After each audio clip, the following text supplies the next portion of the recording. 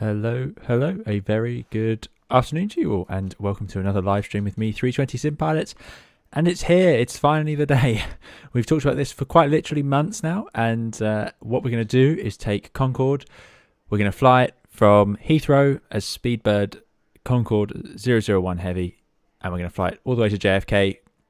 This will be the third long-haul flight on the channel, but it's certainly going to be our first Supersonic stream that we've done properly on the channel. I did do a little practice one on Twitch where we just tested it out on the short hop.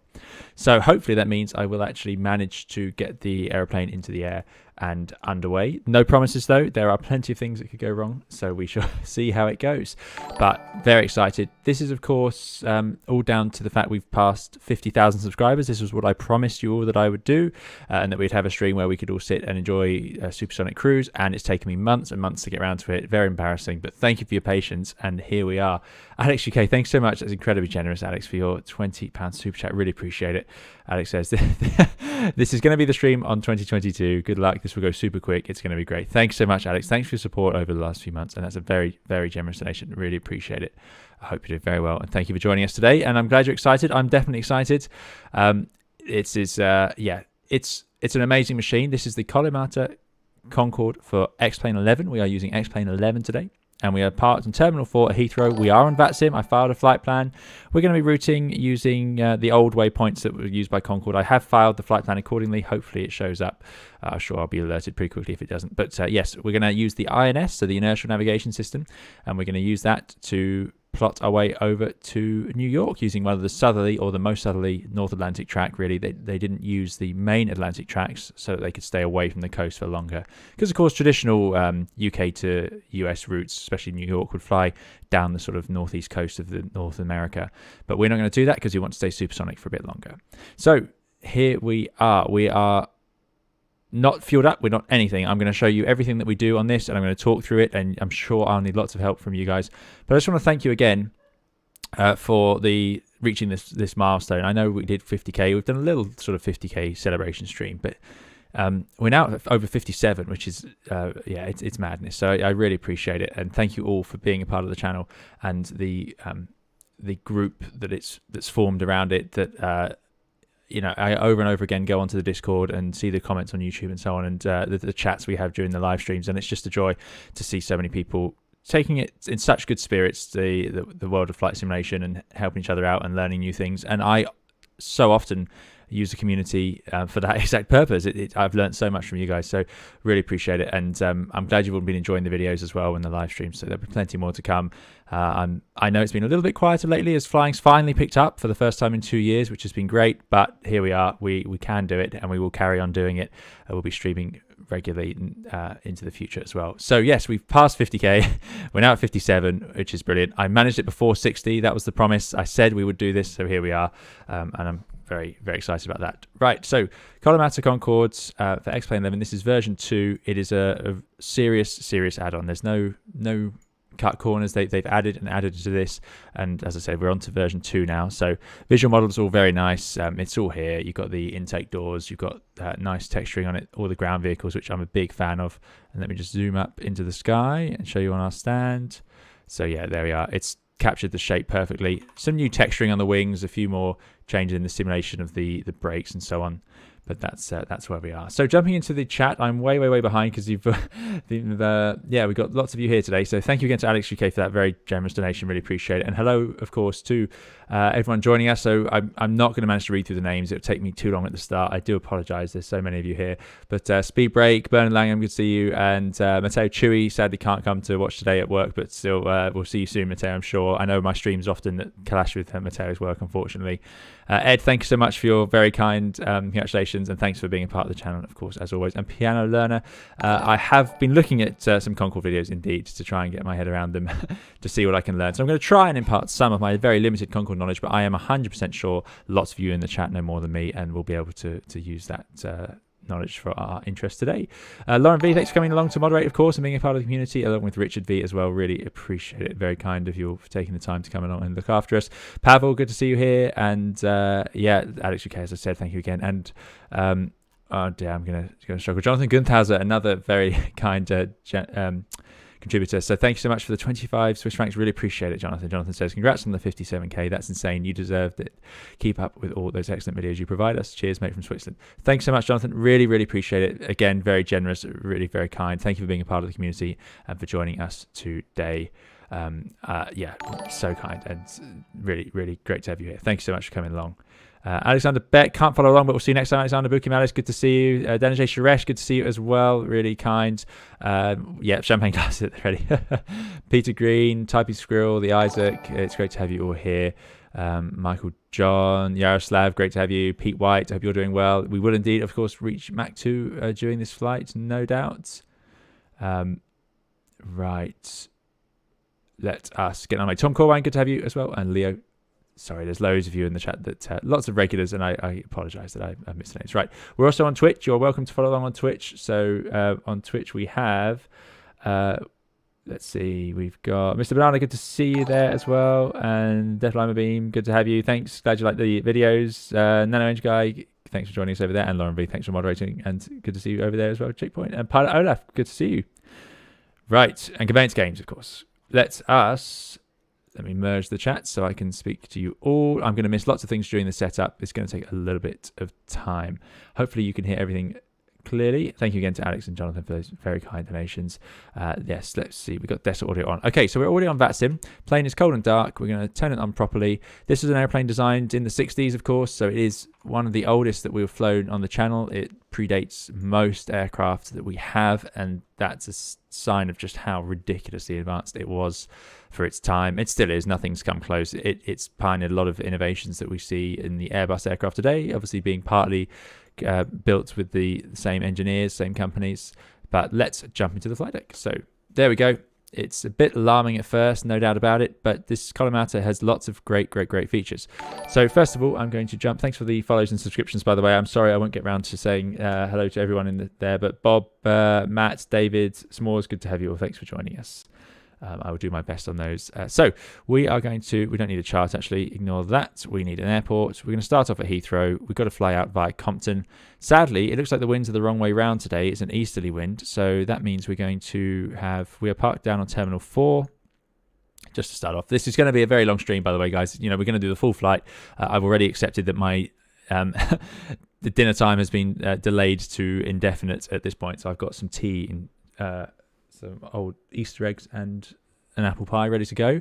Anyway, we're down on 406, which I googled and apparently was close to being the real stand. Anyway, we're going to depart hopefully from 9 right, so we'd come up, taxi up here and head out. If we go to the departures, and it's going to be, let's see, Compton from 9 right is not that one, so it'll be this one. There we go. Takeoff, immediate right turn round, 281 straight towards the Compton VOR. From Compton, we're going to pick up our route. You can get the route if you put exclamation mark route into the chat. Is the CloudBot working yet? Let's see. I'm going to try and reset it. I have got the route in there, but I don't know if anyone's going to fly along. It'd be a bit complicated and a bit long for you guys if you did, but you're very welcome to if you would like to. Okay, so that's the start. We're going to talk about the Concorde specific things about that, but that is the rough plan for today. So I'm now going to bring up the GUI, and we can go into flight preparation, fuel manager, and let us load in the fuel we need. So I don't have a clue about any of this. I want to go London to New York. It says 3,220 nautical miles. So let's see. So we've got alternate airport of 200 miles. Pattern approach and landing 30 minutes. Subsonic to the airport 80 nautical miles, 1.8 tons. Descent 50 miles. Deceleration of 80 miles. So this is all quite well planned out. It doesn't have a loaded route. We're not going to worry about that. We're just going to put in lots of fuel. There you go. That's the route for you guys. It is indeed a Misty Kipling apple pie, Matt. Matt's absolutely right on Twitch. That yeah, that is the apple pie I've got. So nothing's changed in 2 years. Right. So let us go through to right. So sorry, excuse me. So 2-5. So this doesn't. We need 3,220 total. We've got 3,4. So we have enough London to New York. If I apply that,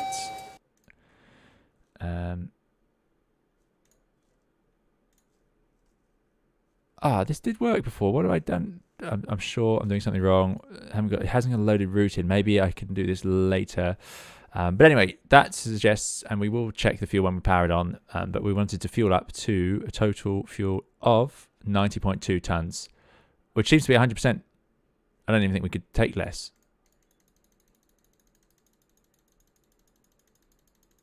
Don't know. So we'll go with that. I don't see why not, but we're going to be too heavy for landing. Anyway, we'll check that later. And next, of course, is payload manager. We've got a reasonable amount, 87 passengers. Sorry, you can't all fit. It only takes 100, as we can see, or slightly less, actually. So, yeah, that's it. And I'm going to apply that. And hopefully that puts us in a good place to get starting. So maximum fuel weight, 95 tons. There you go. So we've got about 90 tons. So that's all good. So we'll close that. Here we go then. Time to turn it on. So I'm skipping the safety checklist. The safety checklist, like in most aircraft, is to do with checking systems are off and depowered before you actually turn on the airplane and provide electronic power to it. We're going to assume that that is done. We're going to now go for the ground power and turn that on. So here we go. Aircraft, doors and ground. You can see I've got the doors open, and I'm going to plug in a GPU. And as you can see, Collimator comes with my favorite thing, lots and lots of ground units, although they do reset when you fiddle with the weights and so on. That's something you do have to be prepared for, which I keep forgetting. So let's have those back. We will have the fuel trucks done. Let's have the stairs. We'll have a few things moseying around. There we go. Good. Airplane's getting ready. Right. Ground power can now come on, and then we're going to go to the main batteries. So the ground power is on. There's no specific switch, and we can just press over here, and we get to this panel. And we can now check, and we're going to turn on the main batteries. Those batteries are over here on the electrical panel. On.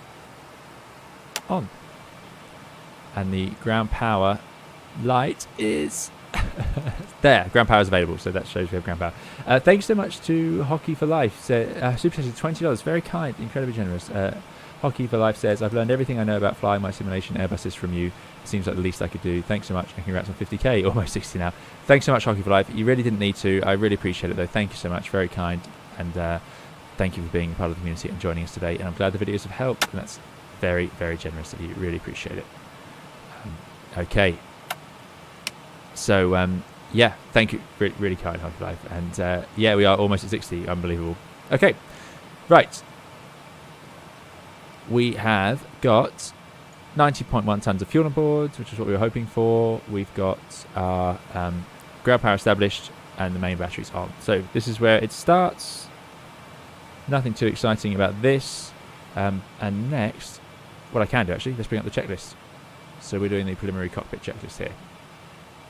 So that's done, and nicely as well, it is lit up. I'm using real world time, by the way. The plan is to get going not too long, get going underway fairly reasonably quickly, so we can just have a whole daylight flight and get over to America. Main batteries, equipment bay cooling panel checked and set. So we're going to go to equipment bay cooling, which is I've got to say, some of these panels are not well designed. They're not designed to be used in a hurry. They are very similar looking, so we're going to put them all to auto and on. I want all of the cooling systems up and running, so it's a liquid cooling which is now running, and through it goes. Yeah, probably 40 minutes would be optimistic chip point, I must say. Good. Next we go to the oxygen panel and check that that is all turned on, which is down here, and that is on. It's got good pressure. Great. Drain mast heaters checked and set. For some reason these are on the overhead panel. Don't know why, but there we go. So we are going to put those to, I think we put them on at this point. I've seen different advice about this, but anyway, drain mast heaters are, you'll all see them before me, static heaters, ADS, drain mast heaters are on. So those are, they're heated on the Airbus as well, probably not on the ground, but yeah, about 3 hours flight time once we get underway. But it could take a little while to get to that point, so we shall see. Again, lots of questions to come, I'm sure, but we will take those once we are underway, because we will have a bit of a cruise time, a good couple of hours in the cruise with not much to do. Fly24, good to see you. Fly24, who did the music for the channel, really great to have you back. Fly24 says, what an engineer's panel, amazing. It reminds me of early space craft. Yeah, and it, you know, one of the early pioneers of fly-by-wire and so on, so it's certainly got a similar vein, and it does have that feeling. That's a very good point. We're going to put on the no smoking signs because I don't want the passengers smoking, as they might have done back in these days. And we got the fuel on, so seatbelt signs can go on now. INS 123 align and test, and then air data computers on is what we're up to on there. So let's get this right. I'm going to go back to the engineers panel. We're going to go down to the INSs, which are down here, and we're going to set them to align, align, and align. So those are now aligning. They will eventually go green when they're ready to be set up, but we're going to cheat in just a moment on that. Air data computers on. Now these are slightly hidden. That's these two. On.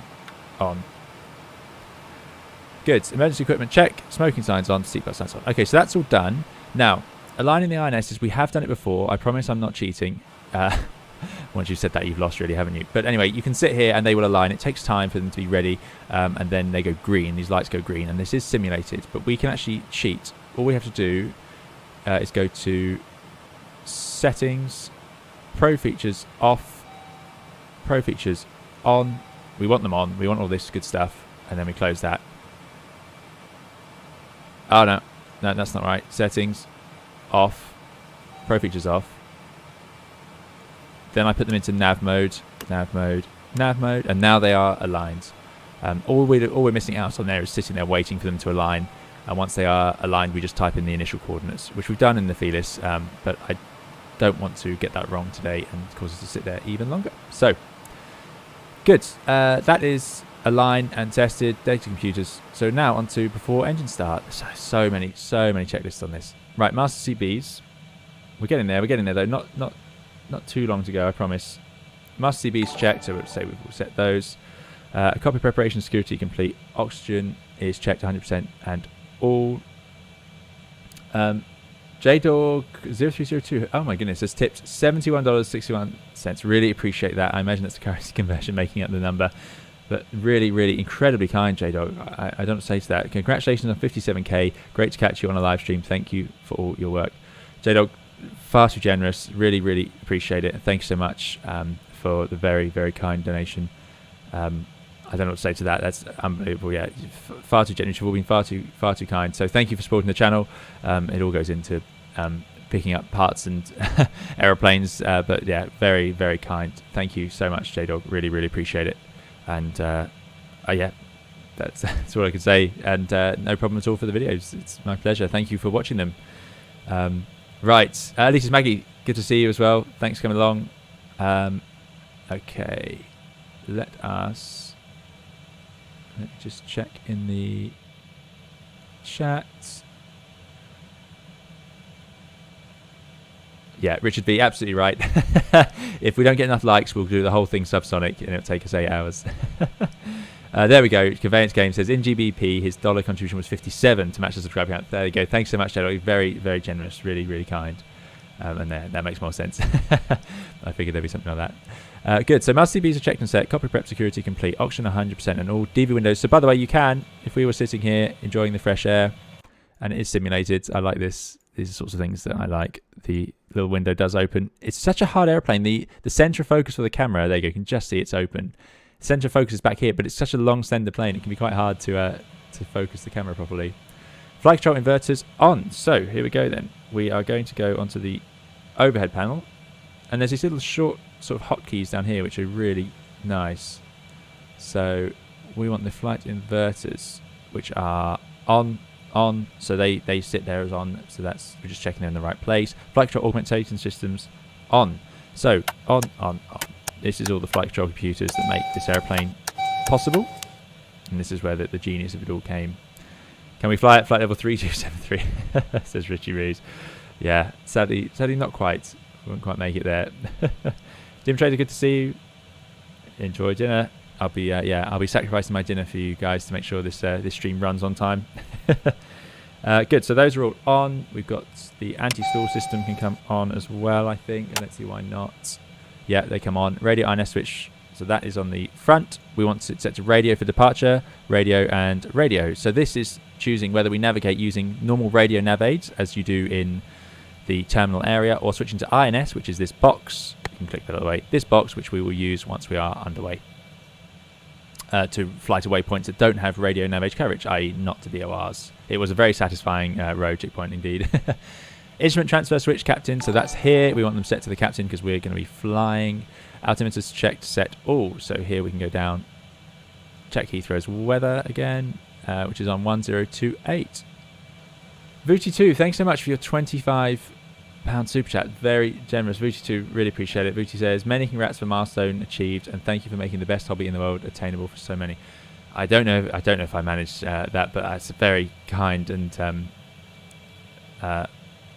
yeah, that's a lovely statement. So thank you, Vuti2, really appreciate it. Thank you very much for your kind donations over the years, and thank you for coming along and being a part of the community, of course. And I'm glad, again, glad it's been helping you with the sim. Yeah, again, far too generous. Really appreciate it, Vuti2. Thanks so much. Thanks for being here again. Right, let's need to get the Q&H in. You guys have been far too generous, and I'm going to fall so far behind, which is no issue. I've got this afternoon is cleared for this. 1028. About 100 feet at Heathrow, which is about reasonable. Most airports in the UK are close to that. 1028. And I've never found the third one. It's going to be really obvious, but I never... There must be a third altimeter. I do not believe there isn't. But I don't know where it is. That's a radio altimeter. So there we go. I will not... Is that it? No, cabin altitude. Anyway, we'll find that at some point in the flight. Matteo Chewy, thanks so much for your $6.28 tip. Really very kind. Matteo says, chuffed to finally see the seed I planted on Discord 13 months ago about flying the Concorde for the 50k finally sprouted. I will definitely catch up on the flight after work. Have fun, Captain. Matteo, thanks so much. Matteo's been here right from the very, very, very start of the channel.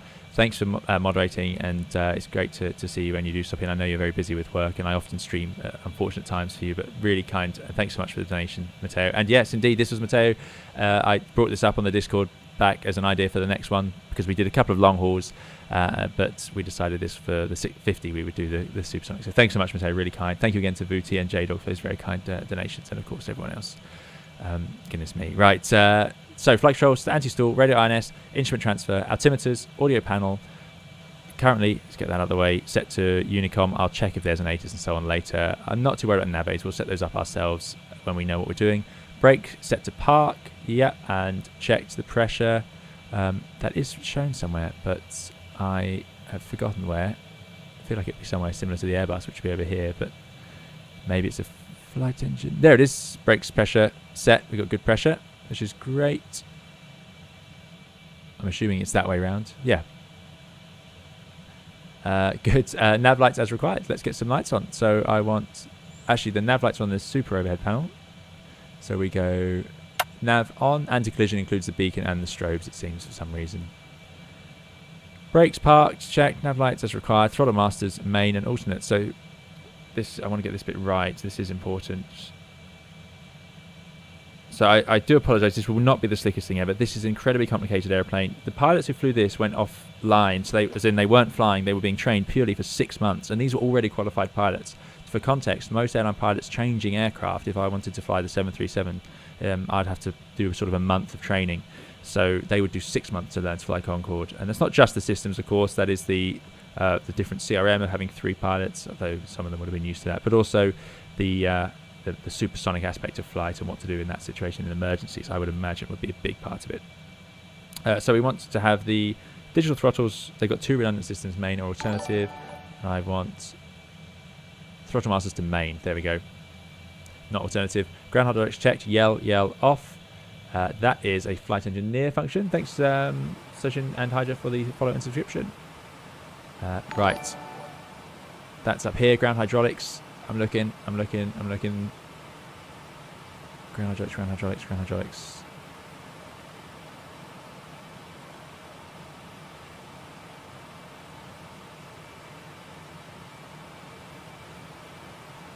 Ah, it's up here. It's way up here. Yellow, off. That's what we want. Fuel heaters can go to auto. Fuel heaters, auto, because of course it gets very cold, so they have to heat up the fuel in this one because of how far how high up it goes. Although the temperature does stop dropping, but it could just be to do with the thin wing and the surface area in the air. Because, of course, I don't know if the temperature at 60,000 feet is much colder than it would be at 40,000 feet if you're above the tropopause, where the temperature stops reducing as you climb. Very strange phenomenon, but we'll talk about that maybe if you are interested later. So fuel heaters auto, engine reset valves shut. Shut. Good. Secondary air doors, takeoff with reheat. So we are going to use reheat. We're going to be heavy for takeoff. So I need the doors to auto. So these doors are underneath the main engines at the intake at the front. They are here, and they will open up as we take off to let more air in, because the intakes are restricted in size. That is a design feature to make sure that they were manageable for supersonic flight. It's the big achievement of Concorde, is that they got these doors to work properly so that the engines could, the air has to enter the engines below supersonic speed. So that is why we have them with these small intakes and these doors, just like the F-14 that came out, I think later than this, has the doors that move down to create shockwaves to slow down the air and increase the pressure in the engine bay or intake. Anyway, that means that although that's great for supersonic flight, it's not so good for takeoff. So we have those little extra doors that will open if we need them. And we are going to take off with reheat, of course. Batteries on and normal. Now, I think we already did that, so let me just check if there's anything else we should do there. The recirculation valves, I think, are to do with heat dissipation, fuel heaters, and so on. So, good. Let me just scroll through. Batteries down here. Yep, batteries on and off. Good. Right, now it's time to move on to the next one, and it's INS 1, 2, and 3. So they are ready. The lights are on. We know we've aligned them. So now I'm going to enter the waypoints. So here we go. This is the challenge. The nose, we'll put the nose down for taxi, indeed. Hayden J. Robbins, good to see you. Hayden's listening to us in the car. I hope we don't distract too much. Don't worry, there won't be anything to see. We're not going anywhere. But good to have you here, Hayden. Good. Let us look down at the INS. Now, for this, I'm going to use my handy, brilliant Toliss INS guide. This is an excellent piece of paper that I've used many times. So I'm going to miss anything in chat for the short period here. Let us go in. So this INS is properly modeled. It works in 3D. And what we're going to do is we're going to align it. So, sorry, we're not going to align it. It's already aligned. If we go to waypoint 0 and I go to pause, and we can check where we're parked.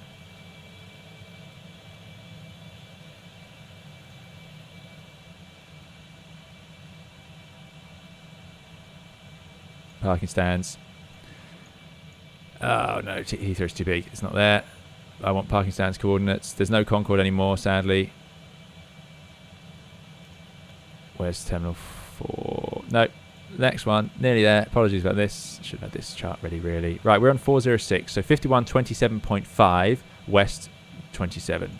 5127.5 west 27 northwest. So this shows that the waypoint 0, it's starting from our current position. That's what it's aligned on. So that's good news. So I know it's aligned and it's in the right place. So we want to start adding our waypoints. So I'm going to do waypoints. I'm going to do this on all 3. There's a third backup one down here. Now, I don't think all 3 are simulated. I think we basically have one system in here. But here we go. Thank you for those subscriptions. Those of you joining us now, I really, really appreciate it. Good to see you here. Okay, so this is where it gets interesting. So I have a list of waypoints, and I'm going to credit Maverick104, who put together an amazing tutorial on YouTube, and I've taken the coordinates from his video. It's an excellent video, and he knows all for anything Concorde related. That's the channel to go to. Lots of great videos, and obviously I think he's even bigger on Twitch now than YouTube. But yeah, that's the place to be for this sort of information, and that's where I've taken the points from. But we're going via Compton. So I'm going to set it up exactly as Maverick did because I don't want to make a mess of it. So we put the first waypoint in as Compton, which is basically the end of the star. So waypoint 0 is where we are. So rotate it to waypoint. We're going to select remote on all 3 just to make sure, but I don't think this feature works. Remote selected. Turn the waypoint to selector 1. There it is.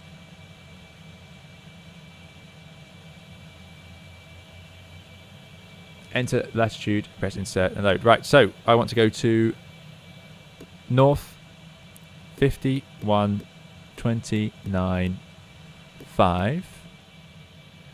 and I want to go to west 0 0 1 1 3 2.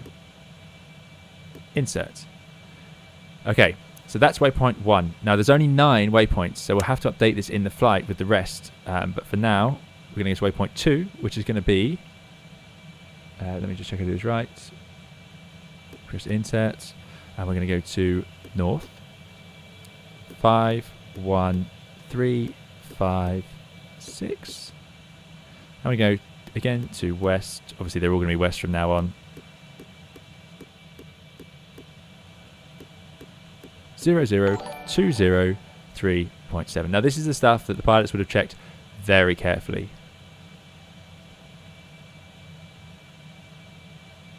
Do I need to press insert again? Yes. Good, so let me just check it's worked. So waypoint 1, 51. No, it hasn't worked. Why hasn't it worked? 2 is 51, 35. 6 just has 0 0 2 0 3 7. Yep. Then we're on to waypoint 3. Insert. North 5 1 1 9 5. If you're wondering where I'm getting these from, as I say, from Maverick's video, and then I've written them down in front of me. West, because this is big stuff to get wrong. 0 0 3 3 9 3. You get one number wrong here and the whole route's a mess, and you'll just turn way off course. So you need to know where you're going, and this is very important to get right. Waypoint 4 now is going to be north 5 1 2 0 0 west 0 0 5 0 0 0. So this is point Merley. We've accelerated at the previous point. This is the start, and you can tell it's a North Atlantic point by the fact it's so the rounded numbers prove that it's not really based on any specific feature of the ground. This waypoint is just based on latitude, longitude, convenience, really. Insert. Number 5.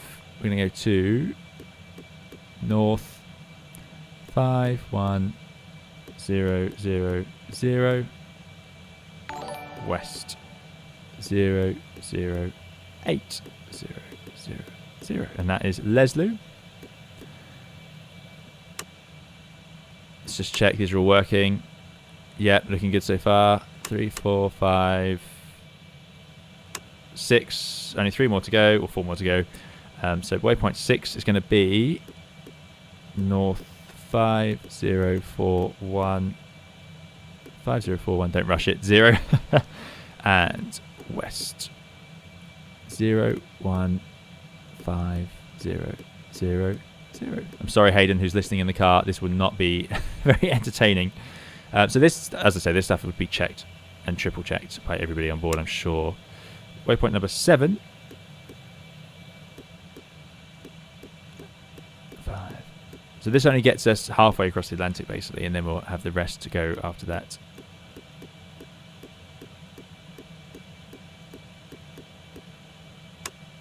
Which I have no idea how to do, so it's going to be fun. Basically, you have to delete the old ones when you don't need them anymore and start adding the new ones in. So I can only hope I can manage that with your help later on in the flight. And final one for now, waypoint number 9, another North Atlantic point, N4916 west 04000.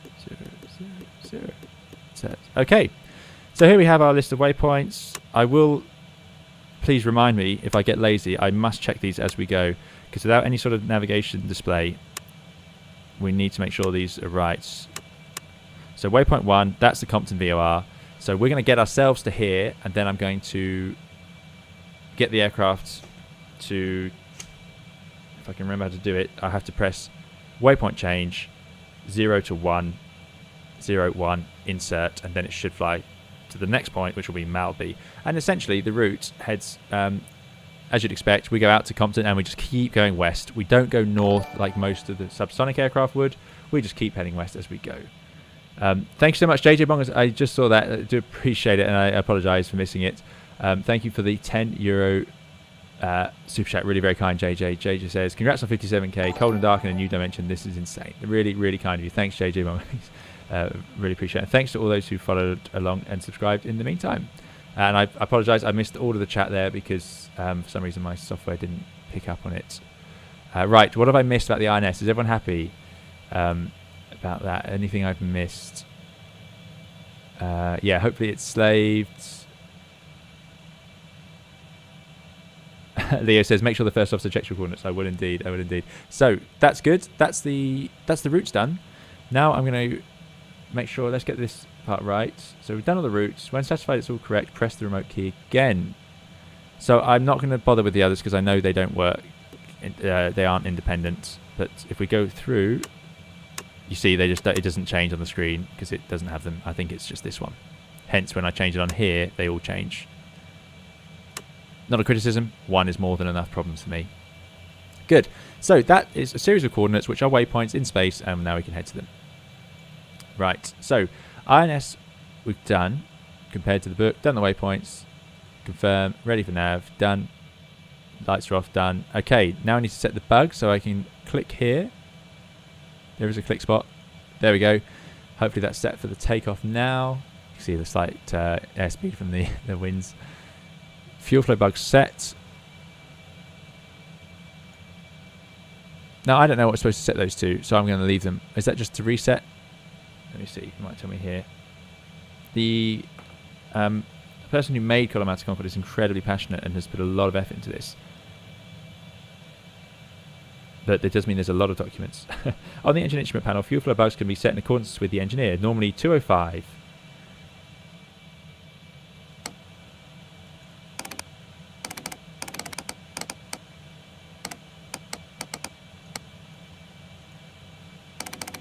Is this, I imagine this is the fuel flow we're going to go to after takeoff, once we turn the reheat off, when we apply the noise abatement, something like that.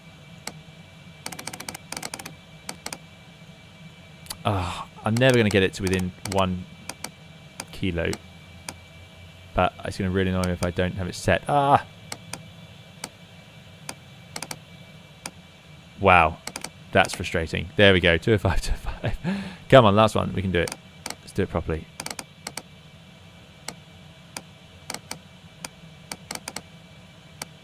Yes! That was bad for me, let alone anybody having to watch. I can only apologise. Let's get some of these lights on. I want to see what's going on a bit more. There we go. It's always better for you guys as well. Good, so I think that's done. So we're going to take off with radio navigate, and then we're going to move over to the rest. Victor Tango, good to see you. You're no worries on missing takeoff. Waffle, good to see you as well. Thanks for joining us. Flight 24 says great sound effects. Yeah, it's very satisfying on the clicking. Right. Watching that gave me anxiety, says Red. Yeah. I don't blame you. Good. Loaded. Bugs. Fuel flow bugs. For some reason, clocks are all set. So it's 1611 GMT. That's correct. Throttle lever indices set. I'm not going to do that. Briefing stated. So here's the plan. We're going to take off. I know Concorde had special routings, but we're going to do something like get to 2 miles on the London VOR, which is 1136. So we're going to set 1136, London VOR. And I'm going to put 11435 in number 2. There we go. 1435. Okay, so we're going to take off at 2 miles, make a right turn all the way around, intercept the 281 to Compton. So, in fact, if I have DME 1 and 2, no, so forget that. We're going to do, I don't need it for anything except a DME. So London VOR 1136 is DME 2, 1.7, and then we're going to have Compton 11435.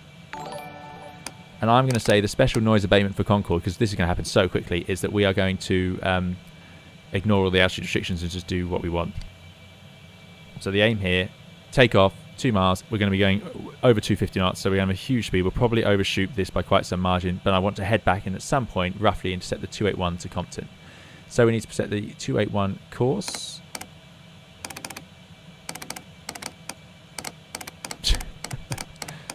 I'm going to stop messing around. There we go, 281.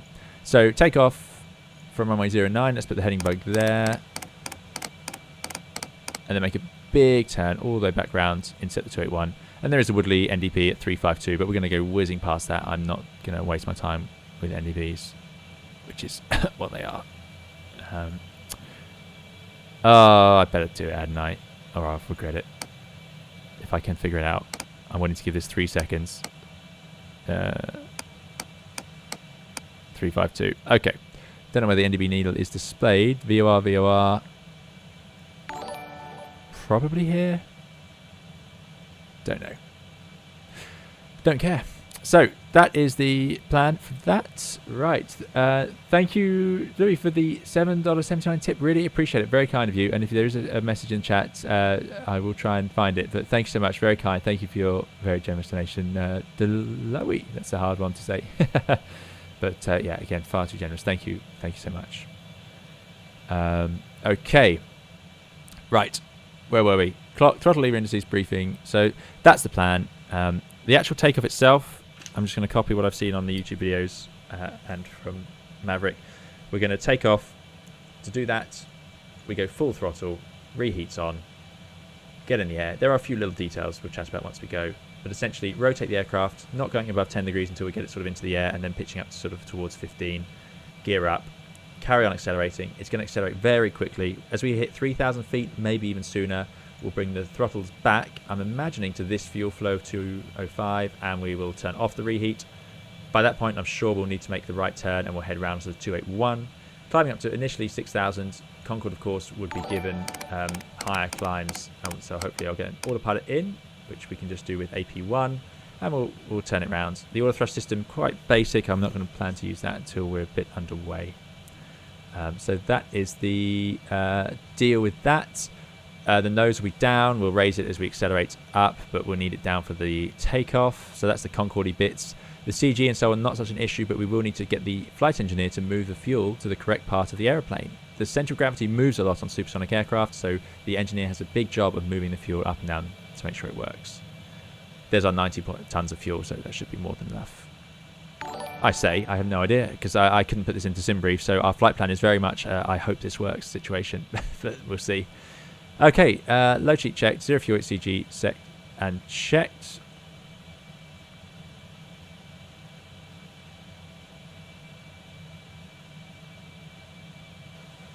Now, I think the flight engineer has to do this, so let's move over here. You can see it on the display there, so I'm going to say that's been done. Load limits set, takeoff data checked, start clearance obtained, door lights checked. Door lights are, where are the doors? Doors. Up here, I think. No. There you go. So some doors are open. So as you can see, we're almost in a position to get underway. Wasn't as bad as we thought, because the next thing is clearance to start. So to start Concorde, it doesn't have an APU. That would be just weight you don't want. So what we're going to do, there's a custom catering truck. Very cool, isn't it? That's how they had to do it, back over the engines at the back there. So let's sort out the airplane. We need the GPU and we need air. We'll get rid of all the rest of these bits and say we are ready to go. So we've got GPU and air. I'll use better pushback for the pushback. We're going to start up engines 3 and 2 on stand, 4 and 1 on push. Thanks to Andy H132 for the information on that. So let's see if I can get better pushback to... Ground to cockpit. Tow is driving up. Why did I hear a click? I don't like hearing a click.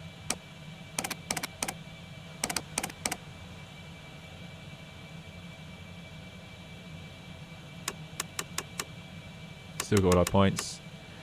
Yeah, so that's it. After Compton, which is waypoint 1, remember, we're going to go to waypoint 2. So as we're going towards Compton, I'll get ready to engage the INS. We'll put it into INS mode. I'll do direct to 2, and we'll set it to nav towards 2. We're going to climb up to our initial cruise of subsonic of 28,000 feet. Mach decimal 95, just below the speed of sound. That's where it's comfortable. Concorde is not designed to sit below the speed of sound. It's uncomfortable there, so we don't want to do that for long, hence this sort of direct route out over the water. Normally saying you might want to check for departure clearance first. A good idea, we better do that. Okay, all doors and hatches are closed, ready to connect. So let's grab the Heathrow ATIS. I've got so many notes written in front of me, all the waypoints and so on. I'll just read it out to you guys. So it is information Quebec at Heathrow. and they are running with 09 left, departing from 9 right, transition level 70, wind 060 at 7, so that's what we want, and light headwinds, 10 k's or more. QNH is 1027. Now I'm going to go with the QNH, the sim told. Well, let's set it properly, why not? 1027. It's never perfect to the minibar. 27.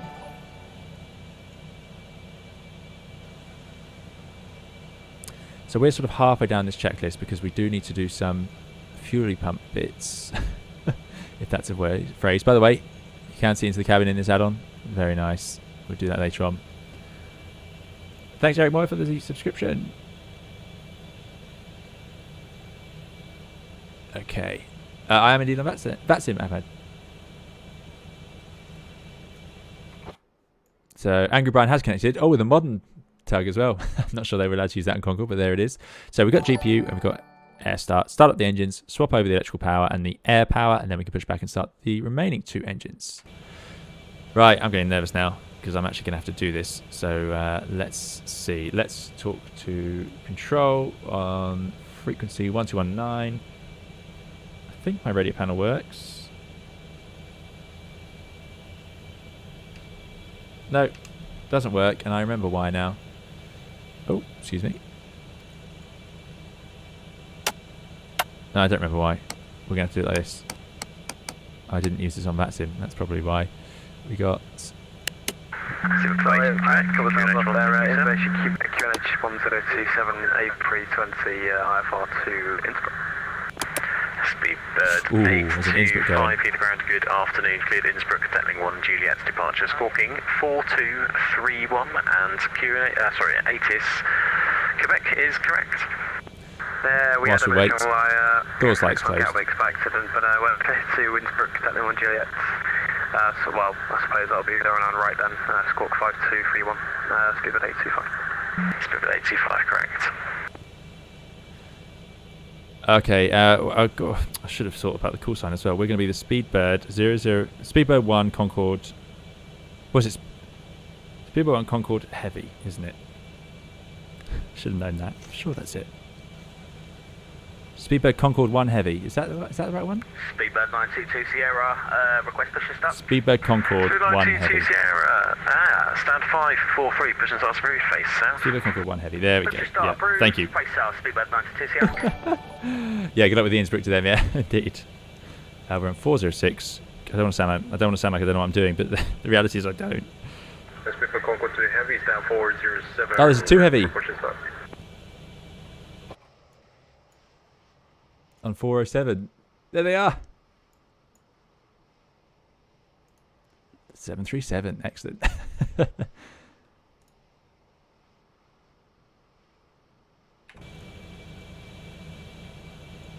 Alright, they're not getting an answer. How upset will our traffic be when a second Concorde checks in at once? Have I gone to wrong frequency? 129. Heathrow, good afternoon. Speedbird Concorde 1 Heavy, stand 406 QNH 1027, request clearance JFK. Speedbird 1 Concorde, good afternoon. I'll send you full clearance via text, but there'll be a Compton departure from 09 right and your squawk 4610. Thank you, clearance via text, 09 right Compton, squawking 4610, Speedbird Concorde 1 Heavy. Speedbird Concorde 1 correct.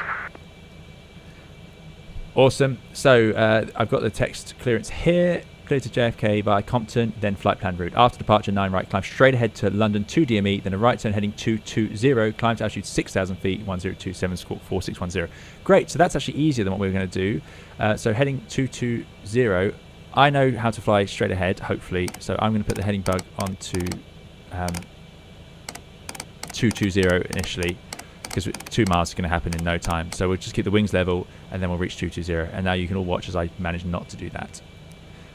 Waffle says, does the UK use the heavy call sign? I thought only the US does. Yes, we do use heavy in the UK, but only on the initial check-in usually. So I'm going to change it now to be Speedbird Concorde 1. I think. The heavy is just for the check-in, for the controller, so they know your weight turbulence category is in the higher category. So Speedbird 2 is going first, that's fine, we'll give them a minute. We're going to finish up our checklist. Do I need to read this back, by the way, if it comes in text? I don't think I do. 4610 on the squawk I need to set, so let's do that. Oh, a dial for each row. I like that. You can tell I didn't do this on VATSIM last time. So 4610. And that's actually a really good point. I don't know how to use the transponder in this thing. Transponder on. Oh, there you go. Reporting on that. That couldn't be easier. We'll put that on.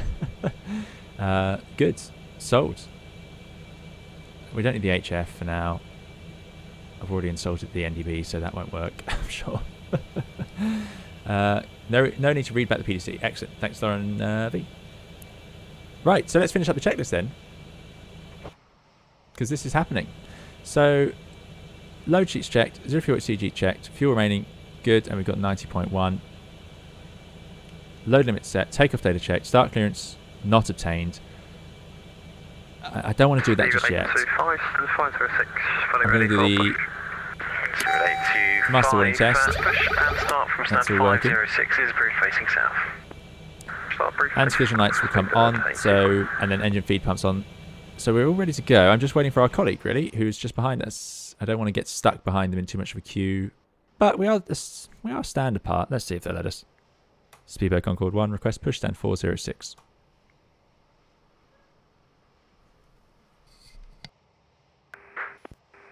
Speedbird Concorde 1, just hold position for a second. There's company traffic that's pushing off to your left-hand side. And check your squawk for me, please, 4610.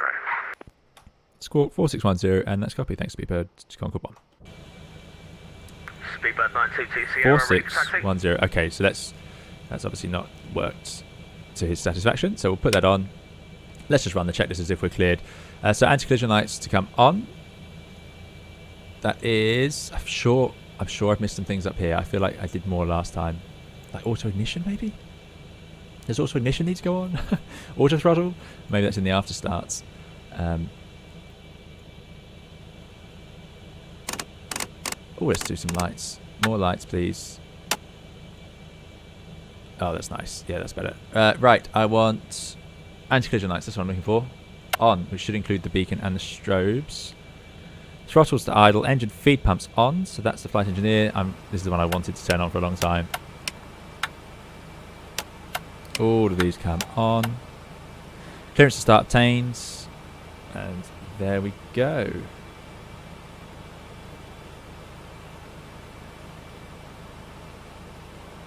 Speedbird 922 Sierra, ready for taxi.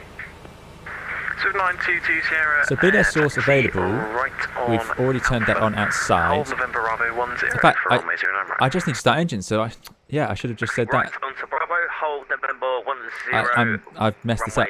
We need to just start engine board engine before we push. 922 Sierra is right on Alpha. Right on Alpha. Apologies. Speedbird 922 Sierra. Speedbird Concorde 1. Can we start engines on stand, please? Yeah, Speedbird Concorde 1 engine start is approved, and if you're actually looking at it, push and start will be approved to face to the north. Push start approved to face north, and we're going to start 2 engines on stand and then push Speedbird Concorde 1. Okay, so it's face north, which makes sense. That's what our colleague behind us did. That's good. Right, lead air source available. It is available. You guys let me know, by the way, how's the audio? Can you hear me okay with air traffic? Okay, so these checklists, by the way, included in the column out of Concorde. That's very good. Yeah, so it'd be your next right. Right. Lead air source available. Right again on Bravo. We've got it available, and I can check that in a moment by opening the cross bleeds. There we go. So we've got external air going in, and now it's pressurising the ducts. And then we're going to start. The engine's been off the whole time, so we're doing a cold start. So we don't need to do the debo, which is, funnily enough, something that came back in the NEO.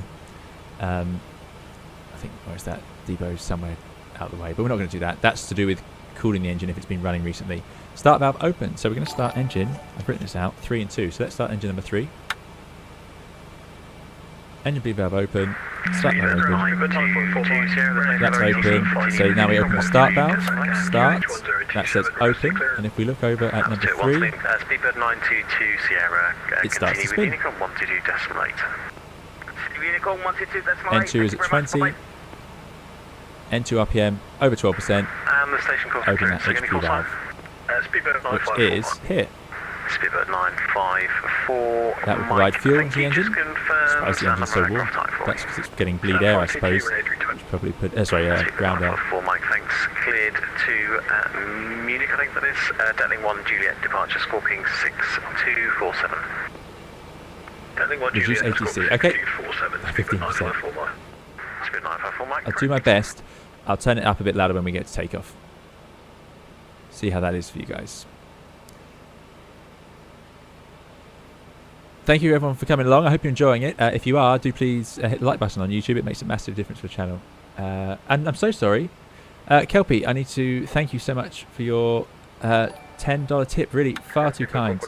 Kelpie says, hope this goes smoothly. What is the estimated flight time to destination? I believe it's about just under 3 hours from getting airborne. But we shall see. Yeah, we might get an update. Fly Live Studio hopefully will keep up and update it as we go. But thanks so much for Kelpie for the $10 donation. Very kind of you. Really, really appreciate it. Good. That's running.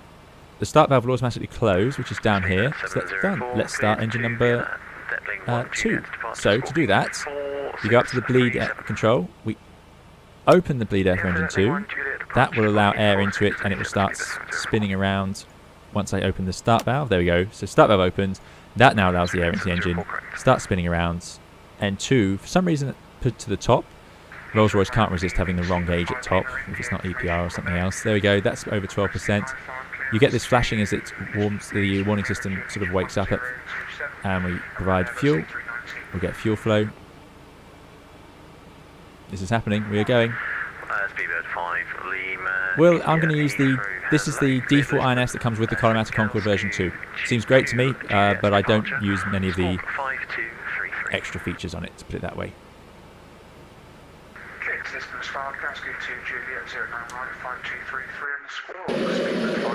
You hear the sounds, hopefully you can hear that.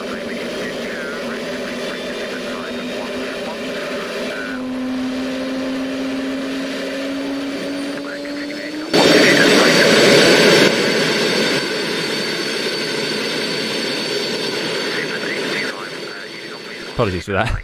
The slider in Streamlabs has a real glitch. But there we go. That's up and running. So we've done engine 3 and 4. Start valve closed on its own. So now I'm going to check on the engineer's panel. I've got this right. Sorry about the audio there. I'm not going to do that again. But it does make a good sound effect. So bleed air, we've got the bleed control for 2 and 3 open, so they're now supplying air, so that's good. More importantly is the electronics. I want some electronical power before we start going anywhere. So I'm going to turn on generators 2 and 3 and probably close that. I want as much electrical power as possible for during the pushback. Okay. Anything else I need to do? Can anybody help me here? Have I forgotten? I hate removing ground power from an airplane like this unless I know what I'm doing, and I don't feel like I know what I'm doing. I think we've got it. So we've got electrical power supplied by engine 2 and 3 and air power. So let us get rid of the... Let's do it. We've got the batteries on. How bad can it go?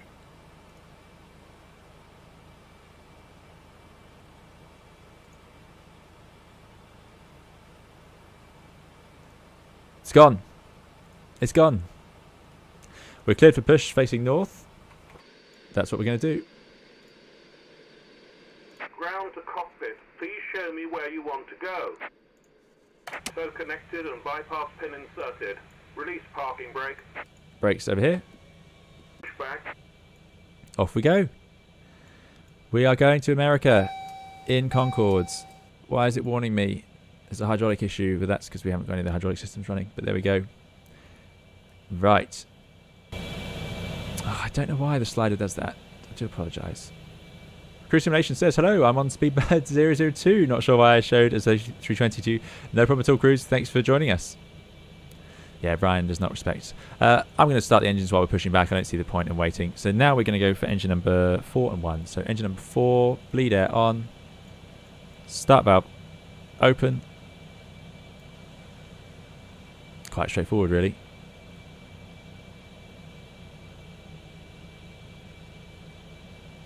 Yes, it's a really annoying glitch with the Streamlabs where it suddenly jumps to full volume. I'm going to do everything I can to stop that from happening.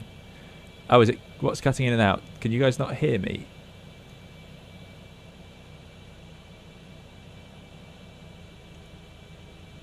No, we're not using debow because the engines were cold. Come on, Brian. Let's go.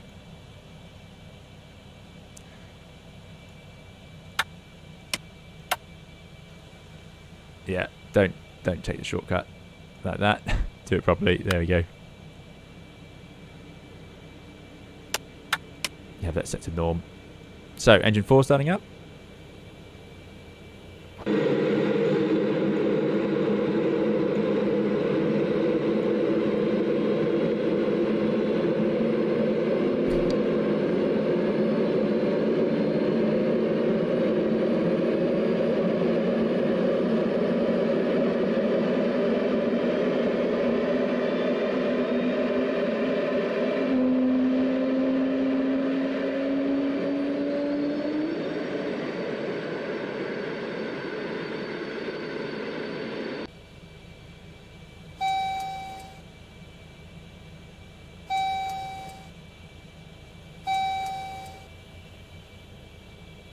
Operation complete.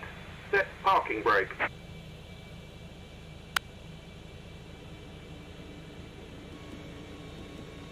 Disconnecting tow. Stand by.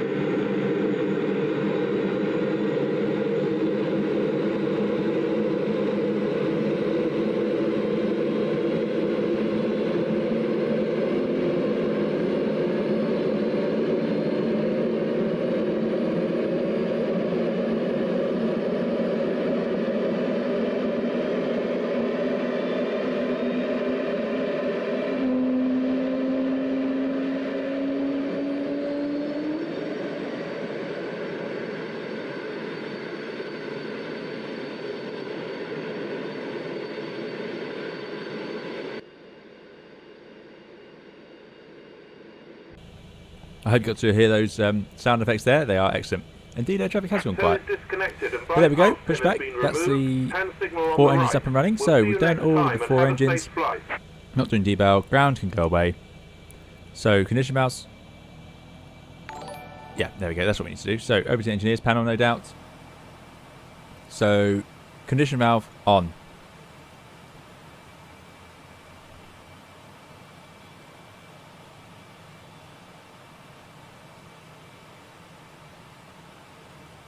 Where are they?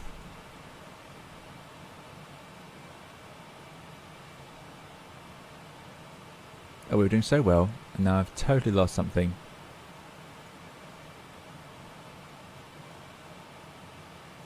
On. Here we go. So this is giving us air for the passengers. That's good. That's what we need. And now we need the hydraulic pumps that are attached to the engine. So this is going to power up the hydraulic systems of the aircraft. Pretty straightforward, really. I'm sure there's loads of background information the real engineer would have had on this that I just don't know. We've got rid of the ground air, got rid of the ground power, got the hydraulics, got the electrical generators on. Cross bleed shafts, so we don't need that anymore. We've got a bleed system for each engine running. Repeat beat engine we've done. Before pushback, emergency hydraulic gen, ground bypass. Oops.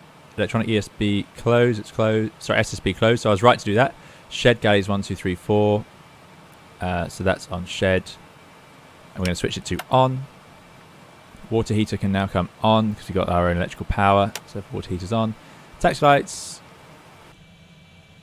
Let's put the... These are great lights. Let's have taxi lights on. Landing taxi. Oh no, that one's on probably. We don't want lights main landing. That'll do. And we want to put the visor down. So I think it goes down to 5 for takeoff. Away it goes. Excellent. And parking brake to release next. But after that, sorry, we need to do the flight controls. So that's displayed over there. Full up. Then we go left. Full down. Right. Full up. Got to mix them all in. And neutral. And then the rudders are on top. Working just fine. What I'm also going to do is set the trim for takeoff. I I feel like it needs a little nose down trim. Where's the trim set? Someone did tell me. Maybe it comes later. Good. Parking brake release. Next one is to taxi. So before taxi, engine 1, 2, 3, 4 running. Nose wheel steering checked. Flight controls and trim is checked. Master warning panel checked. We've got no master warning, so it looks like we've done a good job so far. Anti-ice not required and off. Engine control scheduled to flyover. So this is where it gets hard. The taxi checklist on this machine is incredible. Let me make sure we get that right. Yeah, 5 degrees for takeoff. Excellent. Light similar to Airbus. Yeah, absolutely. I'm sort of being ironic with a pretty straightforward. Some things feel more straightforward than others. I say it and then I regret saying it, basically.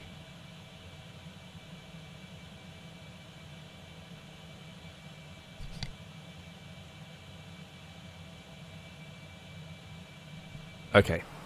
Engine control scheduled to flyover. That goes there. Flyover. That's what we want. Good. And we need the engine 4 limiter. I think that comes later anyway, so ignore that. Yeah, engine control scheduled to flyover. Brake fans on. Where's the brake fans? They're over here somewhere as well. No, they're not. Talking nonsense. Brake fans are up here. Brake fans can go on.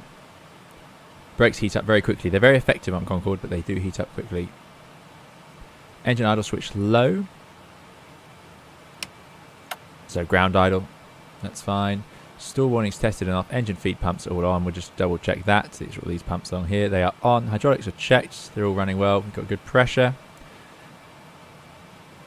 Electrics checked. Ground bypass. Yeah, I think that's done. What does it want on the ground bypass? I'm sure there's things in this checklist I didn't see last time.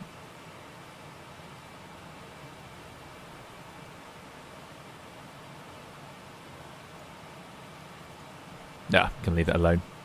Nose 5 degrees, brakes checked normal, flight instruments checked, flight controls, trims checked, set for takeoff. On we go. Okay, we're getting there.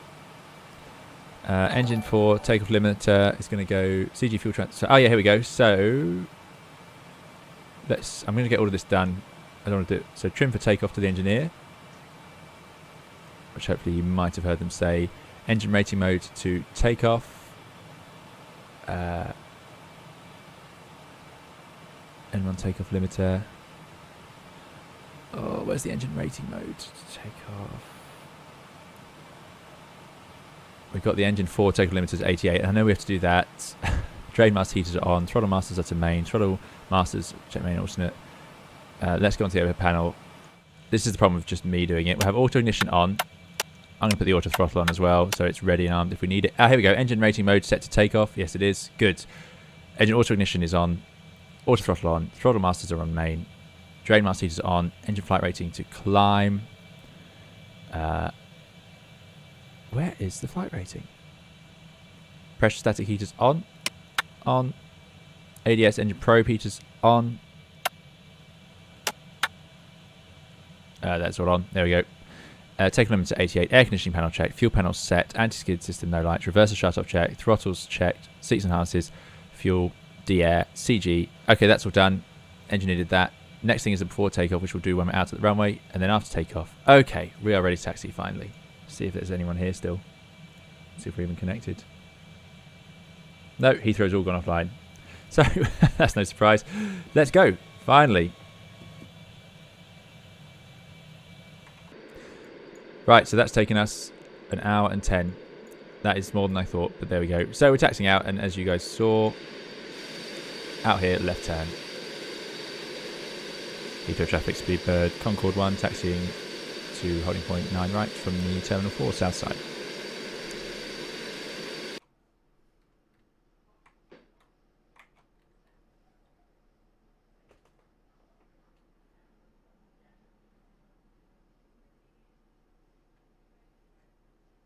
Flight rating is to the left of the engineer's panel.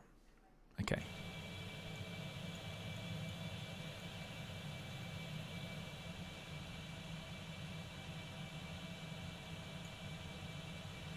Right, reverser's arm. Engine control schedule.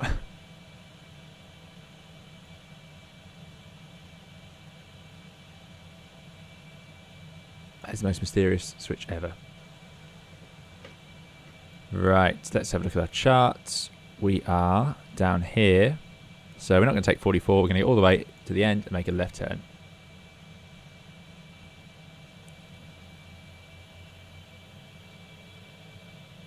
Top left, black switch, grey middle. Thanks, J-Dog.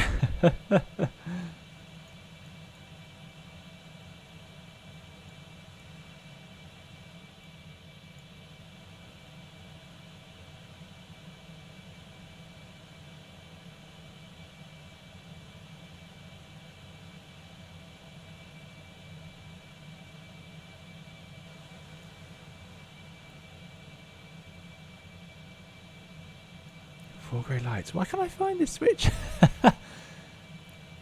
This is the worst one. Nope, I'm going to have to stop messing around. Right, here we go. We're going to have to oversteer massively to get ourselves out to the runway. Brakes are working just fine.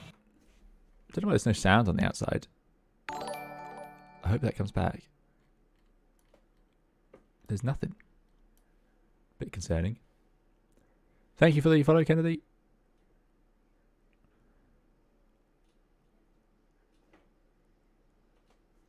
That is a bit concerning.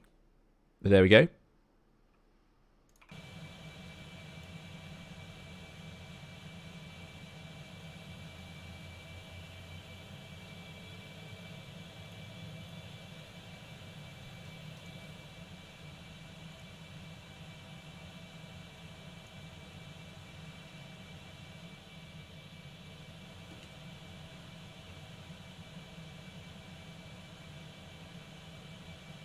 Oh, so I've done it. Yeah, I don't know what I'm doing here. I am making a mess. Already says it's climb. Thanks very much, Joe. My mistake. Speedbird 2's down there waiting for us. I'm sorry to Speedbird 2, who is in the chat, for how long it's taken us. So that's all done. So we literally just have to do this. Briefing takeoff data we've done. Landing lights we're going to put on as we enter the runway. Transponder's already set. I'll probably just turn off the fan. Master warning, clear, inhibit. AFCS autopilot value set. So we've been cleared to 6,000 feet, and then we're just going to do what we want on Unicom. Takeoff monitor will be armed. Reheats selected. Pitch index set. Radar takeoff clearance. So it's coming together, and we talked about the takeoff already. So once we've taken off down the runway, I'm going to arm the takeoff monitor, and then we're going to do the 3, 2, 1 now. Full throttle, having armed these as well. That will light the reheats, and away we go. We're going to rotate according to our callouts from our flight engineer. We're going to be gentle with the rotation initially. You don't want to get above, I think it's 10 degrees initially until we get off the weight off wheels, but I'm not going to say that's confirmed. And then we're going to get underway. 2 miles, which we got on our DME here, currently at 1.4. We make our right turn, heading to 0. And then I'm going to head direct to the Compton VOR, climbing up to 6,000 feet.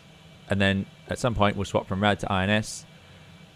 I'm going to set it to go direct to waypoint number 2, which I'm going to probably need your help with. And then we will climb up to 28,000 feet and do our subsonic. We can't accelerate until waypoint number 3. That is the rough plan for the departure. We'll see how that's going to go. Lots to cover there, no doubt. So we shall see. Very important to get the trim set right with the...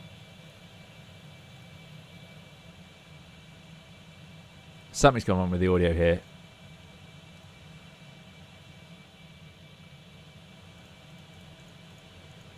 I don't know what. Which is a real shame. Because the engineers should answer. We might not hear all the call-outs from them. But yeah, we are almost ready to go. So, yeah, we've got nothing. That's so distressing.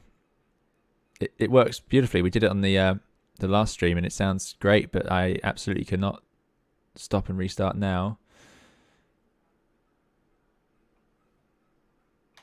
Seems to be working okay on the flight deck at least, which is where we will be for most of the time. Kennedy M, good to see you. Thanks for coming along.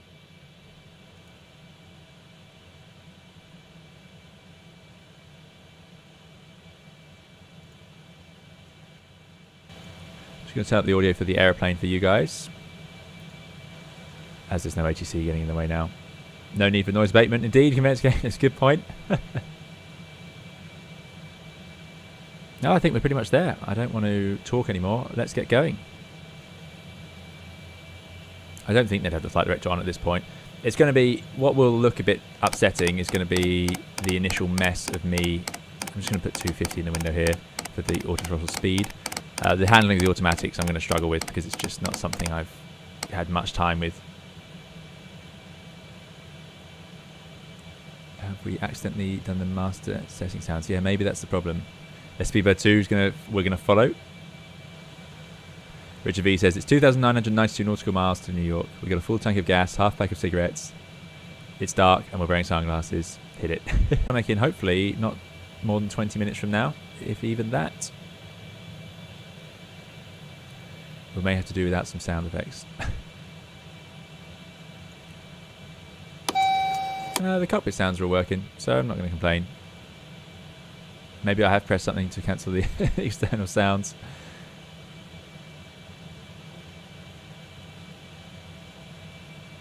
It's a shame that's not showing up as a Concorde as well. That is a Concorde over there, getting underway.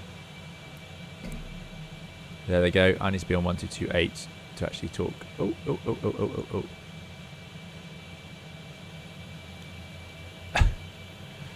Doing too many things at once. Right, 1228. We're on Unicom now until we get told otherwise. Is there any traffic over there? No, they shouldn't be landing on this runway. Heathrow traffic, Speedbird Concorde 1, lining up, taking off, 09 right. Hey, there we go. Okay, phew. Well, that's good to know.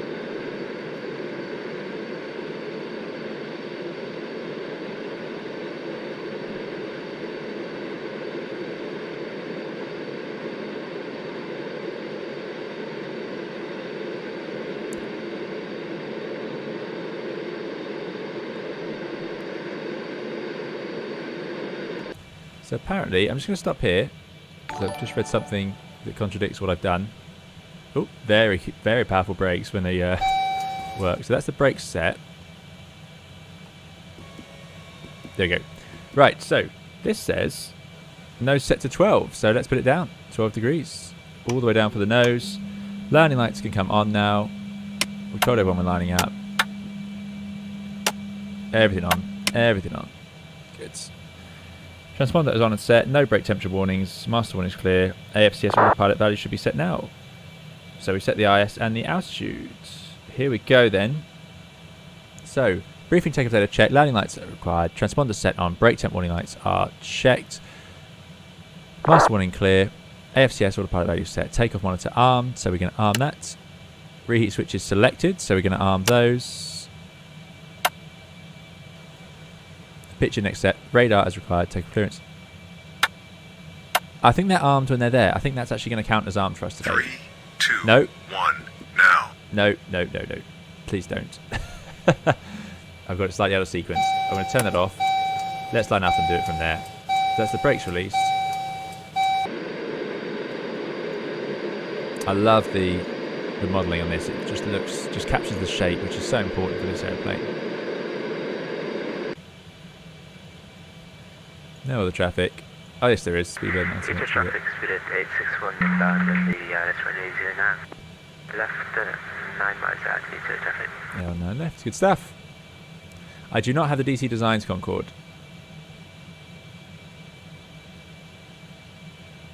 Yeah, if you're having trouble on YouTube, do try the Twitch. 320 Sim Pilot on Twitch. Maybe that will work for you better. Apologies for that. Hopefully, I've got no warning messages on my end. So the lineup is a bit of a nightmare in this airplane. It's very different to most. You get the nose way over the centre line.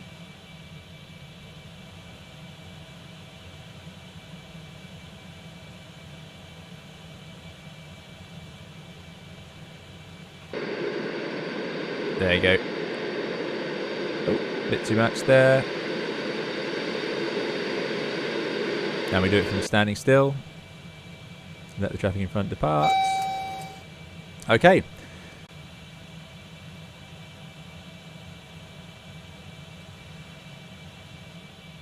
Here we go. Yep, that's it.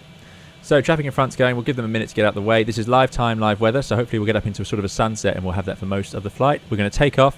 Then we're going to get to 2 miles on this DME, make a right turn heading 220, and then head to the Compton VOR. I might just head straight round to Compton VOR now that we have no controller. No natural responder. So this is all done. Takeoff clearance we've got. After takeoff is next. This is going to happen so quickly. I don't know what's going to happen from here on out, so I can only apologise. But thank you all for coming along. And again, for those of you just joining, this is our celebration of hitting 50,000 subscribers. We're going to do the full Concorde flight to Heathrow. To JFK from Heathrow. Let's go. Heathrow traffic, speedbird Concorde 1 taking off 09 right with a right turn out to Compton. Okay. Let's go 3, 2, 1. Oh, that's got the sounds right. Yeah. Okay, 3, 2, 1. Now that goes full forwards. Engines spool up. Are they going to ignite? There come the afterburners. Brakes released. And away we go. Light headwinds, so shouldn't need too much rudder on this one.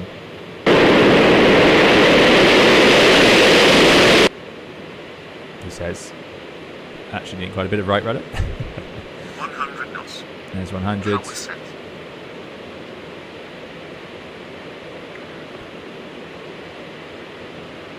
It is a monster of an aeroplane. V1. Already well above normal takeoff speeds in a 320. Rotate. There we go. Gently at first, and then it does tend to rise up a bit quickly. There's positive climb. Gear coming up. Gear up to 30 knots. So getting that nose up now. 15 degrees. Trying to keep that speed under control. DME now we're at 1.8, so any second we're going to start the right turn. 250, so pitching to 20 degrees, and we can make the right turn now. 260, getting a little bit fast. We're going to shoot up to 6,000 very quickly. We want to get to 3,000 so we can start the noise and bring the power back. It's 25, keeping 250 knots around the turn. There she goes. Amazing. 3,000 feet. Noise, so bring those back. Afterburners off. So now at dry power. Still accelerating those, so let's get the nose up. Let's keep going to 6. And you can see the radial, so I'm just going to intercept what I wanted to do originally there. Intercept the radial towards Compton as per the SID, which we're just about going to make, even though we're doing 300 knots. So quite a wide turn there. Just keep it climbing. 300 is a bit fast. It's just got silly amounts of power. I've come right back on the fuel flow, so I'm cheating a little bit. The afterburners are armed, so I will turn those off momentarily.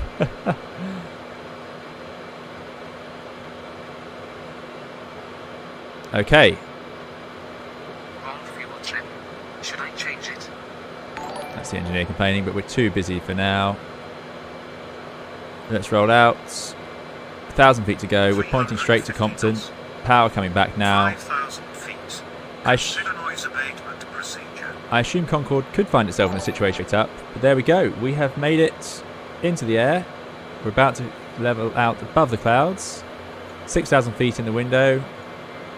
330 knots, which is outrageous. Let's get the power back slightly. Do the last little climb. I'm going to arm the flight directors. We're going to arm outer choir. And then I'm going to engage autopilot 1. And now it should level us off at 6,000 feet.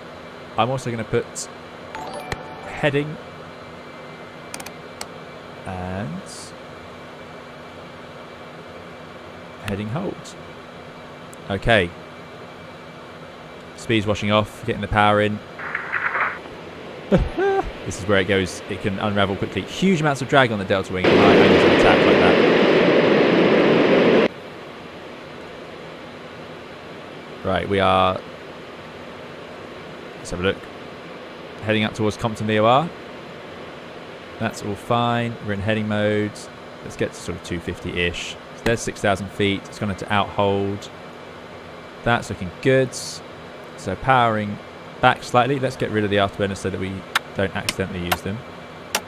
There. 6,000 feet. Okay. So 20 miles to Compton.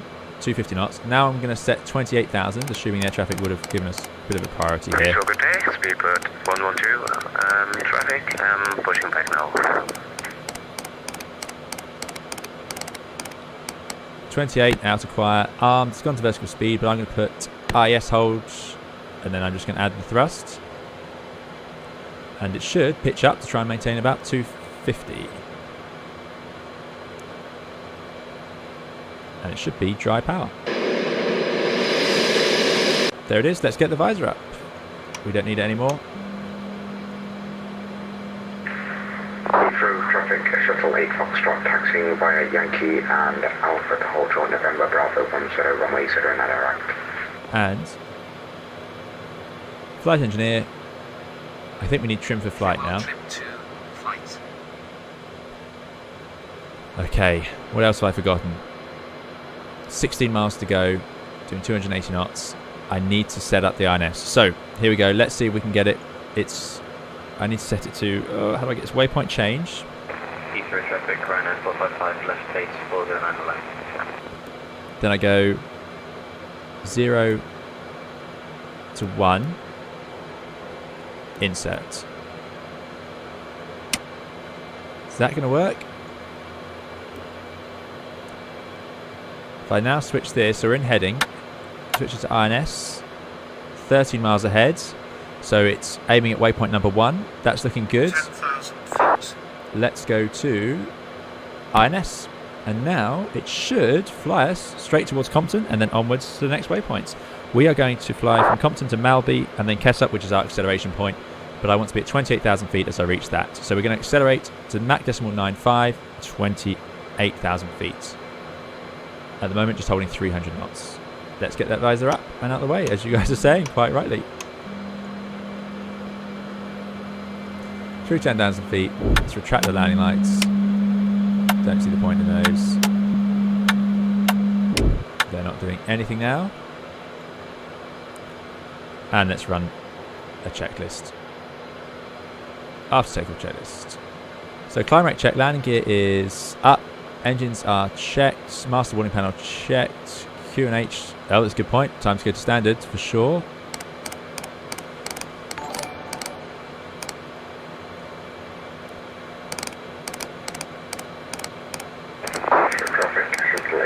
We're on standards. Airspeed and pitch are checked. Fuel trim for flight we've done. External lights off and nose and visor up. That's it. Next is noise abatement. Takeoff monitor goes off. Altitude check. Climb rate check. Master warning panel check. Reheat we've turned off. Pitch, airspeed, climb rate are all done. Climb rate check. Airspeed and pitch check. Engines check. Master warning panel. Reheat off. Fuel trim to flight. Anti-ice not required. Optimal subsonic cruise 280 Mach 95. That's what we're aiming for. Next step will be the accelerate to Mach 2 coming as we get higher up. Commence game is now Taki over on Twitch. Thanks for joining us again. Order thrust engage. Yes, so let's go order thrust. And I struggle with the order thrust system in this machine. IS hold? No. I think it's going to be a max climb thing. I'm going to leave the order thrust off for now, and I'm just going to climb using dry. Right, 1 mile to go. Now I'm expecting a left turn. There it is.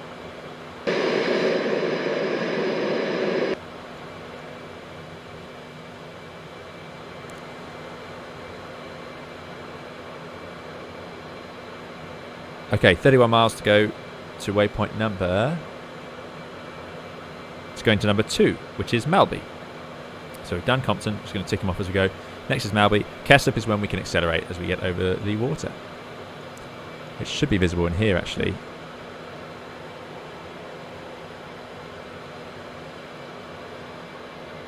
There we are, still over land. Going to head out here and then just accelerate. Go supersonic and off we go.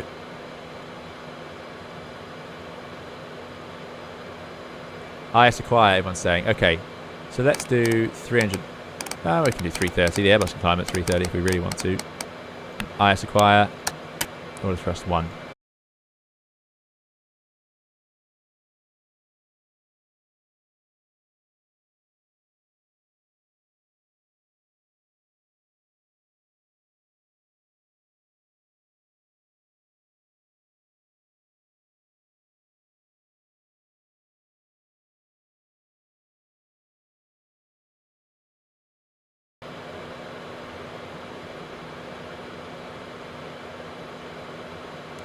dear, we're getting some bad lag.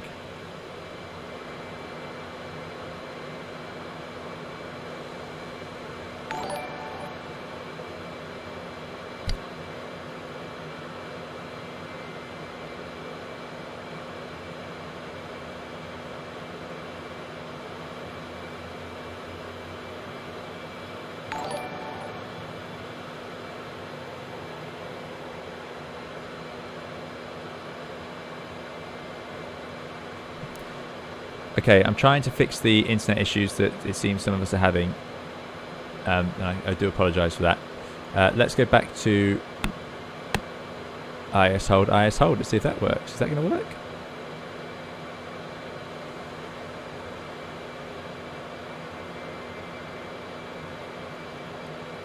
Vertical modes are a real mystery to me.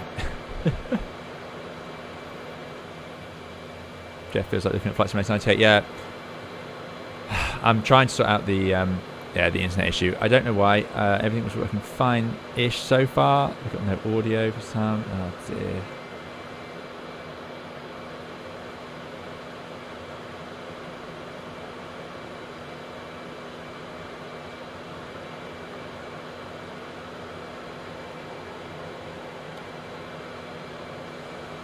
There's no audio on Twitch. Well,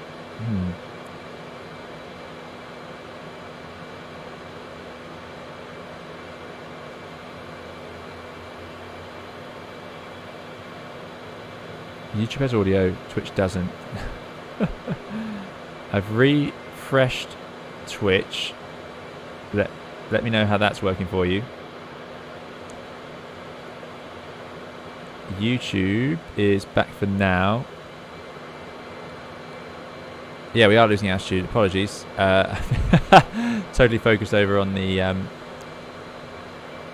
stream managing side. Let's go back to vertical speed. So it has throttled back, so it is maintaining the speed. I guess I'm just climbing vertical speeds.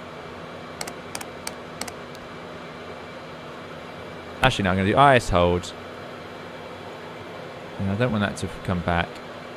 IS acquire. That's what I want. Nope. That's not working. Let's just go manual. IS hold, all thrust off, and then we add the power. Right. We're now going to waypoint 3, which is our acceleration point. So we've got 62 miles to go there. Look how fast we're disappearing out of the side of the UK. Officers max climb. Let's try that. Okay. That seems promising. Up to 28 without a quiet arms. Good idea. Twitch has no audio.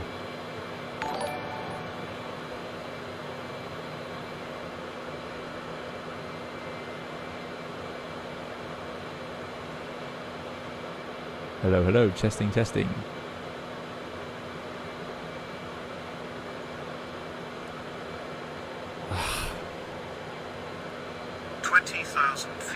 Concorde too fast for YouTube, says Bernard. Yeah. So there's 20,000 feet. All looking good. Decimal 82. I'm so sorry to all of you watching along. I'm working on it. I don't know what's happened here. Okay, we'll find on YouTube at the moment, it sounds like. Twitch is kaput. Yeah, Twitch is complaining. Let me have a go.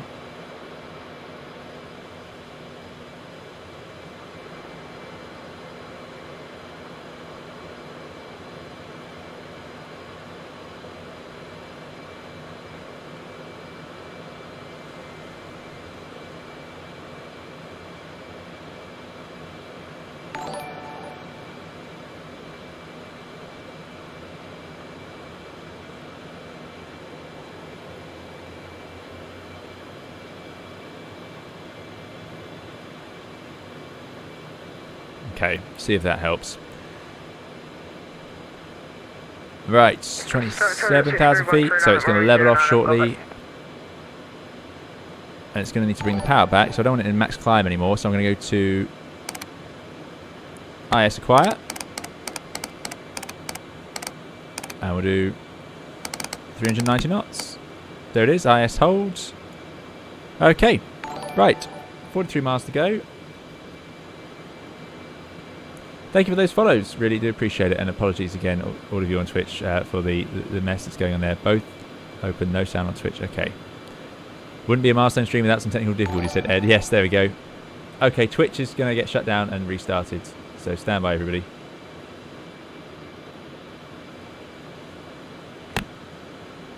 If I manage that, which is a brave statement. Star Victoria's at 6313, takeoff runway 09.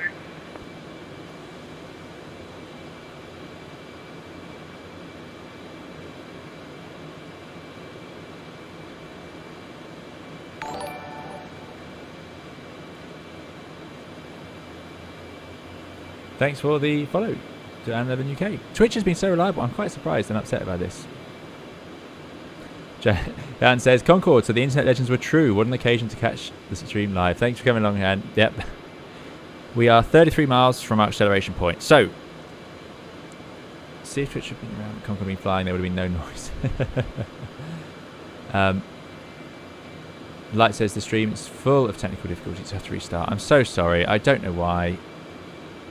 I've changed Twitch to... Have we got any sound on Twitch? I don't think we do.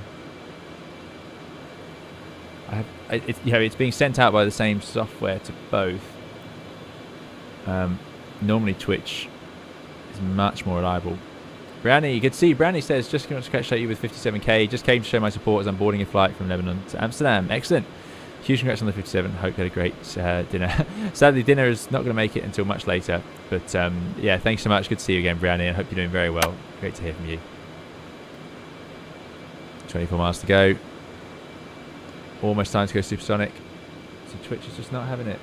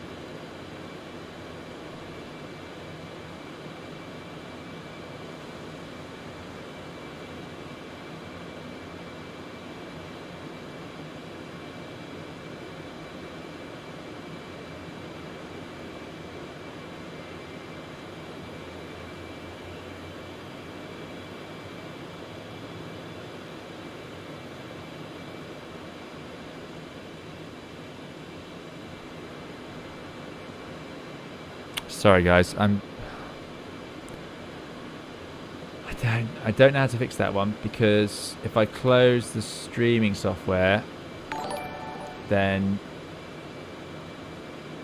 we'd lose the YouTube stream, which I can't replace very easily.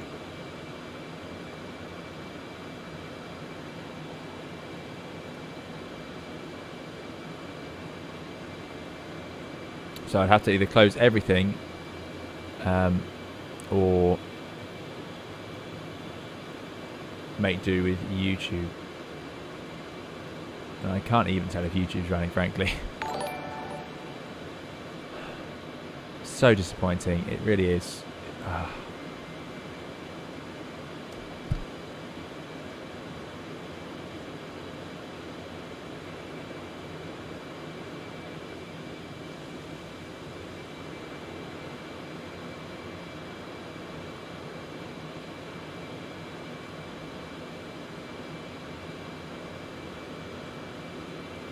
So, is anybody... So Twitch... Okay, we might have some audio on Twitch. Okay. We've got audio on YouTube. Everyone's saying just watch on YouTube.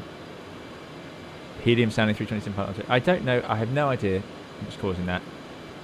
I've changed nothing. It's obviously just a peak time. I've changed nothing. Okay. Okay, if you're on Twitch, please refresh or close your app and reopen it, or you're welcome to join us on YouTube, which seems to be working okay. Okay, good. Right, we're all here. Sorry about that, everyone. I don't know what's been going on with that, but Maybe the first officer's doing cat food. Maybe they are. Right, we're ready to go. Okay, good. So, we've got hours of this to go, so don't worry. It's time to accelerate because this will take a long time like this. We've gone past, we're now going to waypoint 4, which is Merley. We can accelerate now. So here comes acceleration, and here's what we're going to do. We're going to finally go supersonic. We're currently doing Mach 97. And this is our subsonic cruise. So I'm going to set 60,000 feet in the window. You just wind it up and out the way because we're going to just fly the block altitude of 60,000. Go. And we won't be over the English Channel. We're going the other way. We're not going to reach 60,000 probably, but we're just going to set that in as the maximum. Nibble Gaming, thanks so much for your $5 super chat. Really appreciate it. Nibble says for regaining Twitch audio. Thank you so much. Really appreciate it. It's very stressful when that happens, and I do apologise. Very frustrating for you guys as well, I'm sure. But still, thank you for sticking with it, those of you. Right, there we go. So we're out over the water. It is safe for us to accelerate. Beautiful.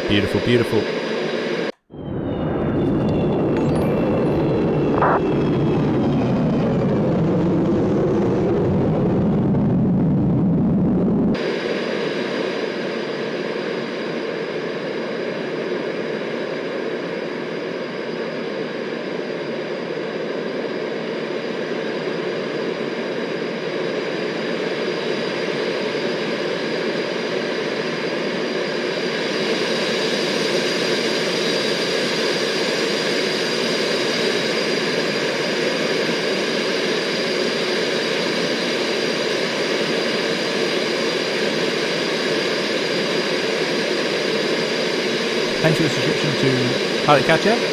Let's go. Okay, so 60,000 feet in. I'm going to go to max climb. I'm going to arm out acquire. And then we're going to go to full. I'm going to turn that off. Then we're going to full dry power. And you can see how the airplane starts climbing straight away. So this is dry. Now we're going to do the reheaters. We're almost reaching Mach 1 there. Without the reheat. And then we go inboards, outboards.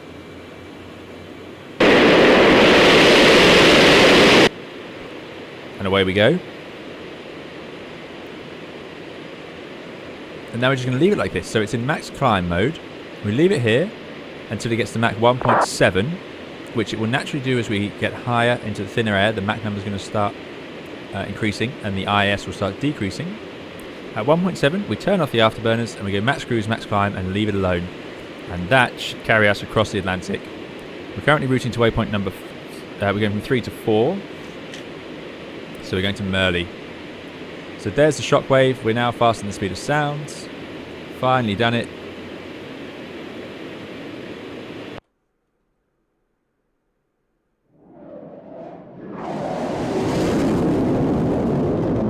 I think that's our colleague in front actually. He's probably just done the same thing up here. So the reason we don't have to level off at a specific altitude is that of course Concorde didn't have other traffic around it, so it had the option to just climb for the whole flight. So at 1.15, it's 8 miles from the waypoint, so soon we're going to need to start re-entering. 7,000 feet per minute rate of climb. Yeah, it is amazing performance. But the airplane doesn't want to be here anymore. This air's too thick. The wing's not designed to be here. The engines don't want to be here. We want to get up into the sort of above 50,000. That's where we've got the super thin air and that those afterburners and engines are designed to sit. So it's got excess performance here that it just doesn't need. By the way, we've got a temperature here. So the total air temperature is plus 33 degrees. Even though the static, so it's minus 56 outside. But the air temperature on the leading edge of the aircraft is plus 34. This is where the airplane actually gets warm. And that's why it would stretch in flight. Famously, the flight engineers panel would open up a bit. Turning at the next waypoint now. We've got 113 miles, so we've done, that's waypoint 2 and 3 and 4. Now we're heading to waypoint 5, which is Leslie, which is the last named waypoint as we join the North Atlantic route. And there we go. Mach 1.3. Ramps moving confirmed. Yes, there was a flicker of the VSI, which did happen as we passed through Supersonic. Supersonic happened slightly quicker there. Thanks, Pilot Katia. I don't know if I'm doing this very professionally or not. I suspect not, but still, we're having a good time. So now we should see that that ETA reduce rapidly. Currently, I think it's 9 p.m.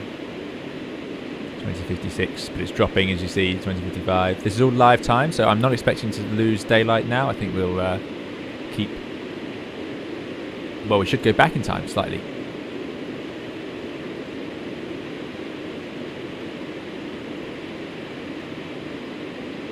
Apparently we will get a boom if we stay, says Captain Wazza. Let's have a go.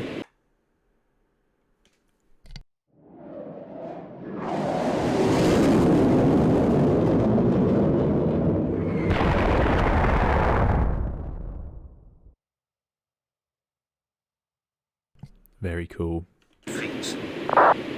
Mach 1.5.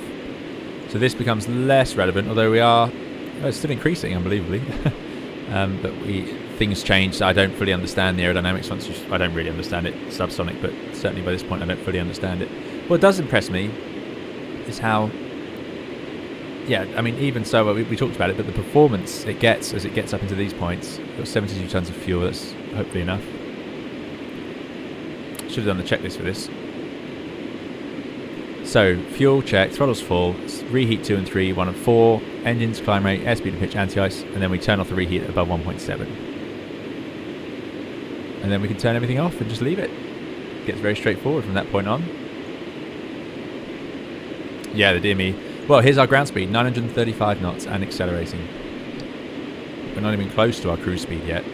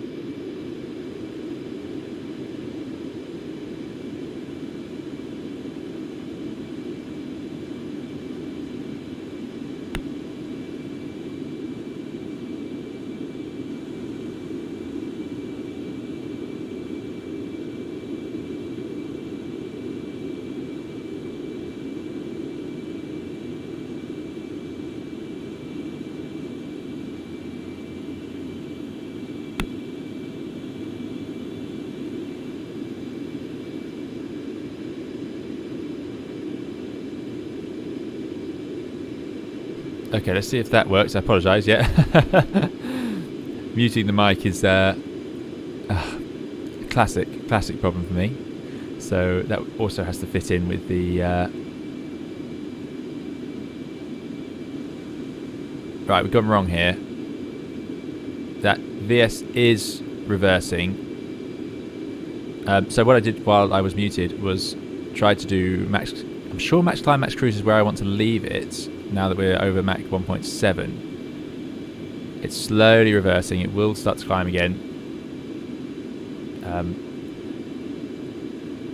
I feel. Yeah. Really, we want max dry thrust. Yeah, I don't know. It continues to be a mystery, this auto thrust system. So let's go max dry, max climb, max cruise. Let's see what happens. Now, here we go. Turn off max cruise. Okay. Back to max climb. We're still doing Mach 1.8. Haven't had the afterburners for a while. It even idled for a bit there, so it's doing very well. Let's get back in the climb.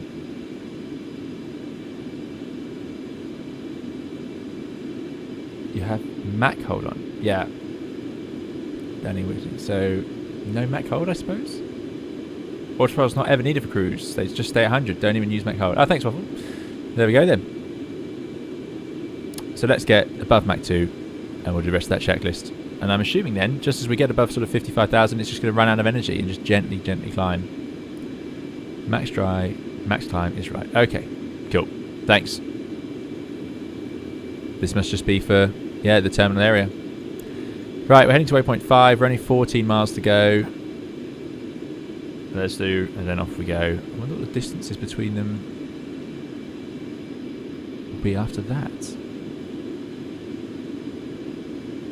So we've saved an hour so far on that expected flight time.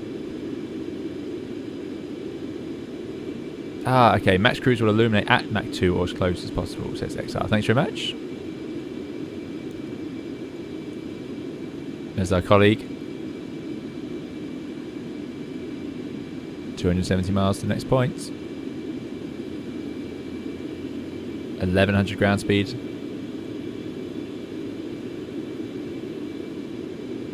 Max, I am max cruise. Very good. What's this telling me? Don't know what any of these lights mean here, I'm afraid.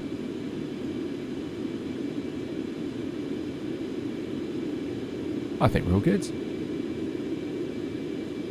50,000 feet. They might tell us something.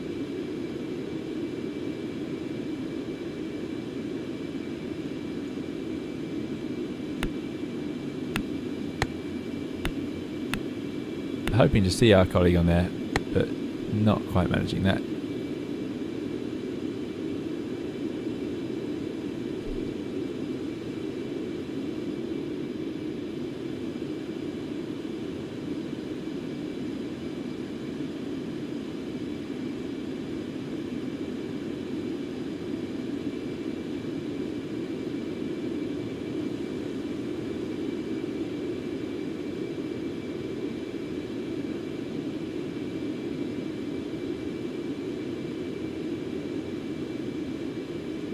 Passing Mach 2.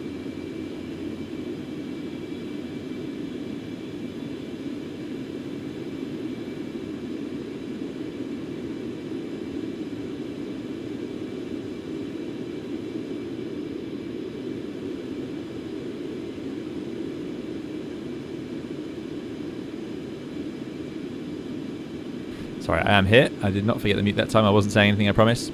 So, Mach 2 is now done. There you go, max climb, max cruise. So you're absolutely right, I shouldn't touch it. We leave it full dry now. It's climbing 1,000 feet per minute, and I assume that's going to gently wash off as we continue up from here. So, sensory heat's off. Let's go onto the overhead, turn off the fasten seatbelts. Everyone can walk around. No smoking. Off, they can start smoking. Anti-air is not required. Engines checked, fuel checked. We have 69 tons of fuel, so we're doing all right. We're not burning as much fuel as I thought for the takeoff part. Fuel flow now is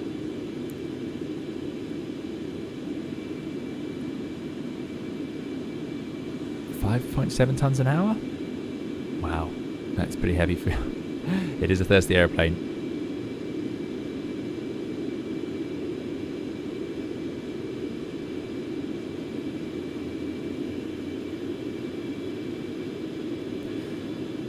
So cruise altitude, we're going to sit probably somewhere above 55,000 and just leave it there. That's the plan. Jonathan Solander says, I asked a while ago if Manta Classic Aluminium Skin 32NX is compatible with Sim Update 8. Did you ever determine if it was compatible or my problem? I have used it for a video and it was fine in Sim Update 8. So my understanding is it is compatible, but if anybody else has had issues, do please let us know.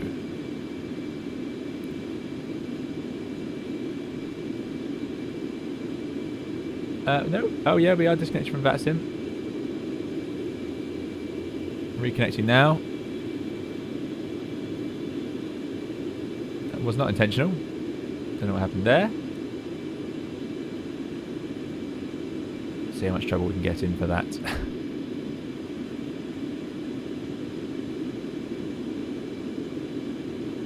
That climb right now, 600 feet per minute, so that's going to trickle right back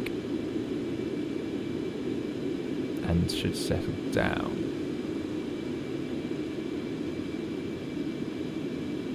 I've got to have a look on the VAT map, see where we're sitting compared to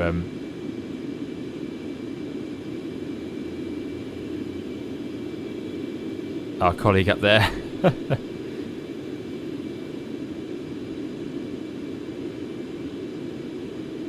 There we are, speedbird 1 and speedbird 2. Excellent, that's great fun. So we're just south of Ireland. Yep. Disappearing off. No, I think I agree. I think the livery should be absolutely fine.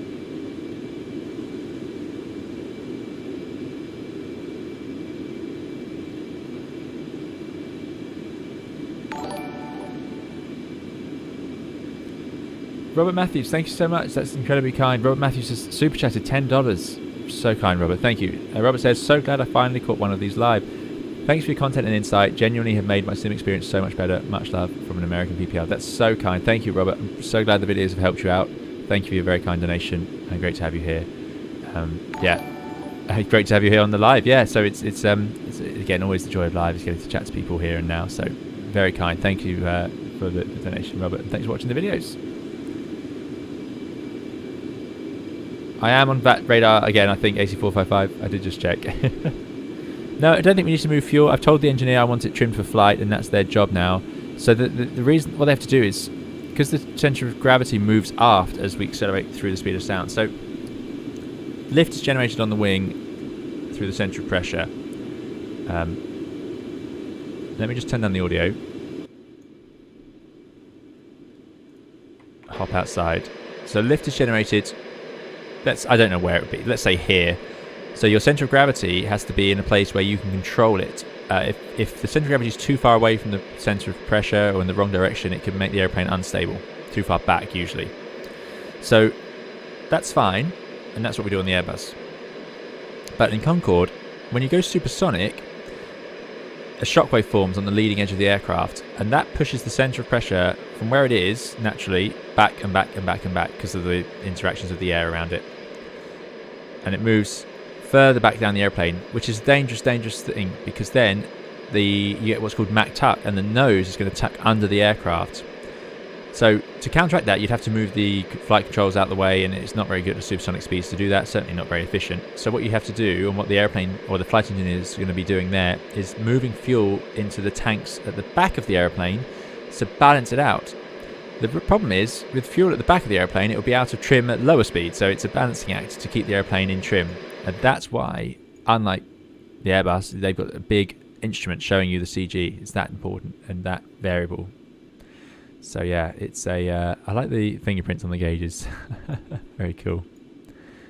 Oh, there's the anti-skid warning lights, I suppose. Yeah, so that's what you've got going on there. That's my limited understanding. Again, the pilots who flew this had months of training. I love the detailing on the skin, the texturing with the light. So I'm hoping to catch that sun. We don't want it to go any lower in the sky.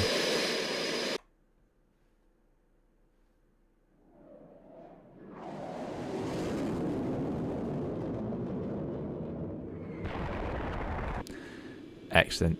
There we go. Really gentle climb right now, 200 feet per minute. Just leave it here.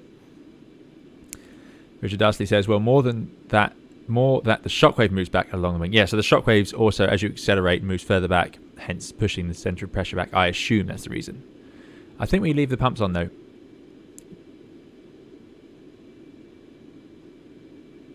Was there? Thanks so much for $12.54 tip. Really appreciate it, Was there? Very kind. Was there says, congrats on the 57k, a belated happy Pilots Day, and thanks for all your continued tutorials. Thanks so much, Wazette. Really appreciate it. That's very generous of you. I hope you're doing very well, and thanks for joining us again today. So thank you, Robert and Wazette, for those very, very kind donations. Really appreciate it. I imagine 1224 is probably a converted number again, and that's just the way the Streamlabs converts it. But thanks so much. Really appreciate it. Very kind of you. Lauren B says, we're passing the Irish Sea Square, like how airplanes disappear flying over a bit of it. Yes, I don't know what's going on there. Is this a known thing in X-Plane? Sadly, XRS, I've got no news on it for the Phoenix. That will come from their official channels. GBP, thanks for that. No, very kind of you. Really appreciate it. And thanks for watching the videos. And yeah, hard to believe we've hit 57. Madness. We're running out of waypoints, so I'm going to have to face up to the music and start changing them, which is going to be a terrifying prospect. I think we can do it. I think it can't be that hard. Ed Haslam, thank you so much for your £10 super chat. Ed's been a long-time supporter of the channel, really far too kind and generous as always. Ed, thank you so much. Ed says, huge congratulations on the 50k subs, well deserved. This channel and community has been one of the best things in flight simming for me for many years. Thanks for sharing your knowledge and teaching us so much. You're so welcome, Ed. Thanks for coming along and being such an enthusiastic member of it. And I can always rely on Ed to update me on the latest news when it comes to, so especially the more retro aircraft, which I do enjoy, but really, really appreciate it, Ed. Thank you so much for coming along and for your very kind donation. And what a nice thing to say, especially about the community here who are so welcoming and so patient and helpful to each other in learning new aircraft, and you know, it's great. So thank you all so much. Thank you, Ed. Very kind. Thanks for being a part of it.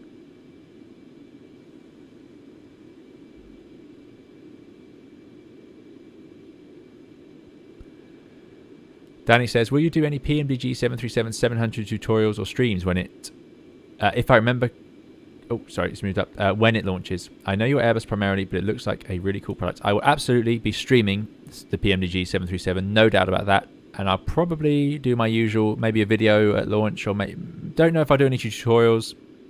We'll see if the demand is there. I do know a bit about the NG now. I know more than I did 2 years ago when we started the channel, but I'm certainly not anything close to an experienced pilot on it with any sort of real knowledge. So we'll see. I'm sure there'll be some good videos from Flight Deck to Sim and so on about it at some point. But yes, I will certainly be using it in streams at release. I do think the 700 is one of the less attractive versions of that aeroplane, though.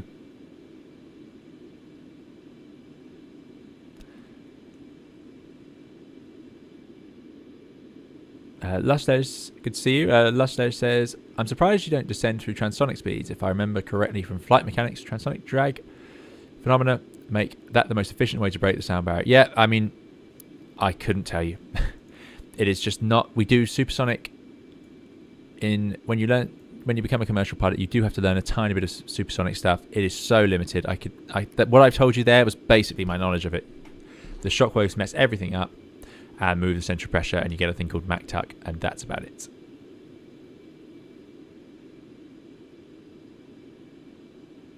Capri says 737NG is a cool plane, would like to see that. Excellent. Well, that will certainly be happening. I'm also hoping to get some more videos out with the 146.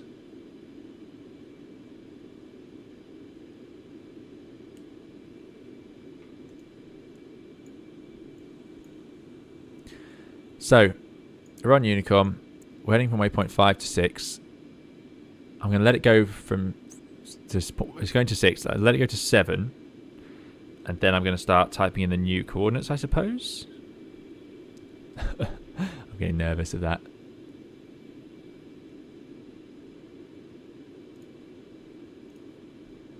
How's Twitch? Is everyone able to watch on Twitch? How's Twitch? Yeah, sounds like they are. I can tell the audio is working at least. Yeah, Flush Days is on Twitch along with Lauren V and Richard Dustley. Excellent news. How's YouTube doing? Thank you again, Ed, for that very kind donation. Really appreciate it. And Robert, of course. Okay. Yeah, we've had a few collapses in in the YouTube record, obviously, given the issues we've had. Thanks for Venture for the subscription. Simply Tom says, how has this flight been going compared to the last one? I think a little smoother. It only took us an hour to get pushed back, which was more than I hoped. I think what I underestimated was the engine start sequence. That is a slow, or there's like 3 extra checklists I wasn't quite remembering to 2. Okay, here we go. 13 miles to go. 1100 knots ground speed.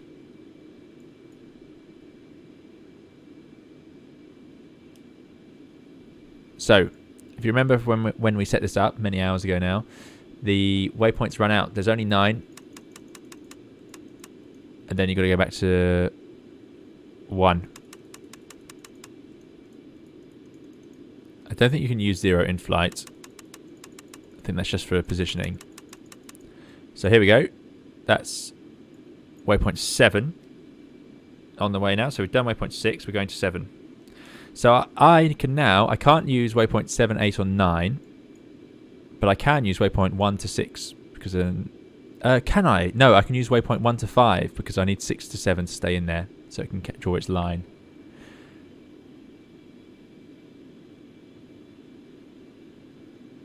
$8445 says, Captain, if you're looking to return to the UK on a more comfortable flight, Manta Airlines recently bought a 340-600. Yes, very true.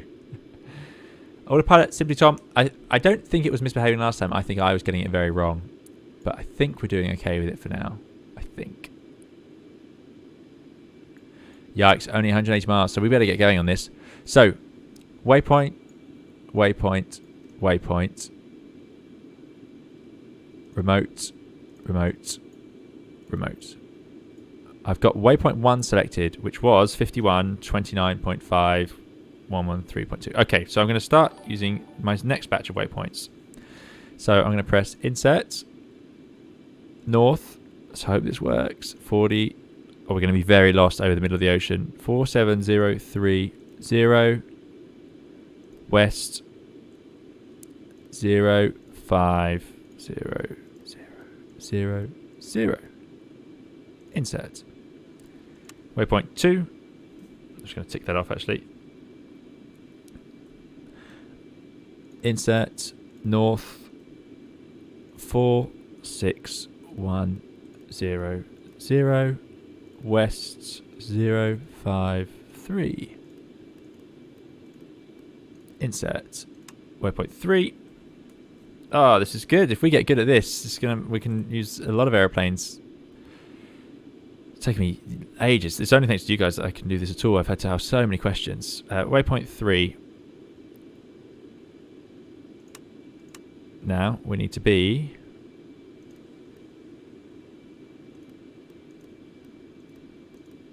44140. So this is now just changing 1 minute basically in longitude. No surprise. Waypoint 4.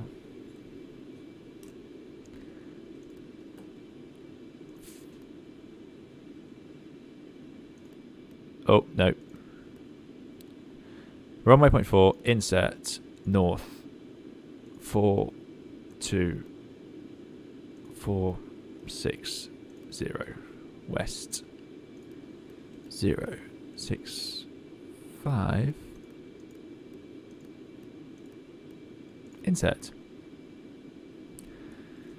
And we can use waypoint 5. That's not in use right now. North. Oh. Insert. North.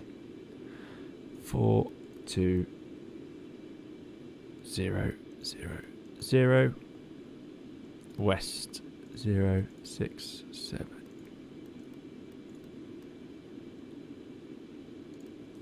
Great. Waypoint 1 to 5 of the next batch. So that's, again, thanks to Maverick's tutorial, that's a great idea, which is to have the coordinates not as a continuous string, but to have them in blocks of 9. So then you know exactly that at this point in the flight now, I want these waypoint 1 to be this one, 2 to be this one. Because that means now I have no issue, hopefully, for what I'm doing. So it's going from 6 to 7, and the next gotcha moment is going to be when we get from 7 to 8, and then hopefully it'll just go from 8 to 9, 9 to 0, sorry, 9 to 1 automatically, I guess. You guys can tell me. But we've loaded up to waypoint 5, and I've got to do 6 to 9. Let's get rid of the remote.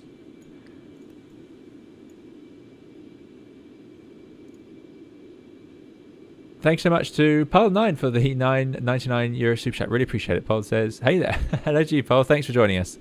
Good to see you, and I hope you're doing very well. Thanks for coming along to the stream, and thanks so much. That very, very generous donation, and thanks for supporting the channel. Too kind. Paul9 been around a long time with us. Very kind. I hope you're doing very well, Paul9, and good to see you on YouTube. Speed Break, thanks for the follow on Twitch. Indeed, Felix 747-200 very much could be on the way in. We have flown it though. We have flown it already. That's where I learnt. I specifically flew the Toliss in order to be able to have some hope of managing the INS in Concorde, because I didn't want to do it with a GPS or anything like that. Didn't feel right.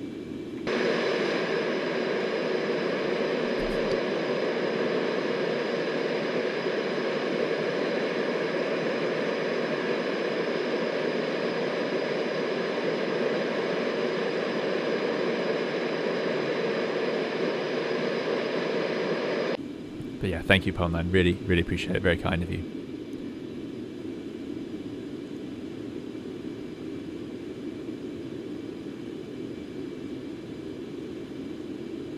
So ETA reckons about 8 Zulu, so that is 9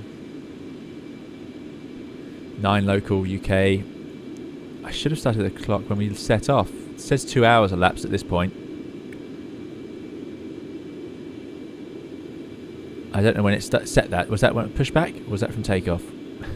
I couldn't tell you. How long have we been going? Does anyone know? Sounds like it's going to go 9 to 1. That's good news.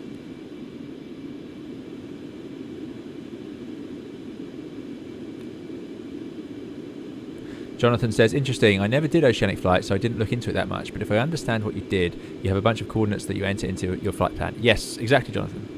So over the water, they're not typically named. Some of them are, but they're usually just references to their coordinates. Now, in modern aircraft, in the FMGS system, in the FMS, you can type in a short and abbreviated set of coordinates as a waypoint because it forgets all the zeros. You don't need them all. So they're probably named like that in the database. But they may not be, and you can type them in as actual coordinates, even in the Airbus. It's a surprisingly challenging thing to do. It's actually easier to type coordinates into this than it is into the Airbus, I can tell you that. But what I've done here is this box doesn't know any waypoints. There's no database. All it knows is latitude and longitude. So what I've done is I've told it every waypoint from 0 to 9, and it will fly towards the next one, and that's all it can do. It can do a direct. It's got lots of features. We can see our position. So that is our exact position. We can see the cross-track error. We're left by 50, 1.5. Don't know. Don't know what heading DA means. 280. We're on a heading of 280. This is reference to true, interestingly. Normally magnetic. Tracking ground speed. Tracking 273 at 1065 ground speed, which we can see up there. I can see the wind. So it's from 87. Oh, no, sorry. It's probably from 291. It'll be a westerly wind. We're flying into a headwind at 87 knots. So we've got a strong, strong, strong headwind. Ground speed only 1064.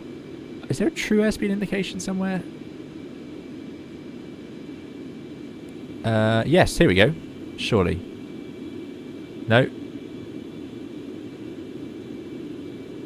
Don't even know what this is.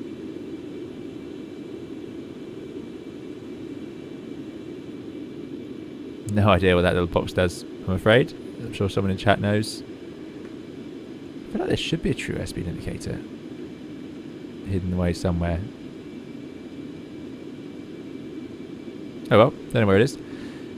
But yeah, I'd imagine we're losing about 100 in wind blowing us backwards. And time. So 40 miles, 2.2 minutes to get to the next waypoint, which is, there it is. No, it's not far away at all. So it's a clever little box. Very clever. And it's really what enabled oceanic navigation without nav aids to be so safe and organised. We don't really need to check magnetic variation when flying the 320, no. The database has it, so we don't end up checking it like you would in general aviation. You can hear the first officer perhaps. You coming in then? Come on. She's complaining because the door's ajar. She's having to open it, and she's far too precious to open the door, even though she just has to push on it. Come on. Just push. You got it. That's it. There you go. Yes. And the usual, we'll try and say hello, and she won't. You gonna say hello? Nope. Just the complaining from the ground level. Sadly, no face cam of the first officer. Though I think I mentioned this in the past. There is potential. I have the camera purchased for sort of a joystick or a yoke camera. I bought it months and months and months ago now, and I haven't actually found a neat way to set it up that doesn't involve it falling on the floor every 5 minutes. So that's the only thing. I'm going to need to find a good way to mount it properly. But there is potential to beat the FO like that. Typing Squirrel says, why can't all planes have a simple navigation system like this? There you go. But to me, this was a terrifying concept until I got used to it with the Toliss.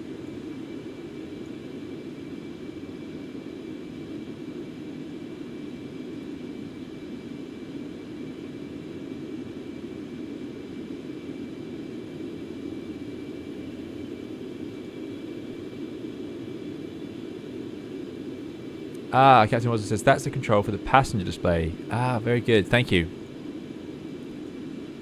Mach 2, 57100, 1190 ground. I see, but there's not much we can do with it.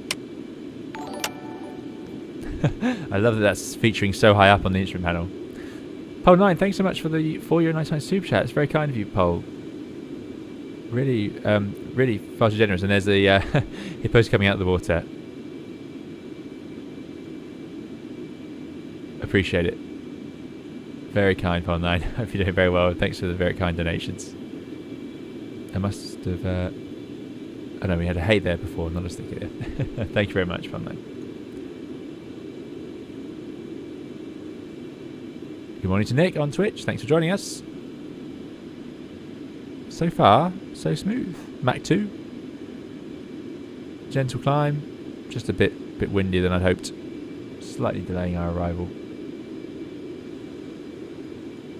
Fuel situation, 60 tons, looking good. So we're going from 7 to 8. Once it goes back to 1, that's when I'll load in the final set of waypoints. So we're already here.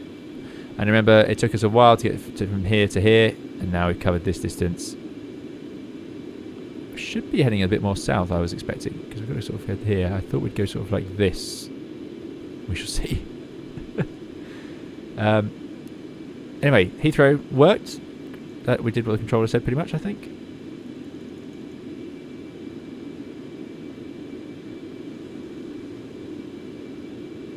Let us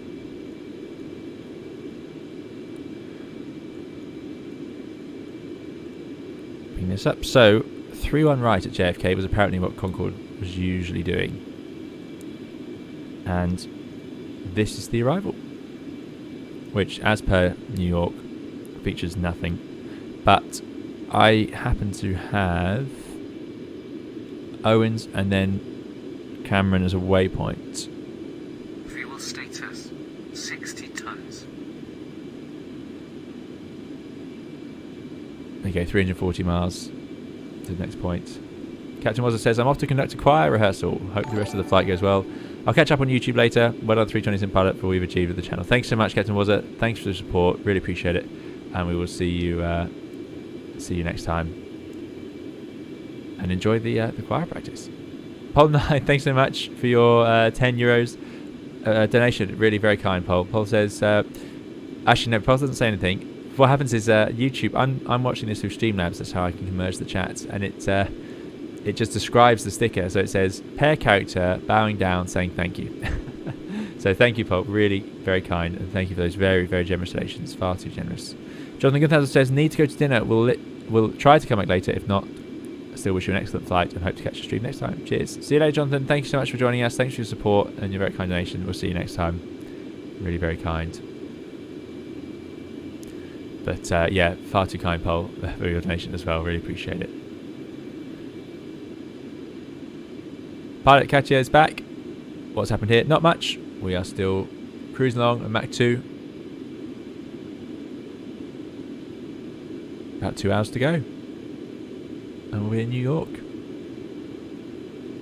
Hard to believe.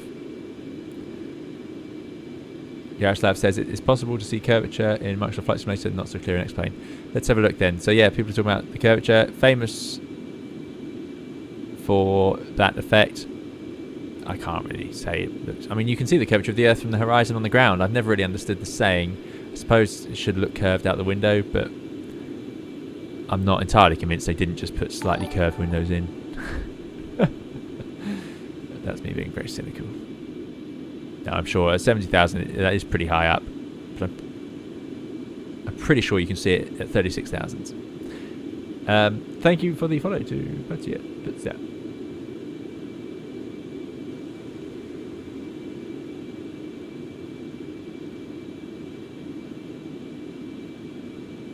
Rainbow is enjoying the analog instruments. Yeah, they are quite something. And John Binton says, finally caught a live stream. Love the channel. Thanks very much, John. Thanks for coming along.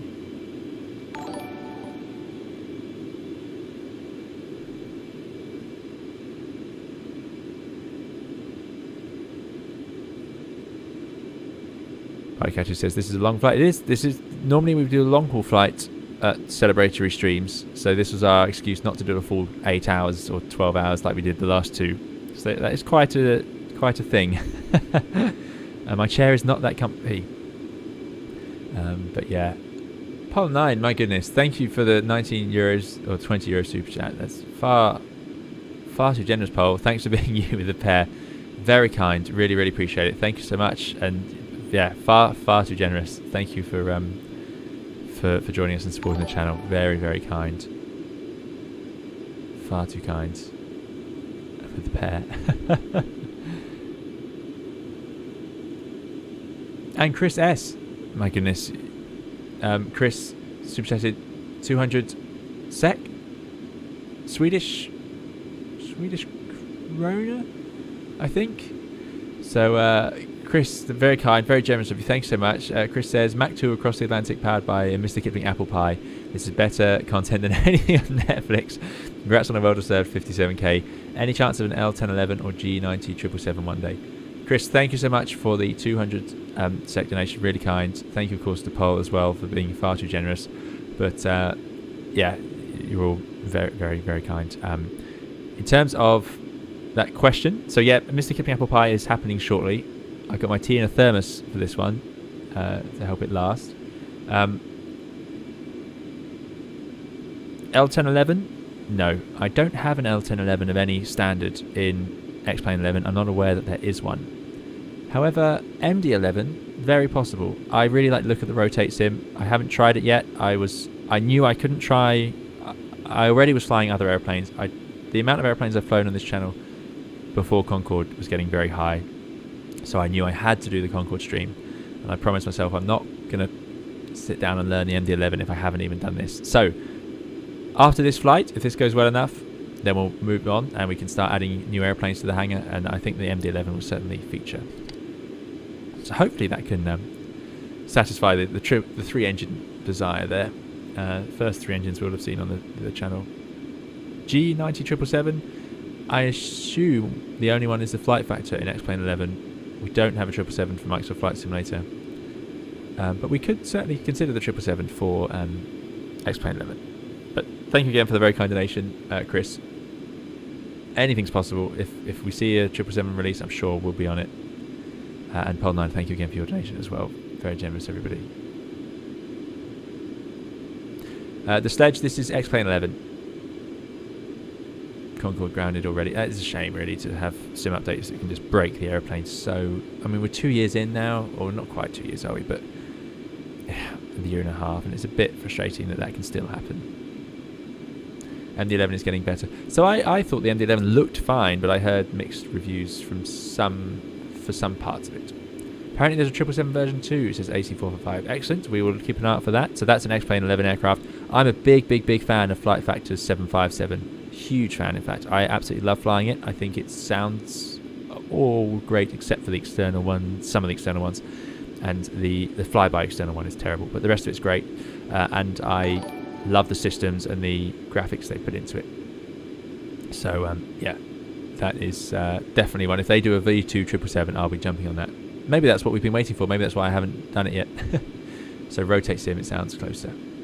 Yaroslav says Flight Factor is developing 777 and 78. I would assume coming out end of this year. Excellent. Okay. Palm9, thank you again for another super chat. €10 super chat.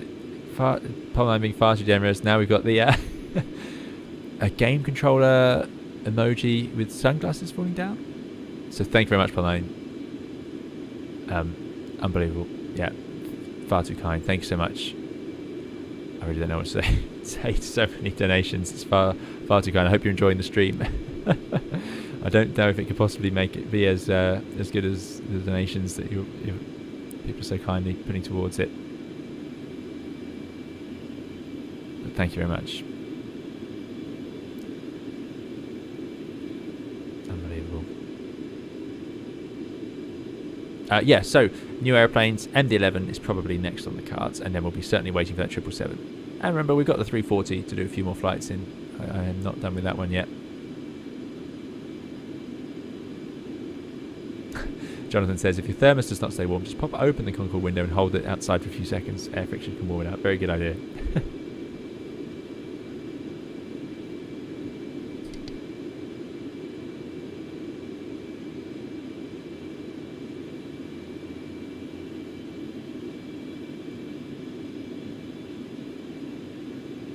Stand by everyone, just 1 minute.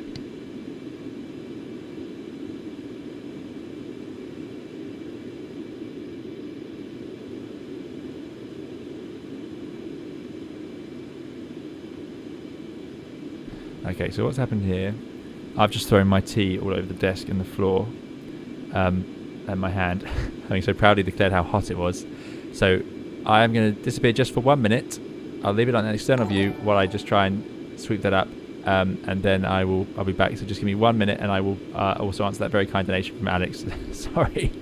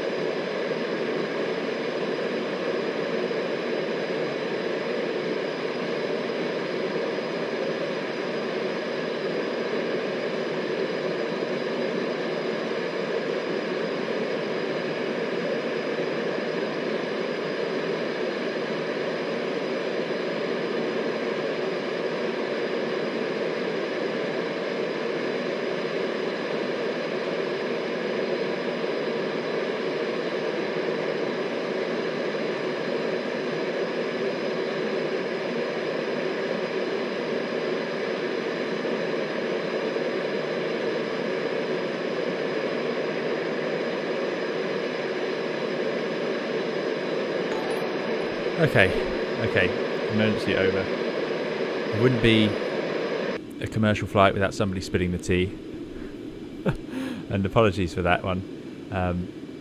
Yeah, so, right, where were we? That was terrible. I was so proud that it was in a thermos for this stream, and that's what I did with it. Right, I'm way behind on the chat now, but what I will do is I'll jump back 3 minutes to Alex van der Paz. Thank you so much for that incredibly generous €20 donation. Alex says €20 for the MD-11 with the patch 1.03 is an awesome plane to have. Okay, yeah, so MD-11 coming soon. Thanks so much, Alex. Very kind of you. Really, really appreciate it. And thank you. We will definitely get the MD-11 then. It's going to have to happen. So really, really appreciate that. Thank you so much. And again, far too generous. Pol 9 also being continuing to be far too generous as well with another €4 donation. Really appreciate it. Pol 9, I hope you're doing very well, and I hope you're enjoying the stream. I assume you are, being so generous. That was a cup of coffee that time, which is a pair throwing a cup of coffee at me, which was pretty much what happened. Yep. Yeah. So thank you so much to Alex and Pol 9 again. Really very kind. We are pretty high. We are at 57,700 feet, hence the dark view on that view I gave you there of the airplane. Some clouds over the Atlantic. Weather not really an issue for Concorde, just the wind. But it sits above any. You don't really. You could get thunderstorms at 57,000, some really big ones, but we're probably high enough up for that not to be such an issue. As in, we're far enough north. As you get closer to the equator, thunderstorms grow bigger. Fortunate the first officer didn't get a T-bar. No, she did all right. In fact, let me just remind her. You come in. She's coming back. She helpfully stared at the T. No, don't jump on the T. Via the floor, please. Up you come. There we go. Yeah, first officer's back. She avoided the T-bar. Thankfully, it wasn't burning hot. How long left? So, on the hour, 9 local, so just under 2 hours. Remember, the last hour of that will be quite busy, I imagine. So, we've got about an hour of cruising to sit and chat now. And I can continue to not really know what I'm doing. Set VSI. Oh, what just changed? Oh, is that 7 to 8 now? No?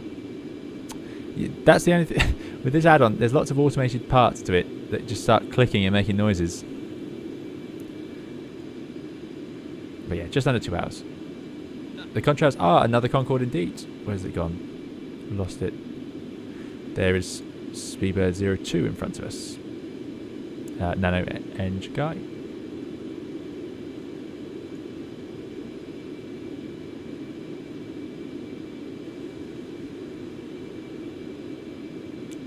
Castle Bravo flight's going well, I think. We've had a few technical issues. We've spilt some tea. We took an hour and a bit to get in the air. All expected problems. All a part of streaming. So yeah, going well, I think. Parama says, I'm kind of surprised Airbus does not have coffee protection by default. Yeah, so of course, I think we've talked about this before, where the 350 has a cover. Because they had an issue with coffee spills. It is a thing where it could shut down the engines.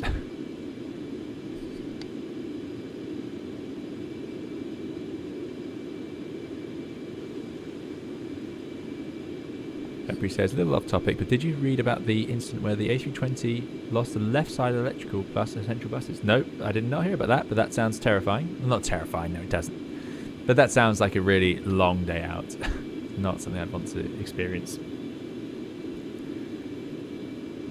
PA2 has 72 knots on you. Oh, why are they so fast then? There they are. I wonder what we're doing wrong. I mean, we're at max power. I can't give it any more than that. Maybe they're a little bit lighter.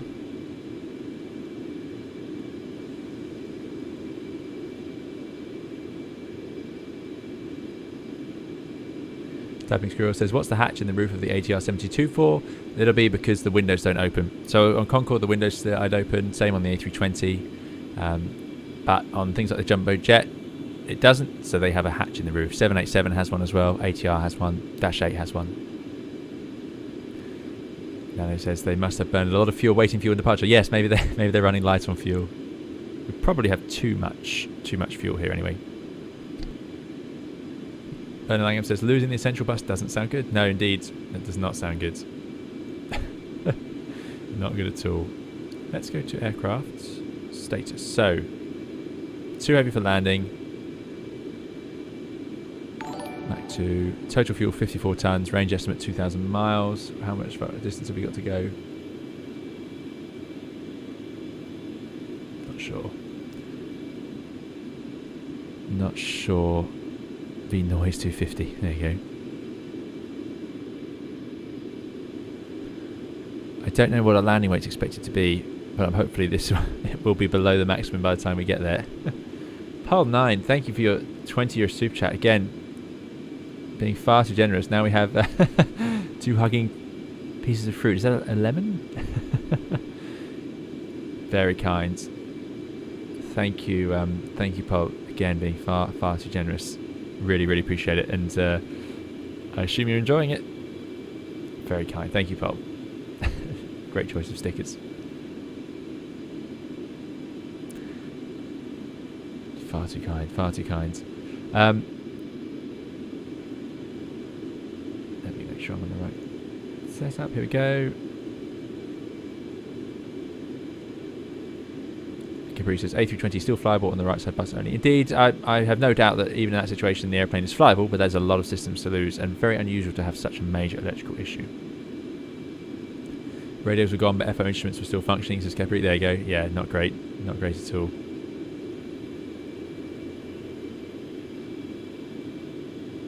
Here's a description for Pol 9 sticker. Baby Lemon jumping in our lemon character's arms to hug him. Thank you again to Pol. Very kind.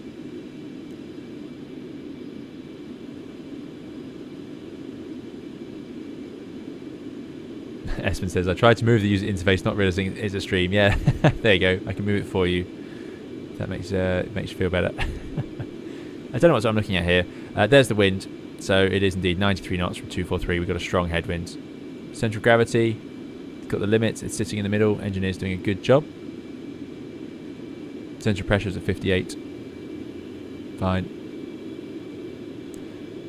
And here's the fuel system. So we've got it set for flight. You can see there's a tank in the tail here. So fuel's been sent to the back of the airplane. And that tank is staying full. So we're forcing the fuel to be aft.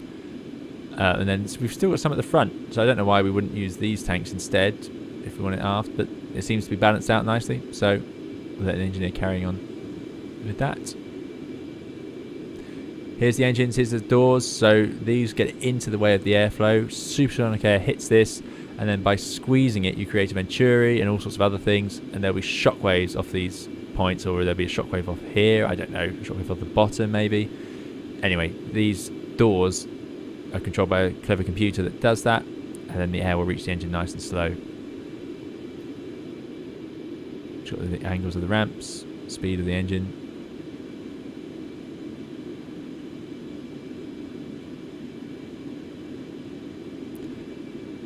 Yeah, you can tell that this simulation was done by someone who really, really, really likes Concorde. No doubt about it.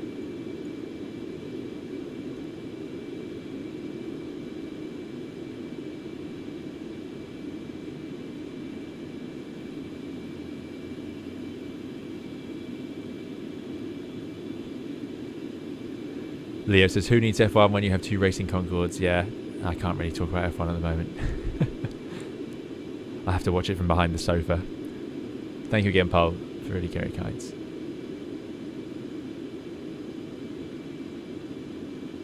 Indeed, if anyone's wondering, Concorde, this is not an incorrect simulation. This is how it cruised.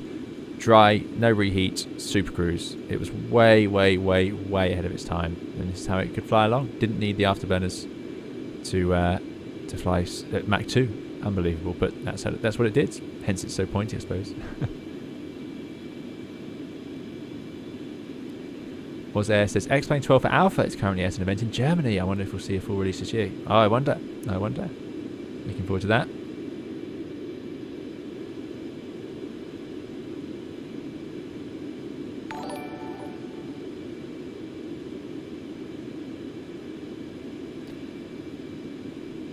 Chris says, do you know how Concorde will behave on descent? If you end up high and fast, will you be able to fix it as you would in the 320? So, no speed brakes, but you were allowed to deploy, not with any thrust, but you could deploy the inboard only thrust reversers. So you deploy them in flight, and the idle thrust of the engines and the airflow would provide some very good speed brake. The other thing is any high angle of attack in Concorde and it loses altitude. So we found out in my last stream that it's actually, I thought it'd be more slippery than it was, and on approach especially, as you get the speed below 250 knots, it becomes incredibly draggy, and if you bring the thrust back to idle at below 250, the airplane just stops. And it can be quite hard to get the speed back, so that's something I'm going to need to watch for very closely. Pile 9, goodness me, I really don't know what to say. Thank you for the €20 again there. This time the description is pair character dancing under a rain of confetti and taking its hat off to say you are amazing. Paul, far too generous, very kind. Thank you very much, really appreciate it. The pair, you are amazing. With a hat and confetti, why not? I don't know what to say. I can't really think of a good way to answer that anymore. It's just far too generous with the donations, Paul. Really appreciate it, and I hope you're doing very well.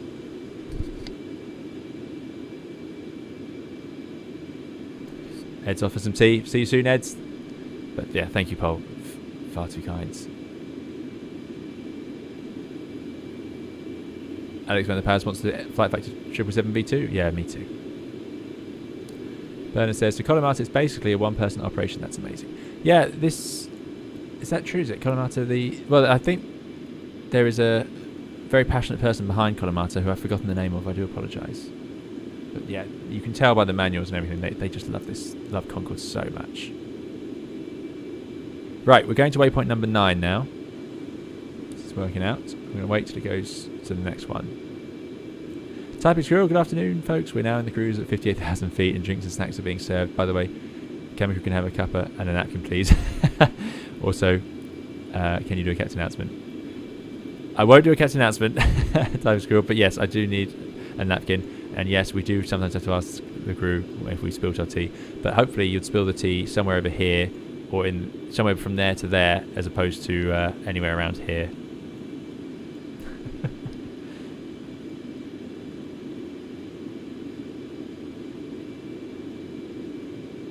Alex has all the Boeings that they want. 73, 74, 76. Yeah, absolutely. I have not tried the Concorde in FS 2020, so I don't know how it compares to this one. What I am glad about is now I've flown this one, which is a full I'd say full. I'm sure there's things missing, but it's an incredibly good and detailed simulation of Concorde. I'm looking forward to trying out the flight simulator version so I can compare. I understand, of course, this is a more expensive and more complete add-on, but nevertheless, it'll be interesting. But I have not tried it yet. I do not watch football, Ahmed. I do not watch football at all.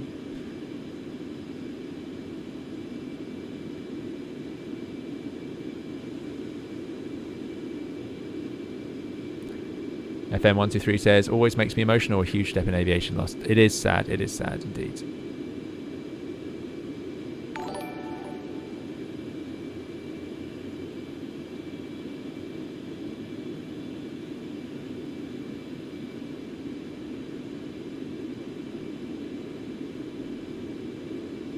Thank you, HI, for the subscription.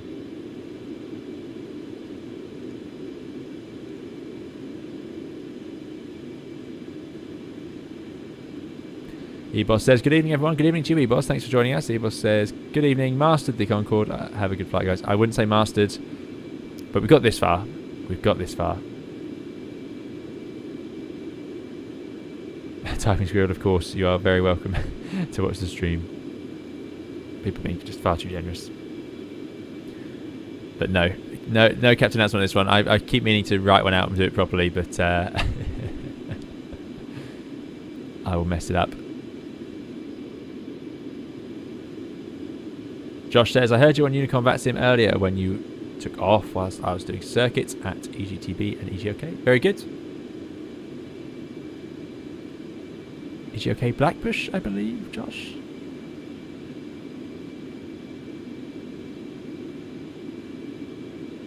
Matt says, cruising 58,000. I fly on the GELEX and we get up to 50. Yeah, some of the business jets do go to crazy high and crazy Mach numbers.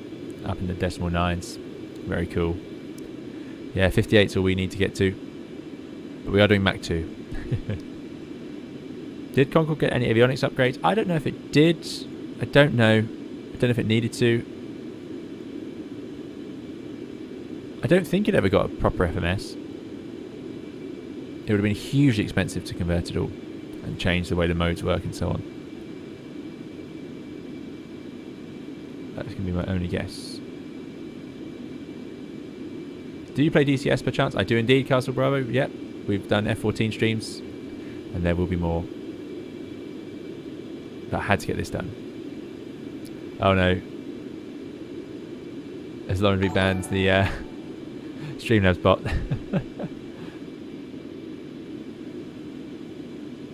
Okay, no worries, Lauren. I will refresh the cloud bot and apologise to it on your behalf. You didn't mean it. Hopefully it wakes up. Oh dear. Thanks, Castle Robert, for the follow. And Pole 9. Pole 9, I really don't want to say this is far too generous. I hope you're aware of what you're doing. Thank you very much for the €20 super chat. Let's get the sticker description here. It's not come through yet. What have we got?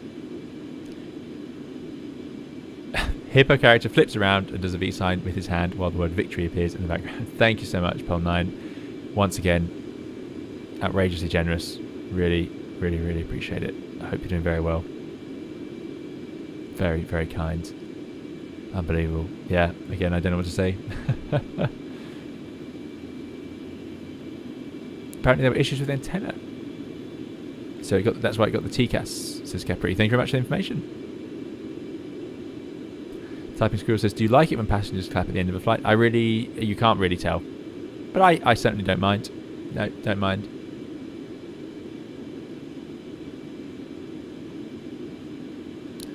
Capri says, of course the actual pilot would like DCS. Yeah, well, DCS is incredible. And the F14 in DCS is probably my favourite commercially available add-on. It's amazing. But it's, one part of the market. BT says, do you fly NEO or CEO, or is it kind of random on any given day? It's pretty much random. It's possible to fly both.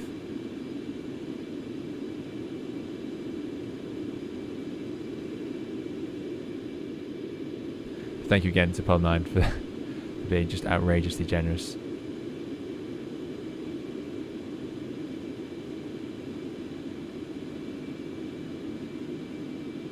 Simon C says, I've just arrived here, so please excuse me if it's already been asked.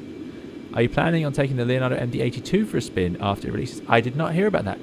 I will have to, after this stream, research the Leonardo MD-82.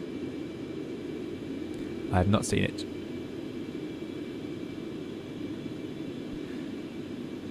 Tez is glad to see Concorde in the BA livery, not one of the weird and wonderful ones.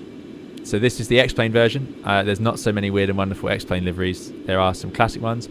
So unusually I went for the most modern livery. Normally we go for the retro ones.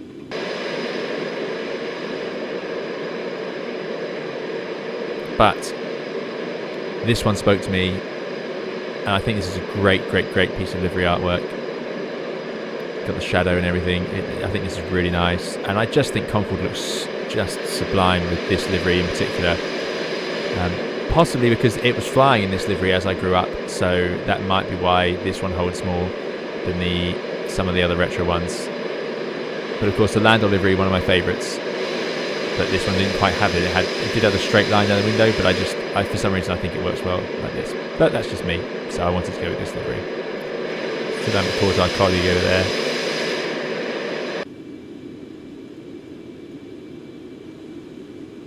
Basically level off at 58,000 feet.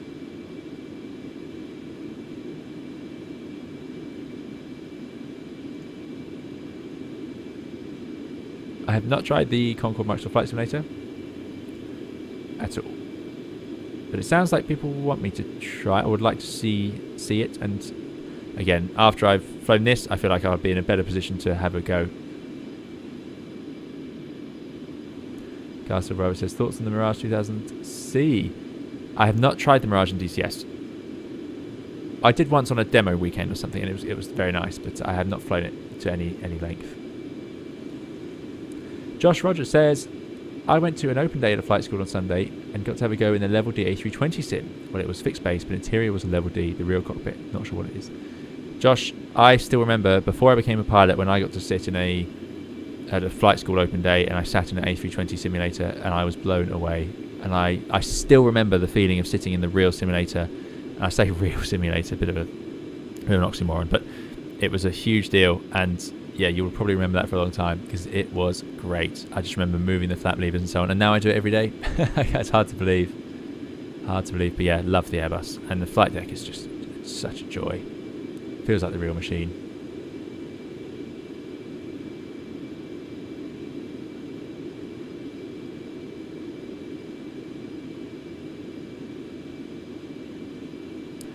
Richard says, this livery looks better than the 80s one anyway. Yeah, see, I do think I'd agree, and I almost never say that. I prefer all the older liveries, 80s, 90s liveries, because that's what I grew up with, but for some reason I think Concorde looked best in this livery. But that's just me. If you had the chance to choose one plane you'd fly, which and why? Choose one Airbus and one Boeing. 787 from Boeing, just because it's different, fresh air. 380 probably from Airbus would be the current ones that are the ones that are actually around. 340, 600 before that. Phil says, has a passenger ever recognised your voice during a flight and also watching your channel? Would be interesting if you've ever had a comment from anyone at the end of the flight. No, I have not. I'm not famous enough. Nick says, when does short haul become long haul? Is it time or aircraft specific? Like those 7-hour 737 MAX flights considered long haul. I think they should be considered long haul. I don't know. It could even be distance, let alone time. So I just don't know. I'm afraid that'll be up to the airlines in their own contracts. Alex says, was BA the only airline to use Concorde? No, of course, Air France was the other airline that used it.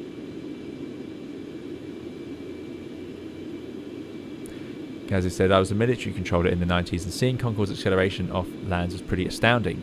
We never tried to cross military traffic ahead of Concorde, even subsonic. No, it is amazing. It just wanted to be above the speed of sound by quite a margin. 2 Point likes the new E delivery. Yep, did, and I enjoyed that on the stream as well. Yeah, still got that 84 knot headwind, unfortunately. Chris Patton says, very cool flight, thank you. I remember seeing Concorde sitting at gates a few times at Charles de Gaulle when I was younger. Unfortunately, something my sons will never experience. Yeah, agreed. And I used to see it fly over my house, and you could hear it coming for miles. And it's just beautiful. The noise, amazing.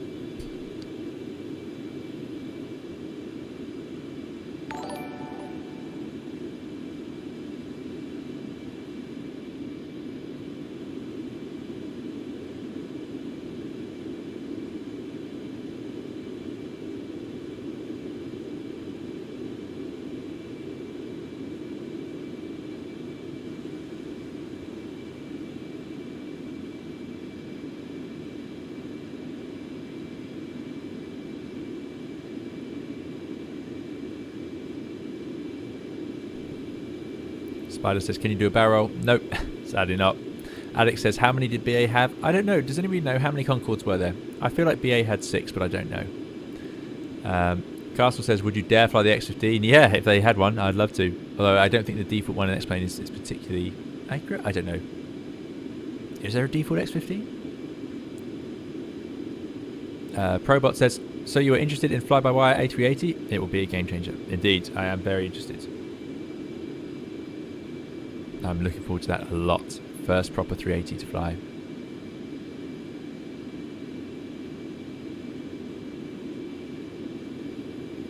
As Hayden says, wait for DCS. Yeah, in DCS we can do plenty of rolls, loops and spins and stalls and crashes.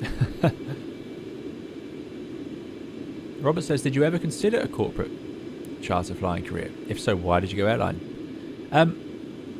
The corporate charter world is... I think it's quite difficult to get into. It's sort of where you start. So I started out as an airline, and that was that. I went from airline to airline, I suppose I could have looked around for jobs in the charter world, but at the time, most were looking for... I used to fly the Dash 8, as those long-term viewers will know. And I should probably set the other side. No, I'm looking at it to INS. I think... There we go. So I needed to get from turboprop to jet, to have jet experience to be a more viable, experienced commercial pilot. If you go from a heavy turboprop to a small jet, there is a problem with that, which is if you're flying a small business jet like a Citation, in the UK at the time, it could be hard to get another job. You're basically relying on that one job, or you're then trapped into charter private jets, because a lot of airlines will say you need jet time on an airplane that weighs over a certain amount to apply for us. So that is a big gamble to take, especially if you've not flown one before. If you currently fly, like the A320 now, then you could consider going to commercial, to private aviation. Mainly because you'll know that you've done the airline thing, and you'll know whether that's what you want to do. And if you don't, you can try the other side of it out. But if you're low on experience, flying smaller aircraft is typically a riskier proposition, because the airlines aren't interested in that sort of experience sometimes. Not always, it does depend. And I know plenty of commercial charter pilots, so Learjet pilots and so on, who've gone on to fly big heavy airplanes. So I'm not suggesting at all it's restrictive, it's just at the time airlines wanted experience. And then you're sort of, trapped into the one you're in. It gets harder to swap between them as time goes on. But again, totally possible. And if airlines are desperate, i.e. there's a shortage of pilots, they will take any experience down to the legal minimum. It's only when there's an excess of pilots they can just start making up restrictions like that.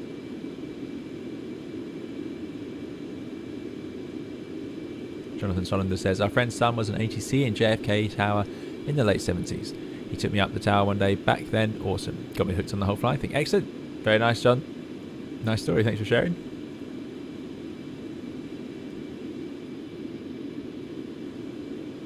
Lauren Lee says, Brandon and Singapore Airlines kind of operated Concorde 2 jointly with BA. Never lasted long. I think Singapore Airlines livery must look good on the Concorde.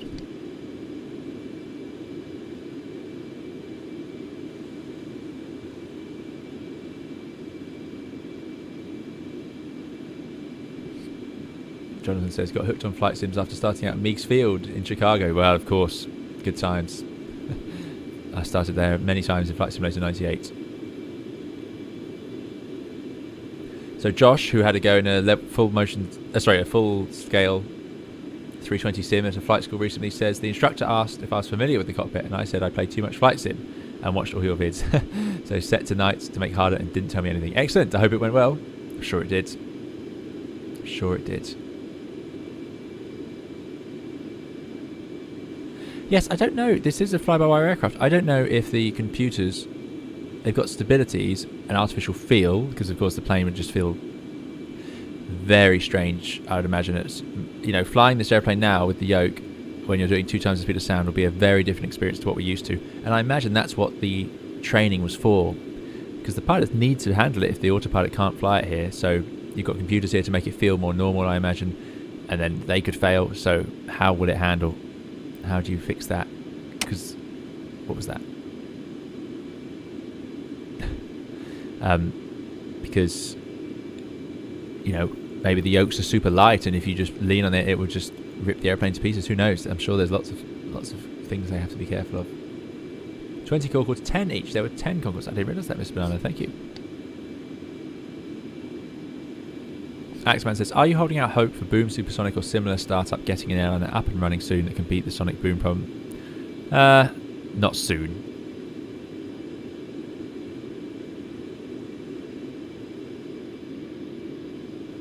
Not soon. 8 Concordes would be 8 of VGA. Oh, there you go. 8.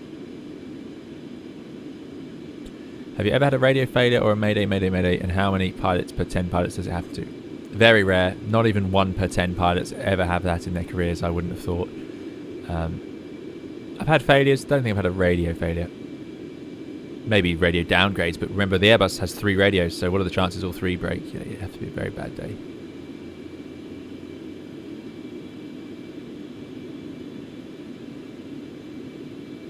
Yeah, I'll believe the supersonic stuff when I see one rolled out the hangar with engines. Okay, what's going on here? Why is the INS flashing? Oh, this is because it's getting close to its waypoint, I'm hoping. Uh-oh.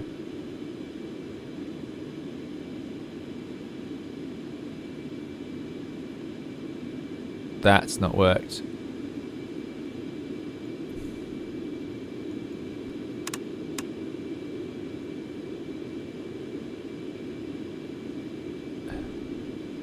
So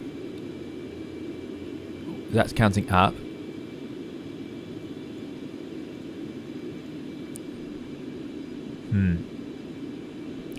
Where are we? First of all, we are at 49.12. So we should be going to waypoint number 9, but it's not happening. Oh no, we're past waypoint 9. We should be going to waypoint 1, but it's not happening. It's still going from 8 to 9. I need to go to 4703 west 05. Okay, so let's do what we did earlier. Let's do a direct to waypoint 1. So we're going to go to waypoint change 9 to 1. Insert. It's flashing. Get rid of waypoint change. It's pointing at it, and it's counted down 395 miles. I think that's worked. Wow, look at that, how far we've come, eh? And after that, waypoint 1 is 4703. Yep, we can start putting in the rest. Waypoint 6 onwards. Excellent. Strange though, so it didn't automatically tick over. We had to do it ourselves. I probably should have known that.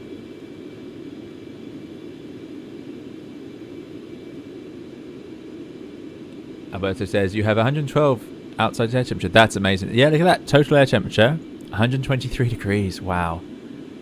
Can't go much faster. It's getting too hot. 127 limit on that, it looks like. We've slowed down to Mach 1.95. Why is that? What's going on here?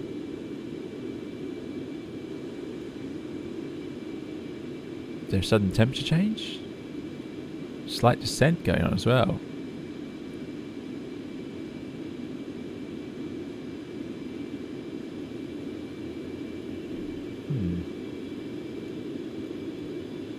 Oh, 1.96. 440. What's going on here?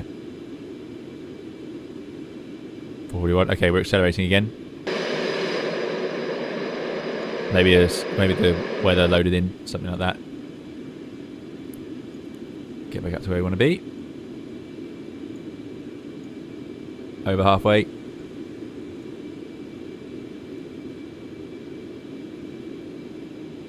Longest flight I've done in real life sits somewhere in the... I don't want to be too specific. 4 to 5 hours I've done in 320. I'd love to fly the 380 in real life, Faris. Indeed I would.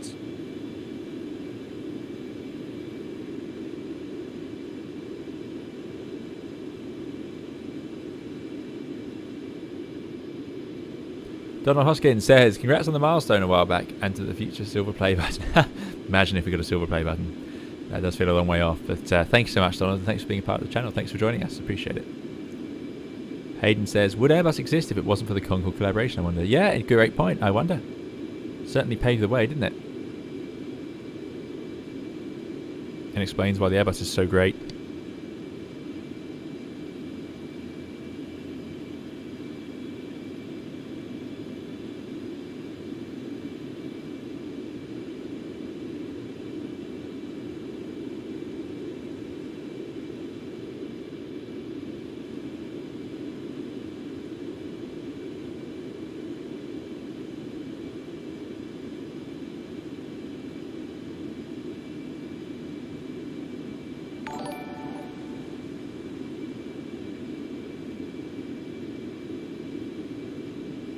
Nano Range Guy, we did run out of INS waypoints. There's only 9, so we're cycling through 9 to 1 and we'll start again. Absolutely. Capri says, I visited Concorde in a museum some years back. I recall it being smaller than expected. Indeed, yeah, it is a very small airplane. We'll go into the cabin and take a look in a moment, and I'll show you how tiny it is. And it's very small if you walk through the cabin. Also a little smelly, says Capri. Probably very old. Old airplanes do have a smell about them. Josh, who had a flight in the simulator, says, yes, it went really well. Made a textbook landing into Heathrow 27 left. My dad was sat in the FO seat and was very impressed. Felt amazing though. Side stick had more resistance than expected. Yes, heavy side stick. That is the big thing I always say about the most home side sticks. But there are some exceptions.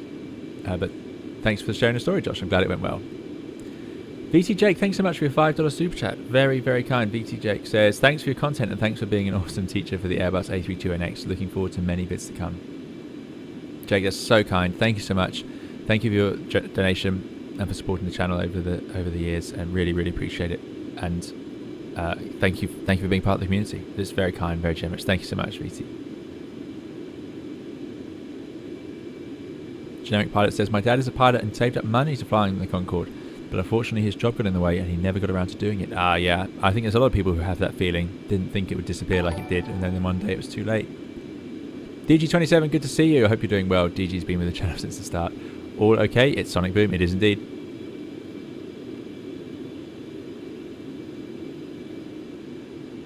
Speed difference between you and BA2 is now down to 9 knots. Excellent. Yes. We're going to catch them with the DRS. Bernard says, I suppose automatically wrapping back to waypoint 1 might cause a 180 turn, so for safety it continues. Good point. That's a very good point, Bernard. That's probably what happened there. Yep. Axeman says, I learned from lessons in Flight Sim 5 with a force feedback joystick. When I went for my first real lesson, the guy thought I was complete natural. Well chuffed, the little sim helped so much. Now, I don't know why. Why haven't we seen force feedback? Force feedback, for those of you who don't know, was a huge deal when it was around. I could never afford it. I was too young and didn't have my own sort of income. But you could get joysticks that would resist, just like you get force feedback steering wheels now for racing games. Why don't we have that with joysticks? I mean, okay, I can tell you why. Because the Airbus doesn't even have force feedback in the real aircraft. But certainly yokes, you feel like it could have it. Just to increase the tension anyway. Oh, I've got to let the first officer out now. Sorry, 1 second.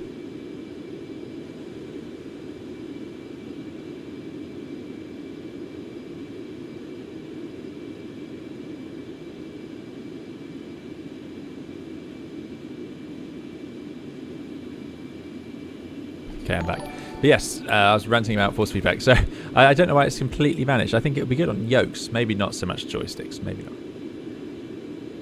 But there we go. So thank you again, VT Jake, for the donation. And thank you again, Pol9 says thank you with a €9 super chat. Pol, you've been far, far, far too generous, but thank you so much. Really appreciate it. I hope, as I've said many times now, I hope you're doing well, and thank you so much for supporting the channel.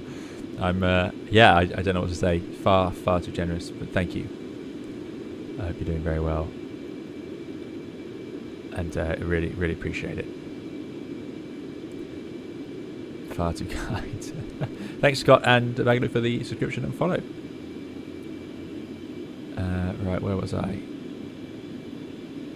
Ted Sped said, I have a 2-hour slot in an A320 sim in Manchester for my birthday in May. Looking forward to it. Excellent. Enjoy it. Great fun. I've absolutely loved it. You'll love it, I'm sure. Really, really good fun.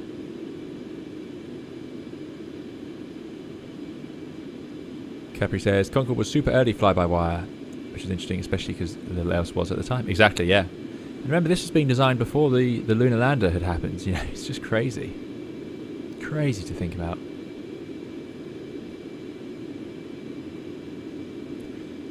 Delco Carousel 4, says Lauren B. INS was created for the C5. The first airliner equipped was the 747. There you go. Yeah, Carousel. I forget that's the name of these INS systems. Alex is going to do a session in the full motion 738 sim. Yeah, that'd be good fun as well. Absolutely. Patent issues. That's one reason for no force feedback joysticks, says Gavin Vera. That makes sense. Yeah, makes sense. Because things like the Tomcat would have feedback, I imagine, through the stick. Non-fly-by-wire aircraft. There are some stupidly expensive force feedback bases for about €1,000, says Richard Dusty. Interesting. Okay, yeah, expensive.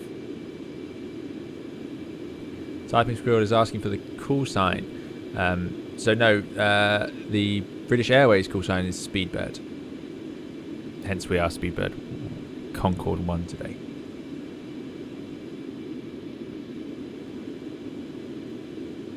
Josh has a plan to earn some money and then do the licensing. Yeah, there you go. Aircraft engineering as well, which is, yeah, so you have a good idea of the operation. Definitely. So Brunner sell force feedback yoke. Interesting. Interesting. Maybe they're just too expensive and didn't sell. Maybe that's why we don't see them. Force feedback racing wheels are linear motors and work because of the torque they can replicate on a single motor. But you need a 3-axis control. Yeah, I suppose that's fair. It's my lack of knowledge in my rant. Apollo was also fly-by-wire, if I remember rightly, says Capri. Yeah, so the Apollo lunar lander was the first fly-by-wire thing, or to feature it in some ways. The space shuttle used the first full fly-by-wire flight controls, and most of them broke the moment it launched the first time. But it did, they recovered it. The Concorde, I don't know if Concorde is fully fly-by-wire or not. I don't know enough about it. But the lunar lander has the first computers basically on it. You know, it's basically computers were invented for the space program. It's amazing stuff. Amazing. Simon C says, winds at JFK currently 310, 22 gusting 28. Could be fun. I was somehow hoping for opposite winds to see the Parkway visual approach onto the 13s, but the gust can make things interesting. Well, I can tell you now, I wouldn't manage a good visual. This was a very much, I have not done any research on the JFK end of things. I just figured out roughly how to get out of Heathrow, but I'm hoping for a normal style arrival into JFK when we get there. And we'll be doing well if we manage that. So yeah. Concorde is some weird electro-hydraulic mix, isn't it, says Richard Darcy? That would make sense, yeah. I'm sure it's weird, and I don't think it's not full fly-by-wire like the A320 as we know it.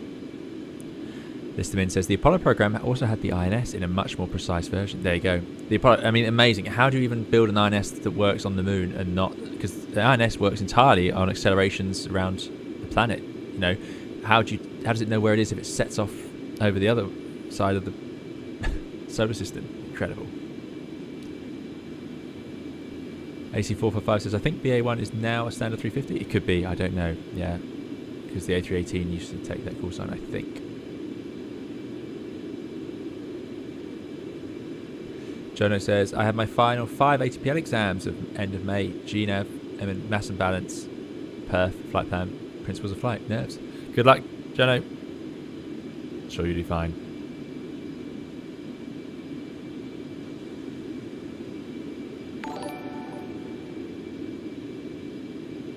I say sure. I think if you've put the work in and have a good... I remember for my ATPL exams, the key thing for me was in the run-up to them not getting too bogged down with the nerves and too inwardly focused, and to, you know, just taking a walk the night before just to let the brain slow down a little bit. And it sounds obvious, but it's hard to remember sometimes, which is just getting a full night's sleep. Staying up all night cramming doesn't work. Your brain only remembers stuff when you sleep well. So a good night's sleep before the test's crucially important.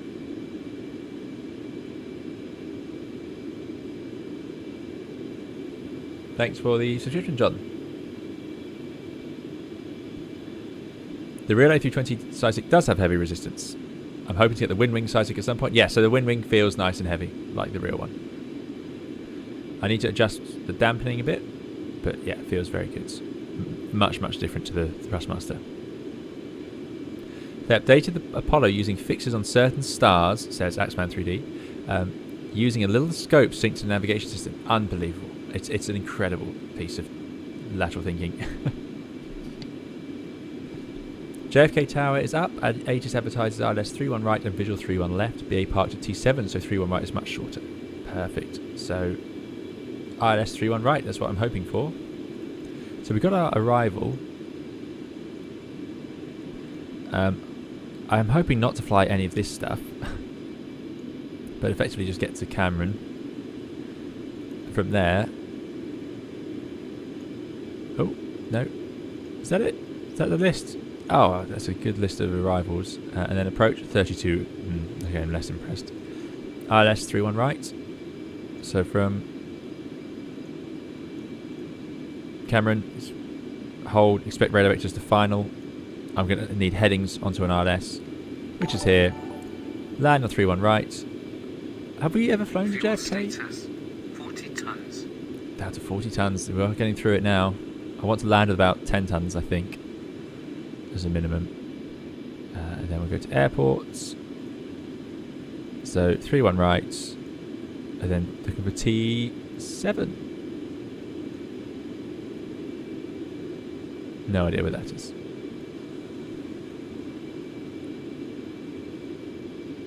We'll see where they send us. Paul 9, thank you for another €10 super chat. Really appreciate it, Paul, which is a speeding pair. So that does fit in very well for what we're doing today. So thanks so much, Paul 9. Really, again, as ever, far too generous. I don't know what to say. But very kind. Very topical stickers as well. AC445 says, looks like Speedbird 1 was last flown by an A350 1000, but that hasn't been used in months. Okay, interesting.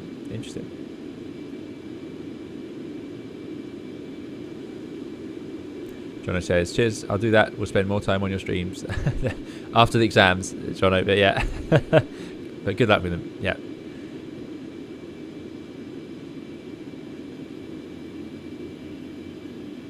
James says, the Concorde has a standard cable hydraulic control system, but could fall back to electronic force detection, which would drive the hydraulic flight control should something mechanical go wrong. There you go, so impressive levels of redundancy. Bernard says, there are some very nice 60 FPS upscales of the Apollo landings on YouTube. I highly recommend. I'll take a look. There was a film, Apollo 11, on Netflix for a while in the UK. It's gone now.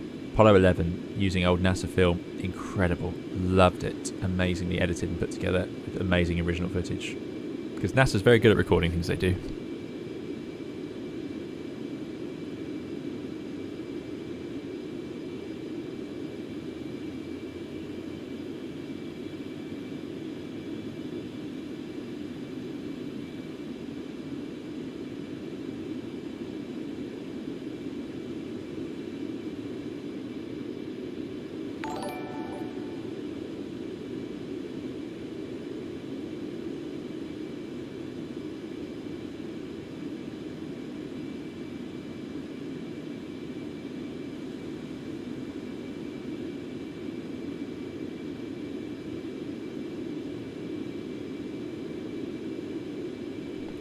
Grill Toaster has very kind of you. Thank you so much for tipping $5. Grill Toaster says, is it me or is the stream way too addictive?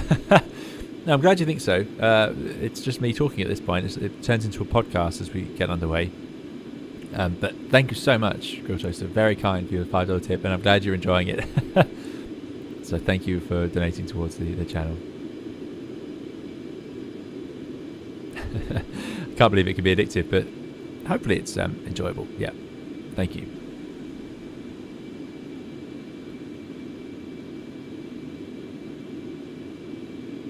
Jonathan says, what's your ETA?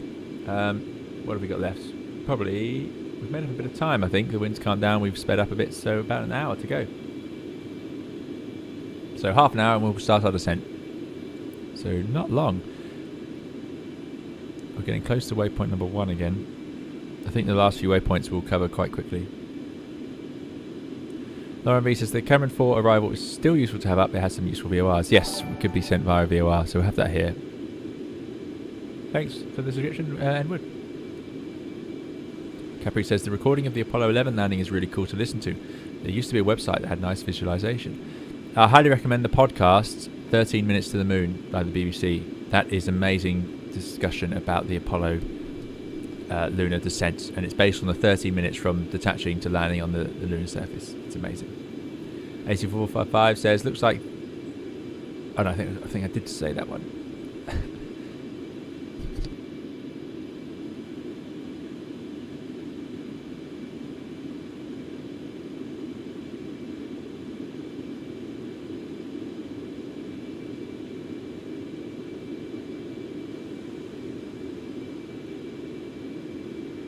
Typing Squirrel says, if you had a single engine failure on a 380 or 74, do you declare a pan or a mayday? Good question, Typing Squirrel. For a single engine failure on a 380 or 74, so 4 engine aircraft, I'm sure it would be a pan, if even that. The difference between a pan and a mayday is relatively subtle. They're both highly alerting to air traffic, and the chances of them having several pans and maydays at once is slim, so they wouldn't need to prioritise. But obviously, if they had 2 at once, the mayday would get priority. But no, if you've got 4 engines, I don't even think it would be a pan. Depending on what's caused it to fail. If it's just flamed out, if it's on fire, then sure, that would be a mayday on its own anyway. Lauren says, probably enter the ramp at Alpha 1. Tango 7 is a small square on the north. Thank you very much, Lauren. So, that little square. So, off. We'll aim for Whiskey, is that? And then in Alpha Park. We will tune up the ILS soon. And I'll have the Kennedy VOR ready to go. Capri says, that film was amazing. Yeah, the Apollo 11 film. I might have to get the Blu-ray of that film because it was incredible, and I think the Blu-ray still plays better than streaming does. More higher bitrate. I do notice a difference if you sit close enough to the TV, as I did when I watched it. Apparently the Speedbird one was the special flight just for the US lifting its restrictions, otherwise it's not going.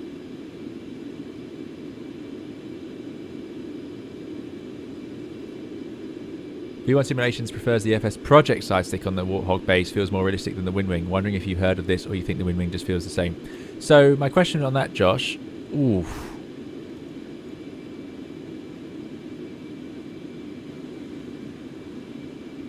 that's interesting. Let's hope I got those waypoints right. Has V1 tried both? Because I remember V1 made a video about the FS Projects one, but had not used the Windwing one. So I don't know. I haven't tried both, so I can't compare them. And I don't know if V1 has. I don't think he had when I saw the video. So yeah, I don't know. But I like the Windwing a lot, and I like the Warthog a lot as well. So I'd be curious to try. I might try it one day. 11 Clark M, thanks so much for your £4.49 super chat. Really appreciate it. 11 Clark says, hey 320, do you do any flying for pleasure now? Light aircraft, hire, etc.? Or is your PPL expired? Just wondering, as it's clearly your passion. Cheers. Thanks so much for the donation, 11 Clark M. Thanks for supporting the channel so much over the months and years. But good question. It's expensive, general aviation, so I don't typically fly for pleasure myself. No, it's. I think that was a wind change as well. But yeah, it's a very expensive hobby to have, and I not for reference. Typical hire of a 60,000 feet. Yeah. Maximum flight level. So what happens now? Do we need to throttle back? We've lost max climb, max cruise. I wonder if that was a sudden increase in wind. We might find it goes the opposite way. But we might accelerate a bit here. Yeah, so it can be over £200 an hour to hire an aircraft. And then so you want to fly an airplane for fun, so you want to do like 2 hours, that's £400 to just do a bit of a short hop somewhere and back again. So I'm not in a position where I can spend £400 on lunch. Some people are, and that's what a lot of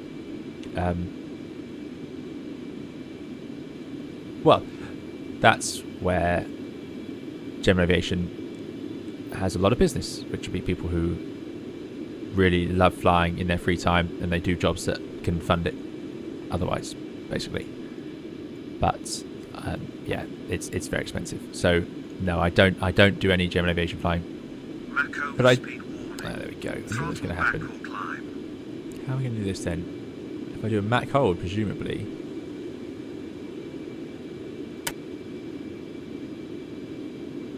You have to throttle back very gently.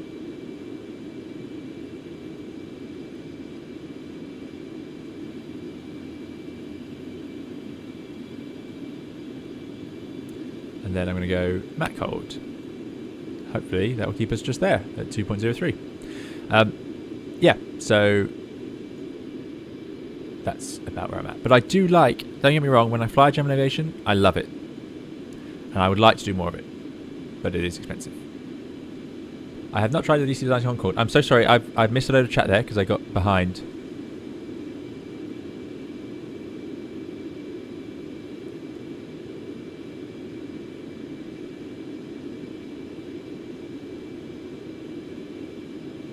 Phil says, I agree the stream is addictive. You're very good at explaining everything and easy to listen to. I've learned so much from your 320 tutorials. Thank you, Phil. Really appreciate it.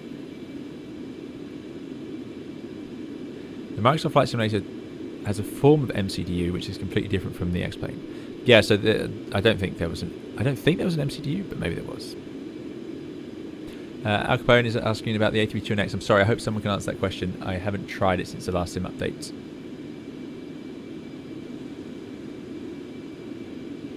So Alex likes the DC Designs Concorde. So there you go. I mean, it's going to look pretty in the simulator, isn't it? I'll have to try it out. Sergey says, hi, thanks for the stream and your great content. If you don't mind, general new question, why UX are planes so unintuitive? E.g., you can't enable approach mode until some obscure criteria met, says Sergey. There's logic behind it. It'll be because there's a safety case where something has to be done in a certain order. Something like that, almost certainly. But I agree it can be confusing at the face of it. And some airplanes are better than others for their design of the interface. I would say the Airbus is one of the best, but I would only say that because I've flown in the Airbus for a while and I'm used to it.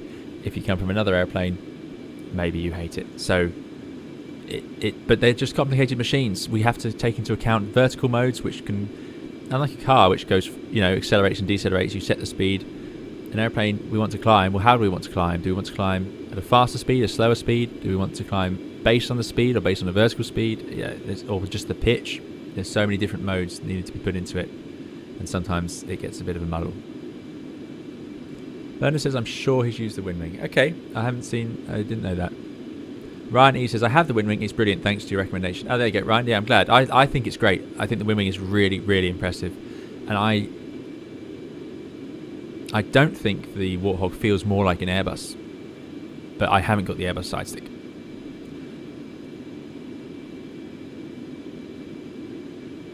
Lauren says, would love for you to try some GA in the US once I make it. Oh, there you go. Yeah, if Lauren, if you control us, then we'll do that. I'm not risking it otherwise. GA is so difficult in the UK. Probably much easier I'm hoping it's easier in the US anyway.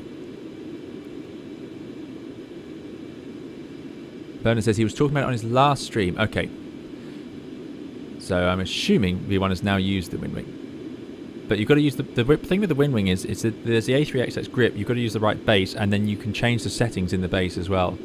So there's a lot of variables. Matt Cole, thank you very much. I've at least figured one thing out. Thank you for those of you helping out with the Concorde. Thanks for the follow.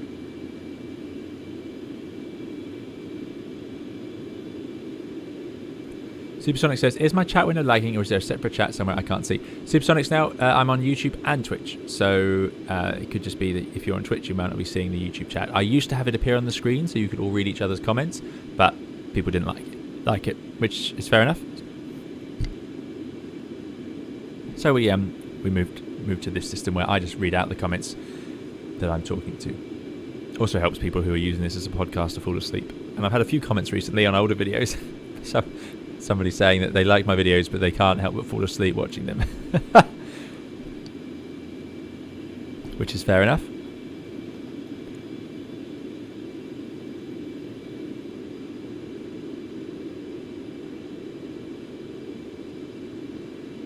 Thanks, Ryan. Thanks for coming.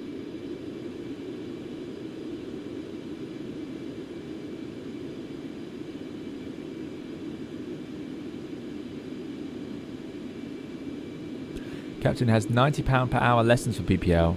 That's very good. That's very cheap. Very good.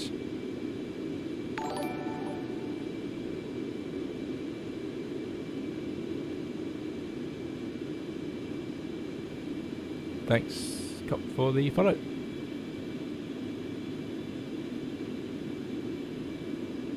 I'm sorry, I've missed so much chat. I do apologise.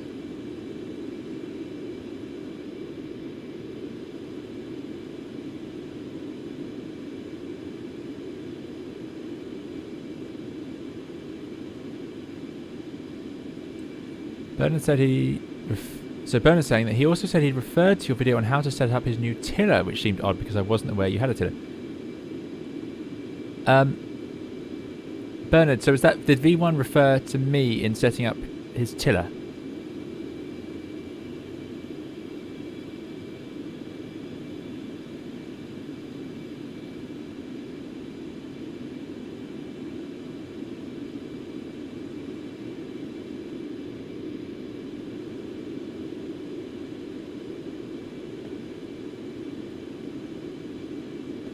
Sergey says, I do that. Your voice is very soothing. Thanks, Sergey.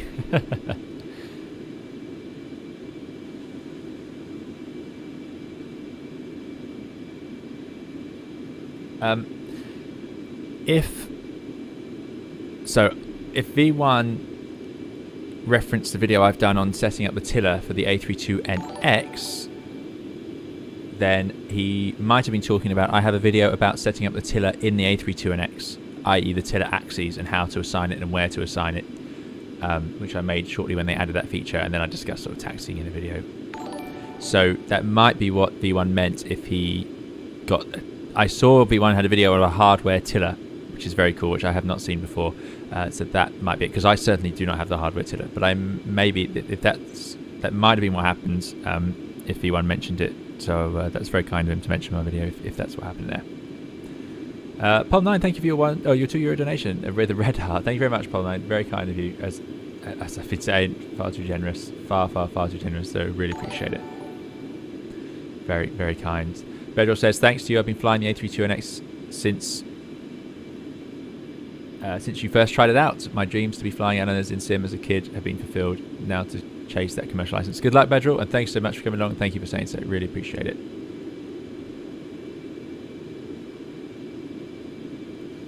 Yeah, there we go, Bernard. Yeah, I think that's the one. Thanks very much for saying so. Yeah, I hadn't realised. Badril says, yeah, I've been using your streams and past videos for sleeping. Very kids. Except for when I accidentally put the full volume on the external. I don't accidentally put it there, it jumps there. It's a glitch. It's very frustrating.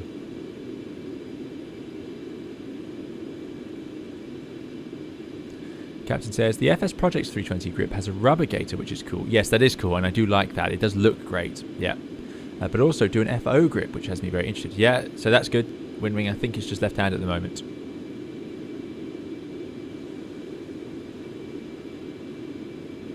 What's the reason for a separate rudder tiller on airliners? It's to give better control over the nose wheel, I think. You could do it all on the pedals if they wanted to, but it's very hard to... Basically, when you're taking off in an airliner, you need to be able to use full rudder deflection, and at low speeds, that will also deflect the nose wheel a bit, because whilst taking off, you need a bit of nose wheel steering when you're at low speed, because the rudder's not doing much. As you get faster, you don't want that. So the problem would be if you had the nose wheel steering on the rudder axes, as the pilots used a lot of rudder, as you start the takeoff roll, if you try to use a lot of rudder, the airplane would drive off if it was steering the nose wheel around the whole range. And then as you accelerate, you'd need that angle to reduce, and then you need more rudder for the aerodynamics, which would then also reduce a bit as you accelerate, so it would become a confusing mess. So as it stands, the rudder does a very small bit of nose wheel steering, just to help at the start of the takeoff roll. Usually the nose wheel stops moving as you get faster altogether, and it's just relying on the rudder above sort of 130 knots it is on the A320. So that would be why. It's because for takeoff and lateral control when flying the aircraft and on landing, you don't want large rudder inputs to equate to a large nose wheel deflection. So you need a separate control for that surface. That's why in like the Tomcat, when it lands, you actually land with nose wheel steering switched off, and you just land using the rudder altogether. So thank you for the follow to Overclocks. That's my interpretation of why we have them on separate axes. It would be very hard to control otherwise. Mariner, how did it get to see you? Flight is going well, I think. Yeah, the red blinking, it's what's happening is it's registering an overspeed, just about. But I think it's okay. We're not getting the warning. It's just creeping into the 2 point. It's very fast. We are going very fast. Currently going to waypoint 3. Badril says, serious question, is it impossible for a person to be a pilot if they wear glasses? Glasses alone in Europe and the UK are not a restriction, but there are vision restrictions that may be an issue. But if the glasses themselves don't mean you can't fly, but if your eyes are of a certain prescription, then maybe not, etc. So it's not a guarantee either way, but there's no rule that says just because you wear glasses you can't fly. In Europe and the UK, that doesn't mean the whole world is like that. Every country makes up its own medical requirements. Pol9, thanks so much for your 99 cents. The yellow dog, it says. So there is a yellow dog sticker, and we've had a cat as well. Thank you, Paul, for those €2 that we got, the cat and the dog. Really appreciate it. Very kind. Thank you so much, Paul 9, for those donations.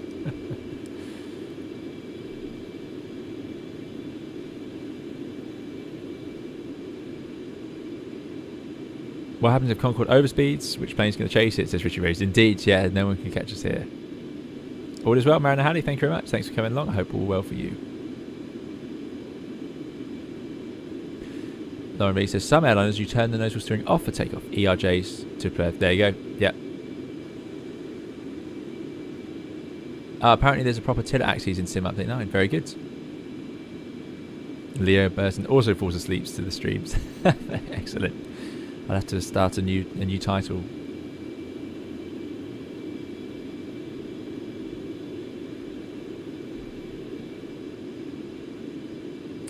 Typing Squirrel, that's a good question.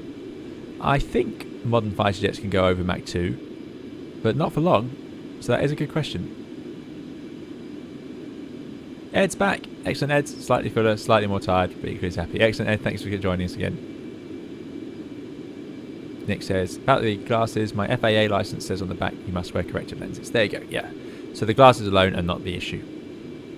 Bernard says, yikes, it's 3 AM. Thanks for the stream and have a safe landing. See you, Bernard. Thanks so much for coming along. Really appreciate it. Thanks for all your comments on the videos with the timings. Really appreciate those as well. After the streams get posted. I've not flown any military jets, JJ Smallpeak, sadly. Never.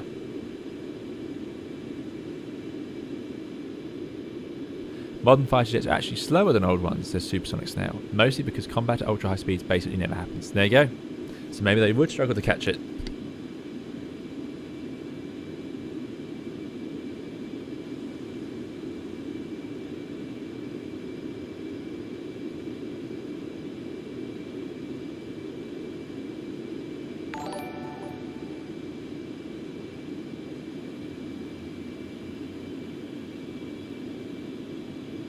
Thank you, Paul9, for another super chat. This time it says upside down face. Let's have a look. It is indeed. Thank you very much, Paul9. I really appreciate it.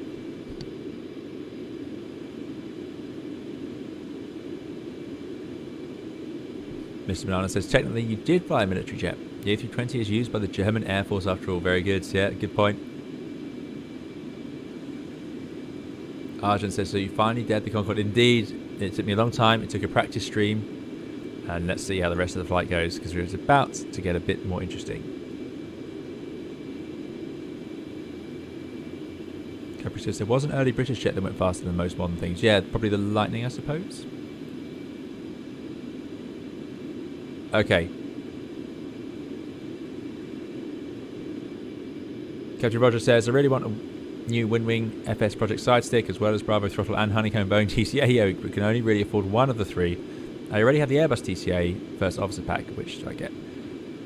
That is a hard question. It just depends what you fly mostly, Captain Rogers. That's going to be the decider for that one. Live Fast, Red Fast said, holy steam gauges, Batman. Very good. Yes, exactly. So, I apologise. I'm going to have to move on from the chat for a little bit.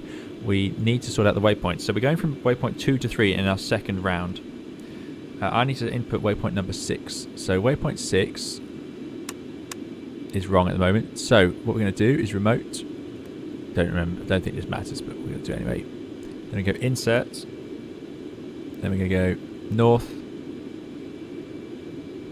39212 west 0703 00 insert. Waypoint 7 is going to be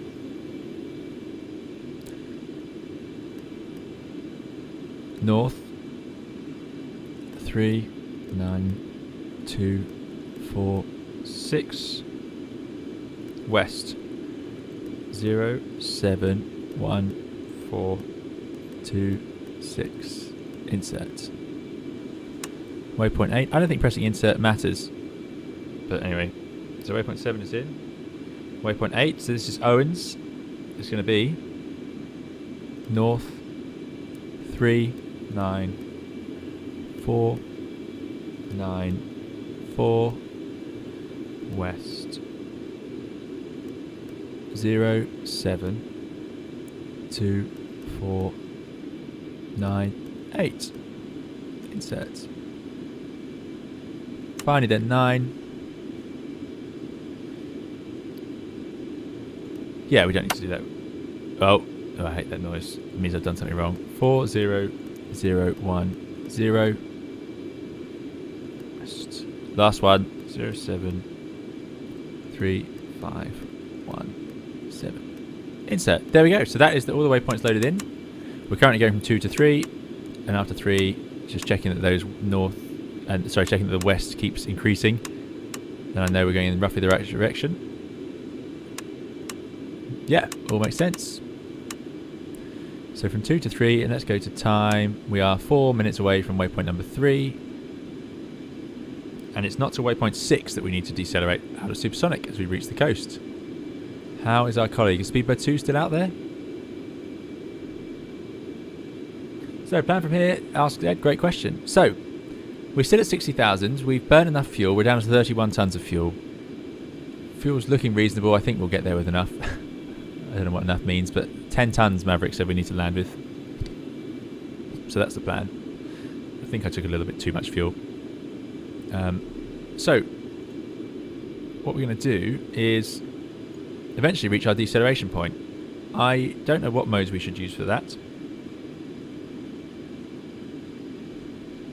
But my plan is, I'm going to bring the thrust back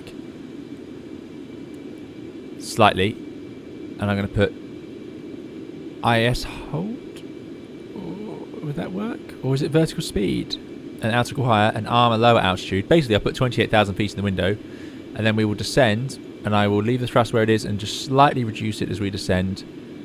You can't idle the engines, and then bring it back and back and back, and then we will decelerate out of the supersonic range before we reach the point Kenda, which is point number 6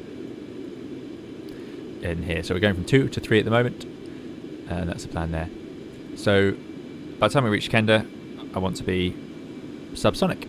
So 28,000 feet, Mach 0.95, which is just where we started from. And then it becomes a normal aeroplane, and we're going to use the auto throttle and the vertical modes as we would, and I'm going to mess that up over and over again, and I'm going to be really upset, and we'll have to get lots of help from you guys to try and work out what's going on. And then we will accelerate into and fly the ILS, so that will take us towards waypoint number 9, which is Cameron. I don't know where Owens is. In theory we should go via Sea Isle, but I think we're just going to go straight to Cameron and then radar vectors up here for the ILS. Because, yeah, from Kenda to Cameron is not far. That's the sort of deceleration points. So that's the plan, and then we will join the ILS. No flaps to put out, gear to come down once we're on the ILS. No slower than 200 knots until I'm coming down the ILS. Once we're sort of below 250, and I think not until we're quite close to the airport we'll drop the nose all the way down for landing. We're going to fly the approach at a sensible speed. At some point in the descent we need to do a trim for descent and then landing and go around for reasons we've already discussed. What was I going to do? Checklists. Let's see. There is a decelerated subsonic checklist. So seatbelts on, no smoking, throttle back slowly, engines, fuel trim to descent. And then it goes to landing and then just the approach. So nothing too much to talk about there. There was something I wanted to do. Was it in the aircraft tab? There's our fuel. It is draining. Still too heavy for landing. 7 tons to burn. So we'll easily be below the max landing weight. And here we have VREF of 203. So at the moment, we'd have to land at 203 plus a bit. But that's going to reduce. So we are heavy on fuel. I suspect I've got too much fuel on board. I'm suspicious because we are almost there.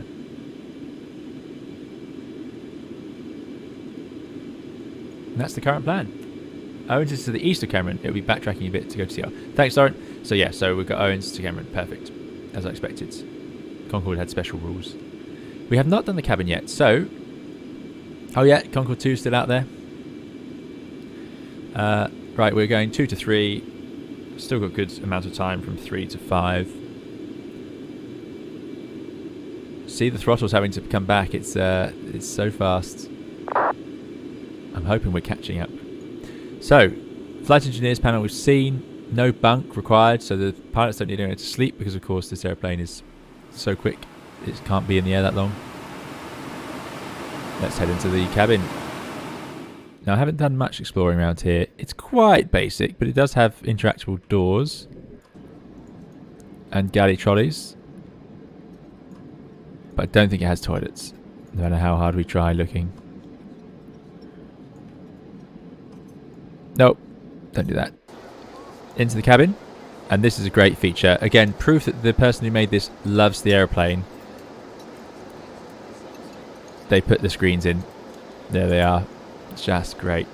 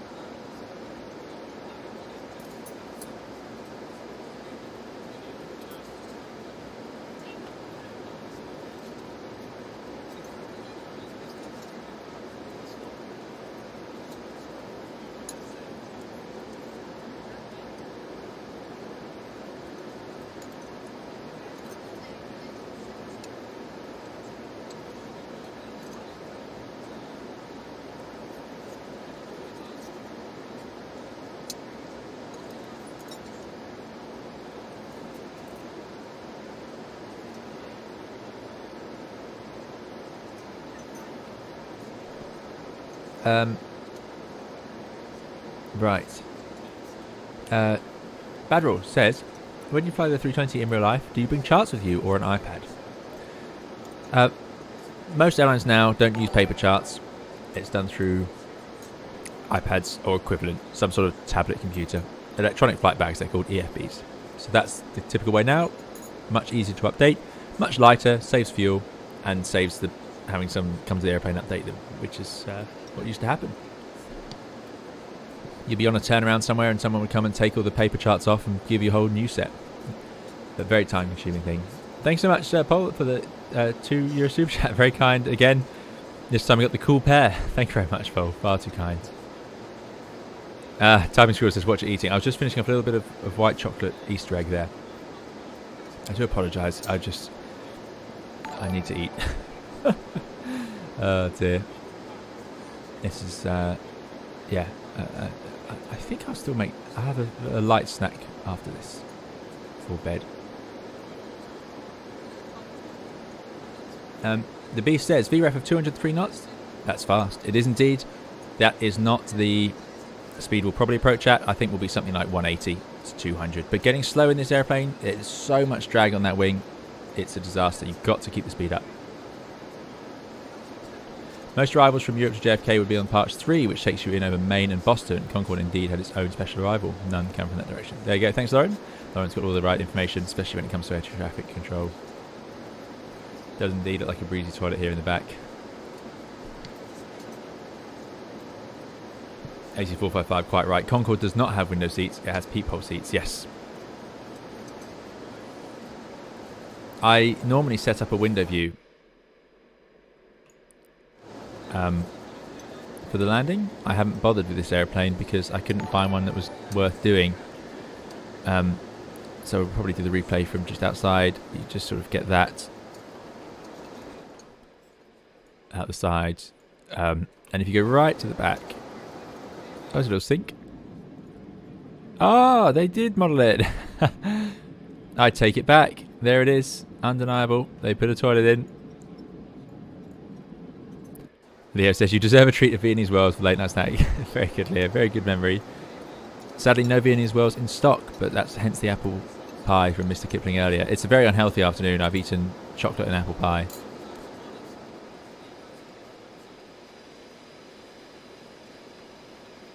Yeah, it's not a very traditional sort of wing view. That's what you can see. So I think we're doing an external one. I think Concorde looks better from the air, from outside than it ever did sitting on it. It is ultimately just an economy style cabin, isn't it? With very nice service, I'm sure, but it is quite a long airplane. Considering it's 2 and 2, it does seat quite a lot of people. The longest golf putt ever was holed on a Concorde flight, 9.232 miles, says Georgie McShortshorts. Very good. That's good trivia. I like it. Badger says, it's very convenient that your streams are perfect for sleep podcasts where I live. It's 3:24 a.m. in Malaysia. Ah, very good. Yes, of course. Anyway, there we go. So that's the cabin for you. Quite a cosy flight deck.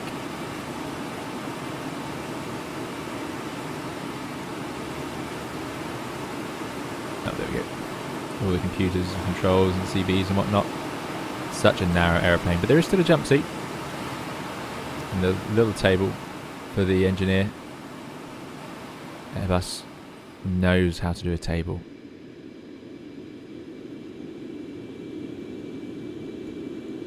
The video I saw, they had a sun visor as well that popped up. Don't know where that is here. No. Don't want this. Does it know the waypoints we put in?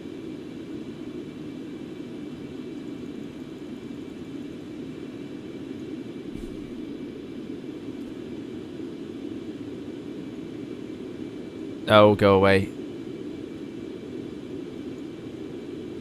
I find Garmin systems like that. Yeah, I think it does. I think it has the actual points we've flown. There you go. Would be better to show you that. But anyway, no. Not doing that.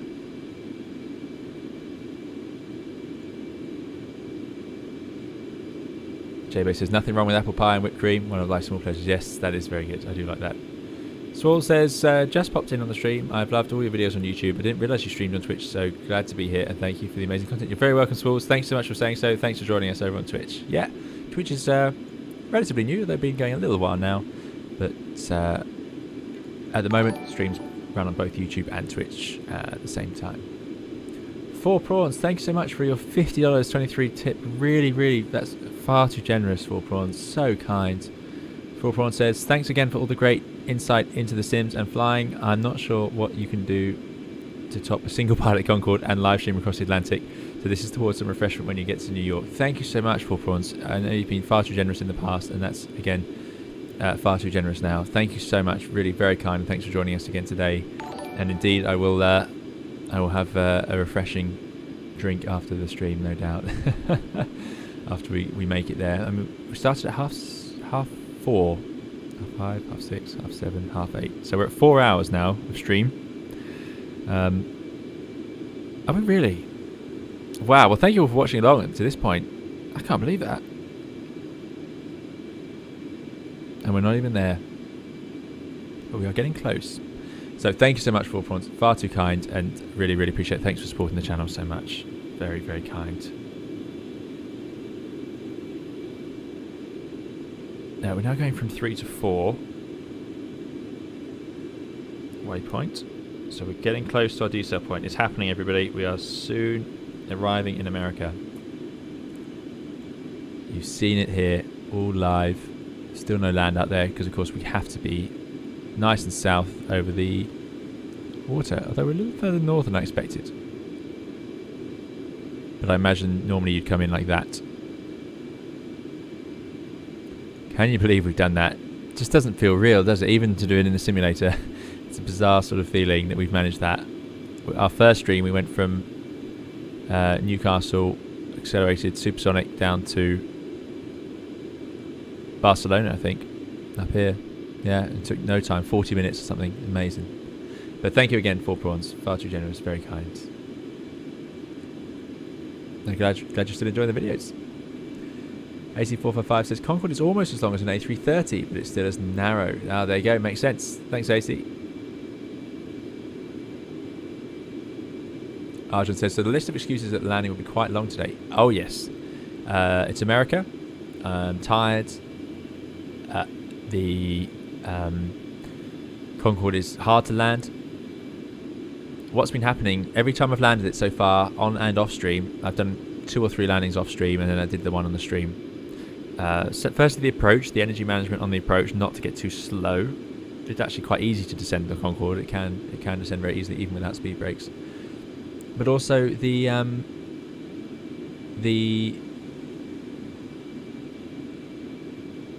flare, getting the flare right and not striking the tail. What seems to happen is, if you don't idle it early enough, I've been idling it quite late, and I think you're supposed to do it a bit earlier than I'm doing it. But as it gets into ground effect, the nose seems to want to rise, and I sort of have to put a bit of nose down. So the vertical speed will be all over the place. I have no idea, but I'd rather we have a slightly heavier landing than I strike the tail. It does have a little wheel, but I don't think you're supposed to land on that wheel. It's not a 3-point landing we're aiming for. So yeah, so very small flare, idle. No, sorry, idle, then a small flare. Unlike the Airbus, where we flare, then idle. I think it's an idle, then flare in the Concorde, because it has the extra energy as it gets into ground, I think.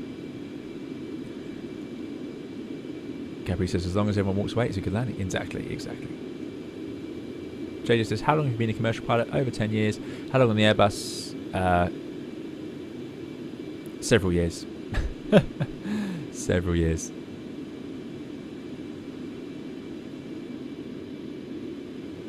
More than 5.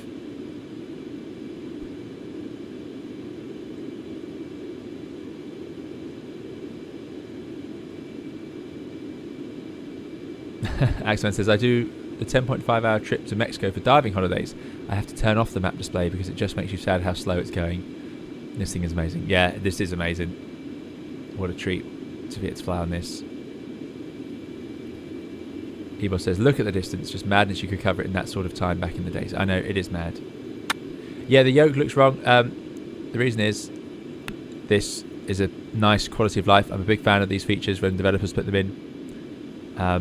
You can get rid of it, because otherwise it's in the way of the INS, which we use a lot. Great idea. Theme Park God, thanks for the subscription. I have flown in sims using VR.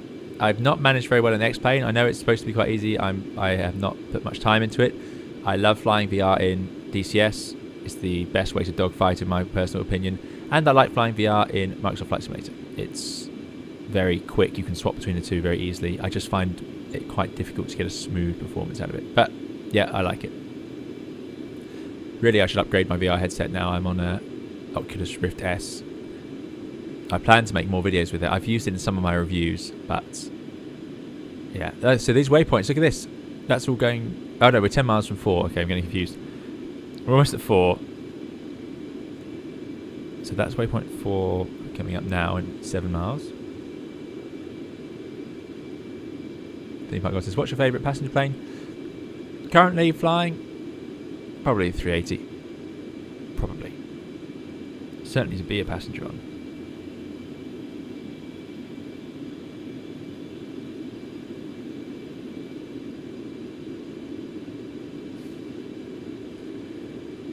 Okay, 100 miles to go to the next point. That's point 4 past. Next is going to be to 5. 100 miles away. 5 to 6 is when we need to start decelerating. So it's going to happen quite quickly as we get there. As you can see, we are very close. In that sort of distance we accelerated. And soon we're going to be in New York. Georgie says, I have HP Reverb for VR, extremely good picture quality. Ah, very good. Very good. Axman says, watching the Mars take off is crazy. Even military flying stuff, you don't see those speeds, let alone sustain them. Indeed. I mean, think of the Tomcat on full afterburner. Can't get it to Mach 2. Certainly can't get it to sit there for any length of time before it just runs out of fuel. And this thing's doing this for 4 hours, engines off, and we've got 26 tons of fuel. We've got loads of fuel left. Thanks, David, for the follow. In Microsoft Flight Simulator for VR, a well integrated airplane that works well in VR, in Microsoft Flight Simulator will adjust the mouse. So in 3D, the mouse sort of goes 2D over the panel and flows over the panel. But if they don't do that, it doesn't work very well. Theme Park says, I have a massive model of the 380 at home, but I'd say my favourite is the 350-1000. Yeah, 350-1000 is a very pretty looking aeroplane. No doubt about it. Whenever I see them, I think, yeah, it does look nice. Looks the business. Mr. 4Kids says, sat watching with my wife. She's reading her book. Can you wish her a happy birthday? We aren't out tonight to celebrate. A certain bug has scuppered that. Ah, that's a shame. Sorry to hear that, Mr. 4Kids. But to Mr. 4Kids, his wife, happy birthday. I hope it's a good book. And I hope Mr. 4Kids has treated you well today. So happy birthday to you, and I hope you feel better soon. Creme Brulee flight's been going well. Thank you very much. Thanks for joining us. Mariner Halley says, are you doing the return? Yes. Well, we could literally land, turn around and go back to London in the time it took to do my last celebratory long-haul live stream. Mr. Crispy Boy, hello to you. Yeah, we could do it. Eboss says, how is your dogfighting in DCS? Bet you have a lot of fun out of that sim. I do, Eboss. I have been practicing dogfighting in it. I can take on any jet that's slower and worse than the F-14 about 50% of the time, but it's good fun. Absolutely love it. J-Bay says 747 for me, just for the history of it, but the current ones I really like the 777. Hearing the GE90s power up, yes, the 777-300 GE90s as they turn on sound incredible. The noise they make, it reverberates through you. You can hear it inside the flight deck of a running A320, which is just crazy. Alberto says F-14 is great. It is indeed. The F-14 by Hitler is incredible. I have not tried VTOL VR, but I have considered it. Everyone likes it. Yeah, I think I might even own it, but I haven't tried it yet. Yes, Eurofighter Typhoon, says Alberto. I'm looking forward to that, and it's made by Hitler as well, so can't wait. Can't wait. Ed says, hi, great content on your channel. Is there an auto brake setting on the Concorde? No auto brake. So that's another good point. We're going to land, pitch sort of around the 12 degree, I think no more than that. And we're going to land, deploy max reverse, get the nose down, hold max reverse, get the speed to around 100 knots, and then we can apply the brakes. So it's going to look like we're running out of runway, but the brakes are very effective when you use them. You just have to wait till you're a bit slower to use them. J-Bay says, watching Big Jet TV do his live streams, I'm always waiting for a 777 to do a go-around or takeoff. Yes, they are great. Yeah. But thank you very much, Ed. Appreciate it.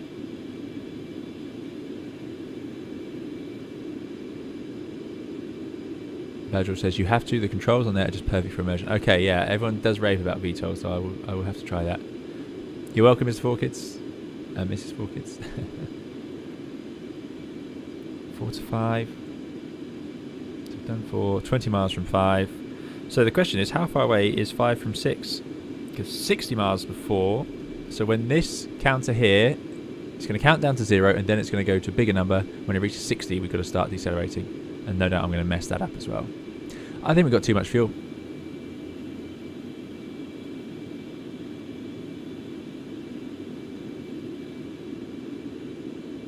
Amazing how much less. It's burning about 4 tons an hour less now than it was just from once you hit 60,000. Kelpie, thanks so much for the $5 tip. Really appreciate it. It's getting far too kind. Kelpie says, what is your favourite military jet to fly when dogfighting in sim? F-14, F-14, F-14, F-14 Tomcat. Okay, 230 miles. We've got a bit of space. So when this gets to 60, we're going to decelerate.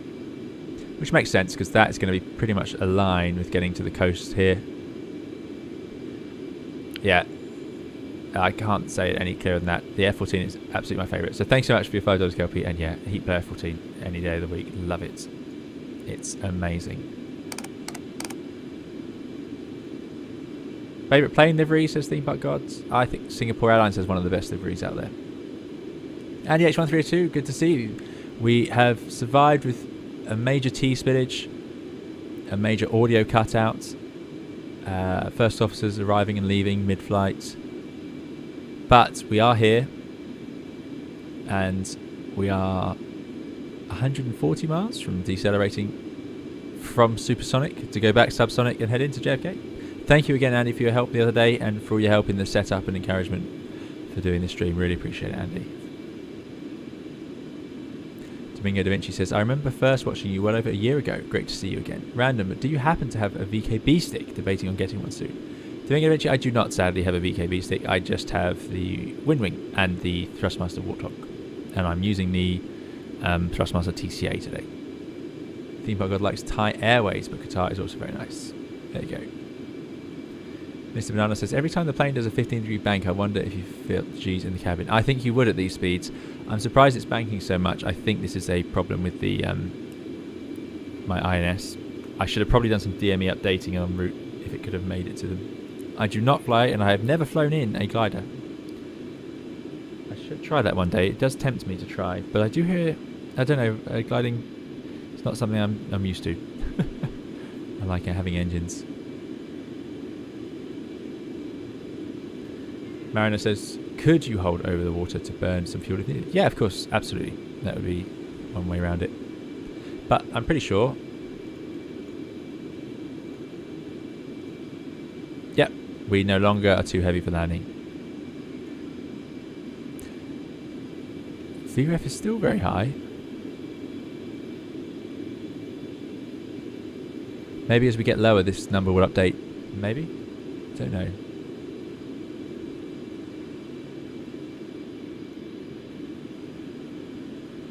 Trim tanks now look like they've been emptied. There you go.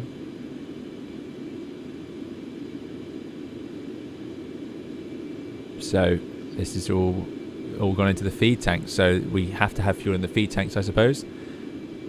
So that would explain why those are all full. And yeah, it's amazing design, this fuel system. Unbelievably complex.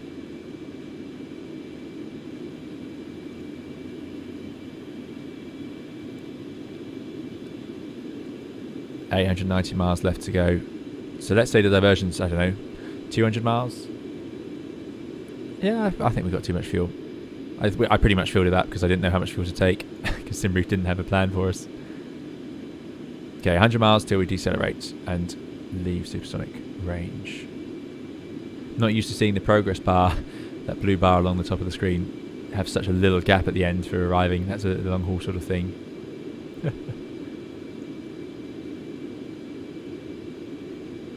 There's the cat again, yep. She's just been marching around, complaining. She didn't try too hard to come and join us, though.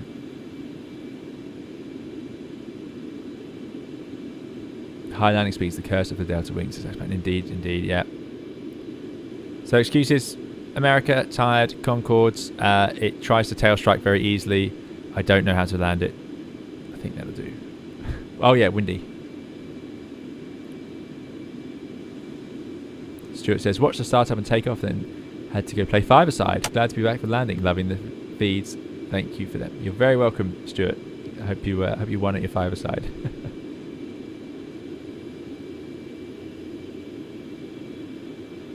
Excuses check, exactly. Right. Let's think this through. Is there a way for me to see the distance between points? Get rid of the remote. We're not going to update it. We could cycle it around once more and make waypoint 1 JFK, but I'm not going to bother because by that point I want to be going to this Cameron point and then radar vector. What's that brave statement to make? Should I put it in? Okay, I changed my mind. I'm going to do it now, and then worst case we could set that up, but Cameron's so close I don't think it would ever be useful. I think I'd make a complete mess if I tried to fly direct to it. But let's put remote. We go to waypoint mode. I'm going to waypoint 1, and I want it to be as follows: north 40384, west 07347. Okay, so that's now JFK and it's waypoint 1. Go to remote. That's the last bit of INSing we need to do. So it's not so much really. It's a really small part of it all. It feels like it. I thought it would be so difficult, but yeah, very happy with that. Let's see if I can make it work. Next, radio nav aids. Let's have those set up because I don't want to be doing anything in the descent now. We need to be done. So 111.5, course 314. So let's put in the course now. It's not even it. That one. That's why I'm doing it now. 314 and 314. So this is the ILS course. For 31 right. Good. Next I'm going to put in, we can see both VOR needles over here. So I'm going to put in the JFK VOR 1159. I'm going to put in the ILS 1115 on my side. A bit premature. So now, as we get closer to the VOR2 needle will point towards it, and we'll get the DME straight to the airport, and that gives me an idea of miles to run if we went straight to the airport. Okay, that is pretty much that. I'm sure I've forgotten something else we need. Next, let's go and look at the ATIS, because terrifyingly there is JFK online. Oh boy, here we go. So, the information Zulu. 31022 gusting 32, so it's down the runway but breezy. I assume Concorde had to be able to land. I don't know what the crosswind limits were, but I imagine not very high. Altimeter 29901. Luckily, when they built Concorde, I think we don't need to do any converting. It's there. So that's good. I don't have a standby altimeter to put it on yet. Approach and use RLS 31 right, visual runway 31 left. I'm going to demand 31 right. Birds in the vicinity, Mo Charlie on taxiways and runways. Information Zulu. So, Zulu, altimeter 29901. Great. That's only slightly below what we've got, so we won't have too much of an issue. Slightly low QNH. Great. So that's the arrival. Thanks, Theme Park God. I appreciate it. I don't know everything, but I'm hoping I can manage this. So we will eventually have to contact JFK approach, and we're going to have to demand the specific arrival. They'll probably sequence us behind Concorde 2 out of there. Okay. 60 miles before Kenda, which is waypoint number 6 in the box. And we are currently routing to number 6. So, here we go. 15 miles to go. The flashing red light that pops up is just the overspeed warning, but it's not actually registering as an overspeed fully. You wouldn't do that in real life, but we are right on the edge of the performance envelope here. The Isaac, we are about to decelerate from Supersonic. It's happening. So let's bring up the checklists for decelerate to subsonic. Fasten seatbelt signs are going to come on. So back to the overhead panel. On. No smoking signs. Yep, they can all stop smoking back there. Throttle back slowly. Fuel trim to descent. Okay, so that's it. Like all airplanes, you get it in the air. Things seem a little bit simpler than they did when you were doing the cold and dark. However, with Concorde, there's just so many other little details. I'm sure I'm missing loads. Right, now it's time to decelerate. So, I'm going to put in 28,000 in the window.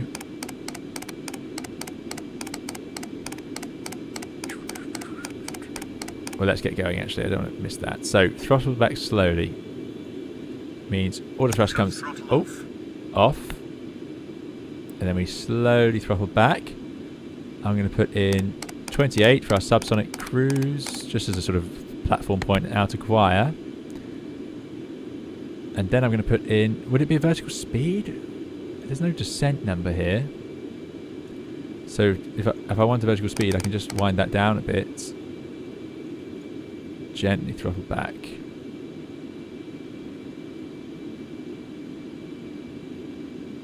I think we'd put seatbelts on because we're going to pass through the sound barrier the wrong way. I assume you'd want it on to do that, but I don't know if that was true in the real Concorde. So throttling back. Nice and gently, otherwise you could get an engine surge, which would be very bad news. We're already at Mach 1.89, so down we go. Idle. 2,000 feet per minute.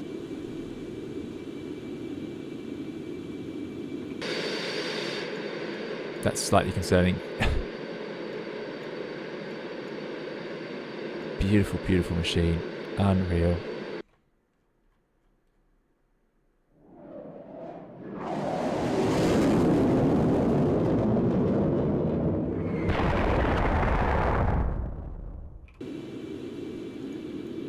.67, so yeah, this is working out okay. We're going to 28,000. When we get to 28,000, I want to fly at Mach 9.5 or 350 to 400 knots-ish. That's the plan there. So seatbelt signs on, throttle back, engines are checked, fuel trim to descent. So, engineer please. Fuel trim to descent. And you see that changes the CG quite rapidly. So you can see actually the trim, the CG has moved forwards to the forward limit there. It's given us a warning. Yeah, Check trim setting. it's no good. Fuel trim to flight. So the engine is moving fuel around in the systems, which moves that CG back and forward. I need to get a bit lower, let that forward one move further forward, and then we can put it there. That's hence the trim warning. Indeed, Supersonic's there. Yeah, it does emphasize slowly. So I'm going to leave that checklist up until we've got low enough for me to move that forwards. It is naturally, I'll point out, the CG, sorry, the central pressure is naturally going to move forward anyway. No, I'm talking nonsense. No, that won't naturally move forward. I don't know what it's doing. The central pressure will. But that's actually going to move back.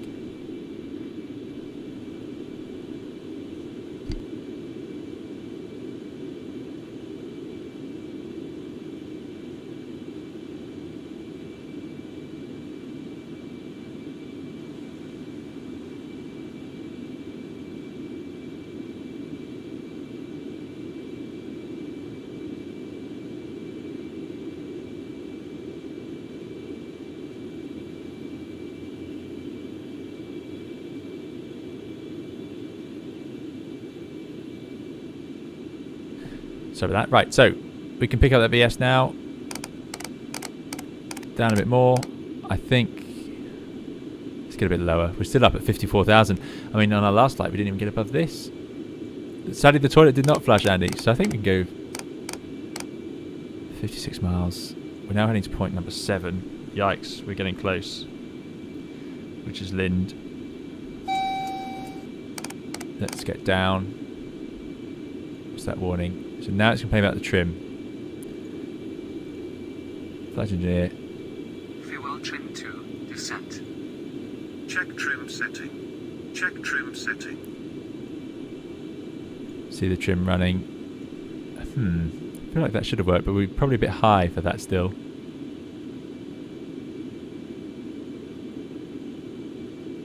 Okay, we've just gone subsonic. There we go. Massive VSI change, so probably a very bad time to fly based on the VSI. Let's go to IS hold. And we'll keep it at whatever it was doing. 250 up here. And this is probably not the right mode to be using in the descent. A bit slow. People are saying get the throttle forwards. Yeah, true. We probably shouldn't be doing under Mach 1 at this this altitude. Okay, let's go for crowd's quiet. Right, we'll power up. Let's just do it that way. Way too high. Yep, agreed. So what mode? I don't understand what mode you'd use. I really don't. The vertical modes in this airplane continue to be a mystery to me. We're okay. We're in a safe. Well, we're in a safe Mach range. But look at that nose up. It's struggling. It's not a very healthy looking descent, is it? So let's think. How are we going to solve this one? Override it with vertical speed. Vertical speed and throttle. That would get the nose down. Sort of a more basic mode.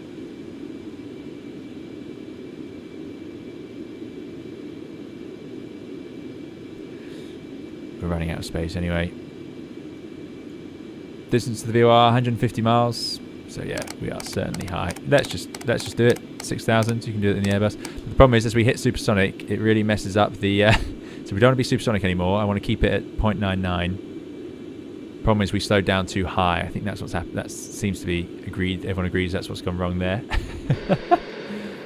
So let's keep it like this, and we have the option, if it does go supersonic, to deploy those inboard reversers. But yeah, bigger numbers than I was expecting. We need a higher vertical speed. 0.97, that's working out now. So I assume VS is the mode to use.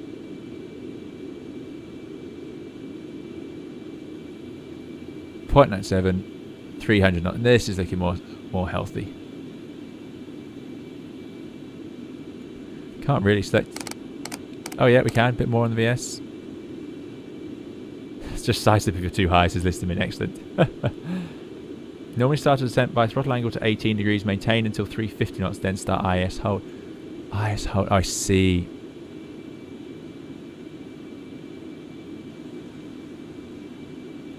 So, when this gets to 350, I'll go to IS hold. How about that? We've got 28,000 in the window, out to quiet arms. Still not being contacted by a controller.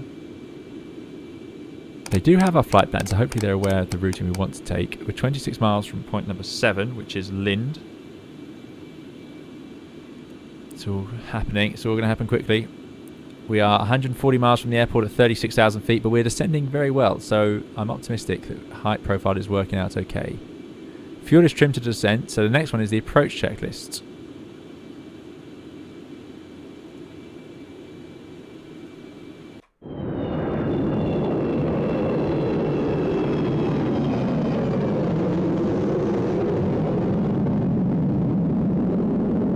No sonic boom anymore. That's good. It has been simulated.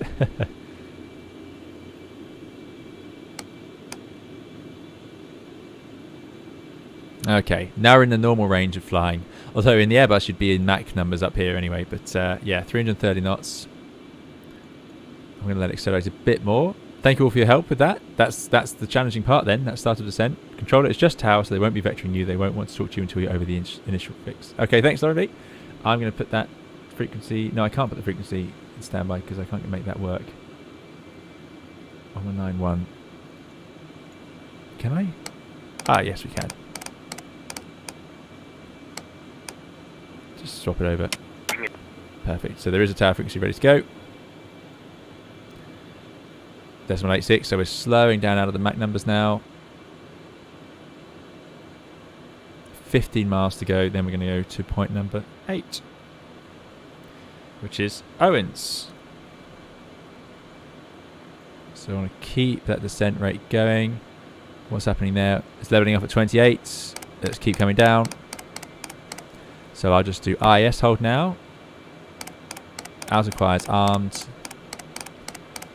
Drop it to 10,000. No terrain issue doing that. And let's put the QNH in of 29901. We're a little bit...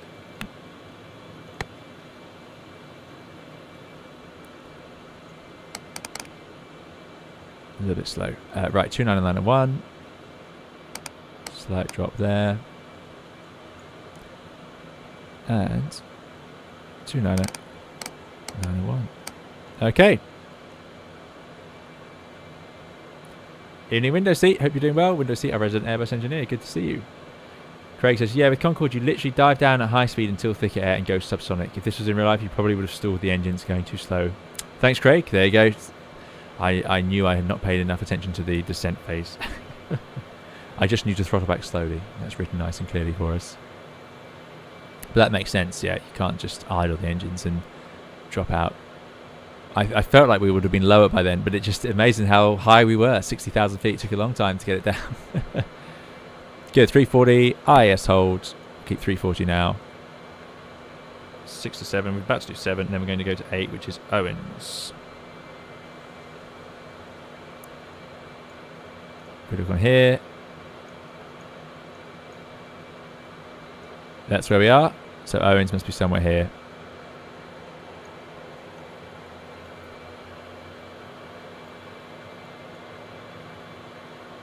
Let's put the VS marker somewhere reasonable. So it's ready. 60 miles to go. Good. We're at 20,000 feet. 60 miles to the next waypoint. I think that's all worked out. So we could start slowing down now. We don't need to dive down quite as fast. It's amazing how good this airplane is at losing altitude. So I will go to vertical speed. And we'll let the speed wash off. I'm going to put in the auto throttle window 300. IS acquire. So now it should slow down to 300 and do 2,000 feet per minute. Maybe we'll do a bit more. Let's do 3,000 feet per minute. These are all numbers I'm not used to working with. Of course, we could just do manual thrust and then adjust accordingly from there, but still. Window seat says, I'm great, thanks. Busy at work since the new year, thankfully picking up so much. That's great. Yeah, same for us. Really great, isn't it? Glad to hear it. Craig says, that's why there's an IS hold for out. The autopilot then descends at whatever rate is needed to maintain speed and keep engines fed.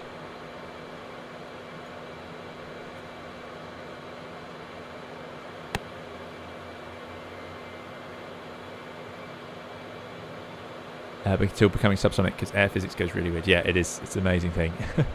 Caution. Fuel status 20 tons. Caution, 20 tons. Okay, so we are burning through that fuel now.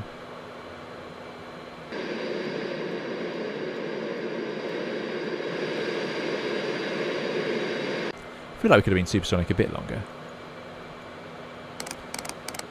Again, I was following, I think is the official, or what the flight plans they used to do.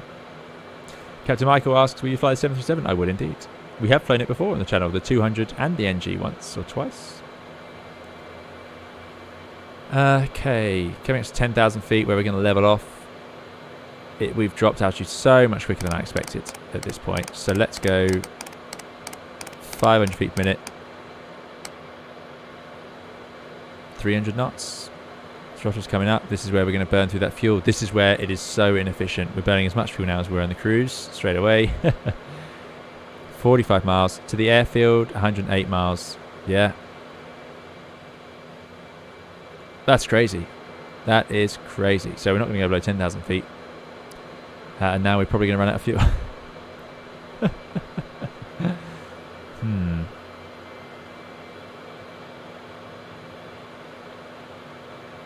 Well, we're in Concorde. Let's go. 400 knots, please. We have a bit of spare fuel, I think. Thanks, Jack, for the follow.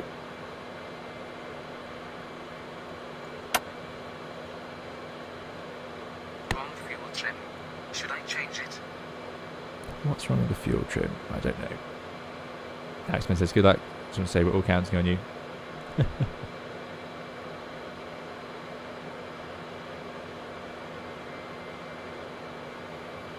Thanks, Craig. No, that was very helpful.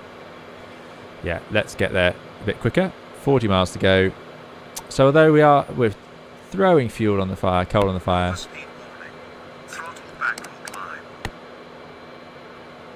Oh, hardly. Complaining about nothing. So what's that? We're doing Mach 0.73, 10,000 feet ish, loose or very shallow descent.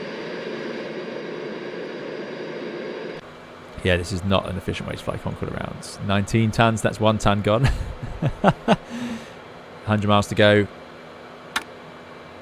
There's IS acquire.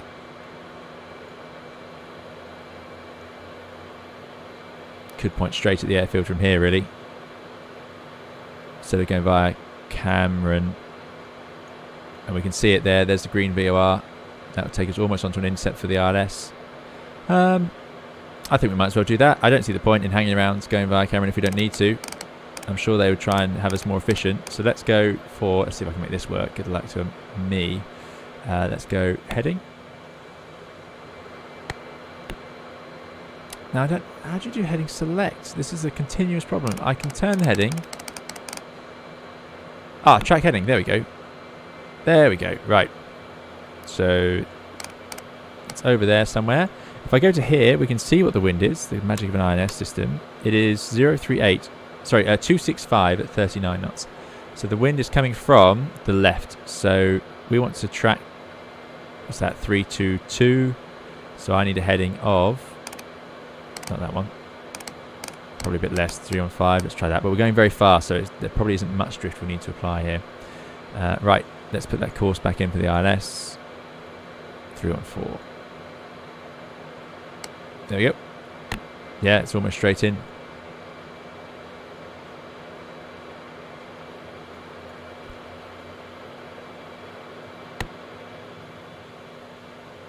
Oh, it's doing... No. I want the heading. I'll push it in. That's the track.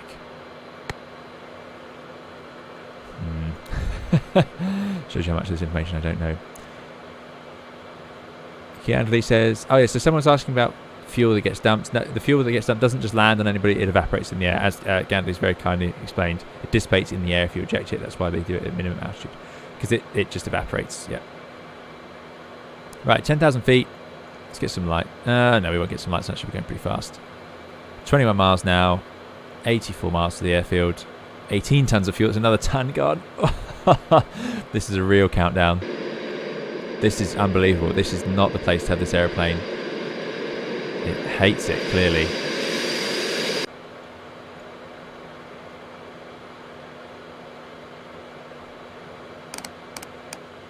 And I'm going to go to radio. Forget the INS. We're done with it now.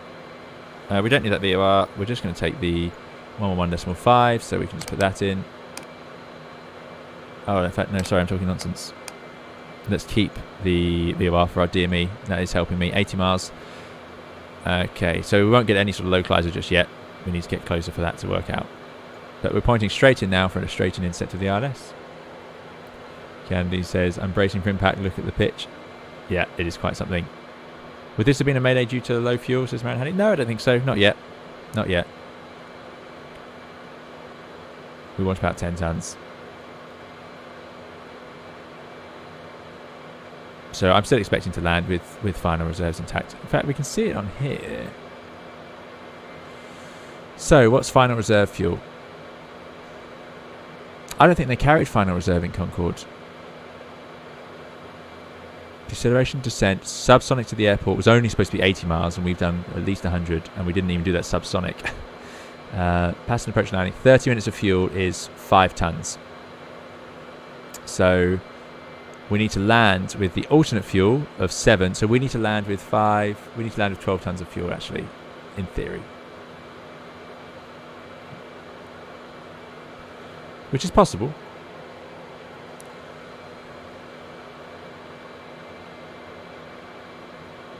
I think we'll go below that. It wouldn't be a mayday unless we're going to lose final reserve.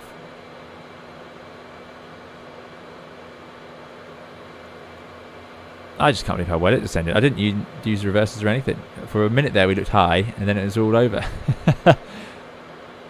Really, we should have stayed up at 28,000. That's where we should have stayed. And I'm pretty sure we could still be supersonic because we're out over the water.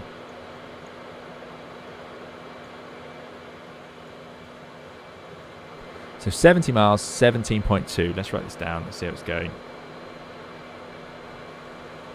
Remember, we're going to burn more fuel on the approach than we are right now.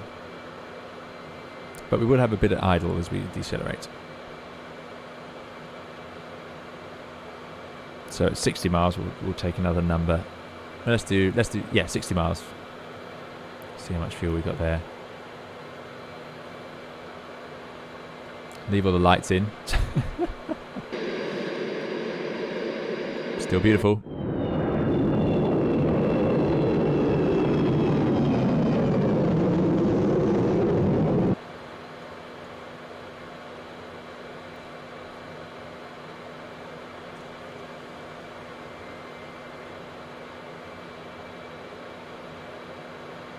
If you drop below 10 tons, the flight engineer panics. Okay, we're going to get close to that.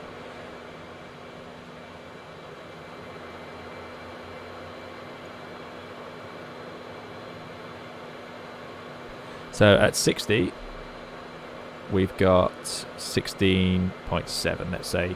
So for every 10 miles, we're burning half a ton. So for every 20 miles, it's a ton. We've got 60 miles to go, so that's 3 tons. So that would land us with about 13 tons. So I reckon we'll land, we said 12, I reckon we'll be pretty close to 12. Pretty close to 12, judging by the current numbers, but we will see how that goes. TCAS is built into this VSI, the second VSI over here, type and screw.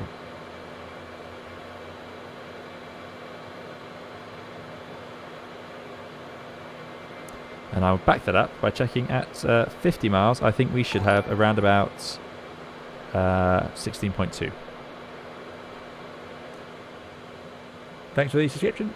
2-3 Shav. Mr. Milano says, I might be wrong, but didn't Air France regularly come into Charles de Gaulle calling Mayday because of low fuel? I imagine it's possible, although I'd have thought going from JFK to Charles de Gaulle would be the shorter route, or quicker with the tailwind. I'd have thought it'd be more of an issue going this way. Livery was on xplane.org. See, this is why we put on the extra fuel. I'm so glad we had it. We were close to maximum fuel though, so you really don't have much space. Any sort of unfavourable winds or routing, and it really starts to unravel this whole plan, because this was my mistake, and it's cost us all of that extra 10 tons of fuel. Unbelievable. Any low-level vectoring or holding is just a disaster for this aeroplane. So 50 miles passed, and we had 16.2. 40 miles to go. I want to see 15.7. I'm just doing that to make sure, just updating those numbers to make sure we haven't missed anything.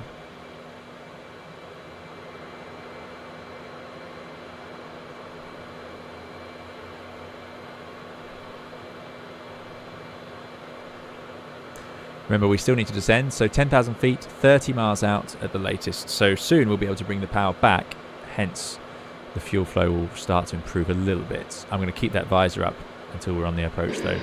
Don't see any point lowering it earlier, frankly. Ryan, thanks for your subscription.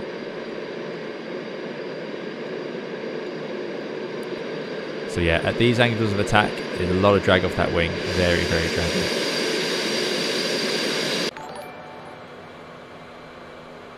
Edit, thanks for the follow.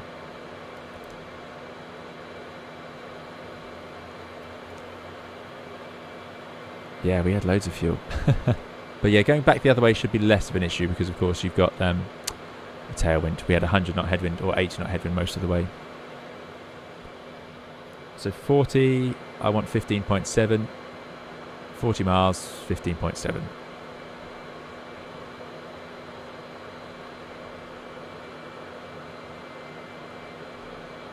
So at the current burn rate,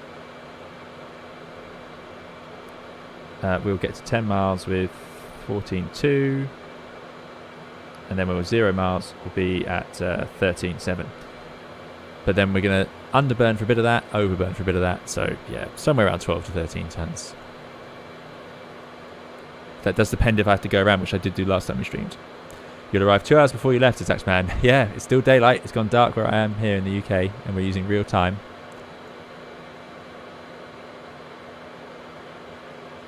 Okay, let's start down then. So, platform for the ILS, let's just head straight to it. We're over the water, no MSA restriction, let's just put 3,000 in. Pretty standard, we're on the QNH already.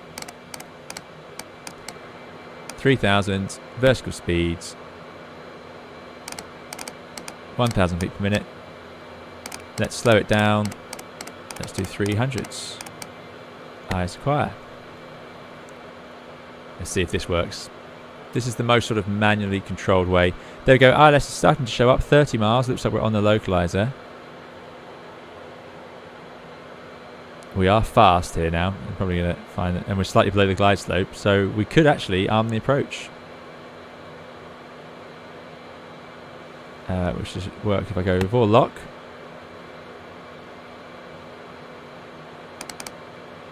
We're going slightly the wrong way on it, so I might have to go heading first, take a slightly left to drift towards it, and then there's a glide arm there.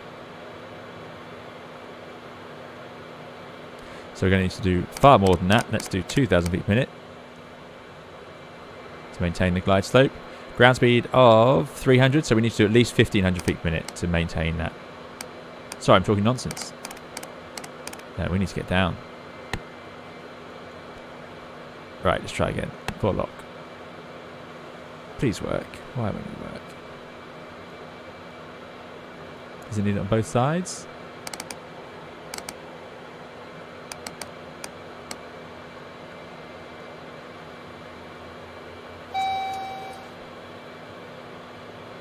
(7,000 feet, 23 miles out. So we're still working okay for 3 degrees. Let's wind back the speed, 250. See how good it is at slowing down. So much better than I ever imagined. Not even at idle. Let us... no, we won't do that yet. But we. Oh, there we go. That looks good. Lock is activated. That looks terrible now. What's it doing? No, we really don't have the fuel for this. Oh, no. Okay, it's taking us the right way. We want an inbound course of 314. That's currently... Yeah, okay, this makes sense, actually. It must have just not... This explains localizer being in the wrong place. So it's doing a good job. We're doing 300 knots, 20 miles to go. 40... Yeah, got loads of fuel. That's good. 20 miles, 5,000 feet. So we're below profile. Let's wind the vertical speed back. coming back to 250, so if I set 1500 feet per minute, that's going to allow that to happen. Time to get the lights on. Fuel warning up there, that's fine. Extend the lights. Just put everything on.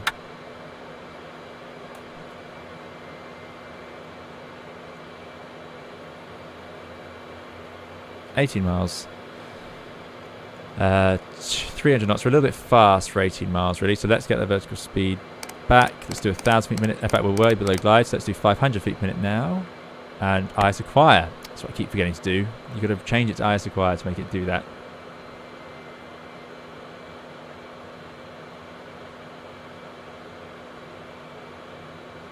I think we'll just set it straight back to 230.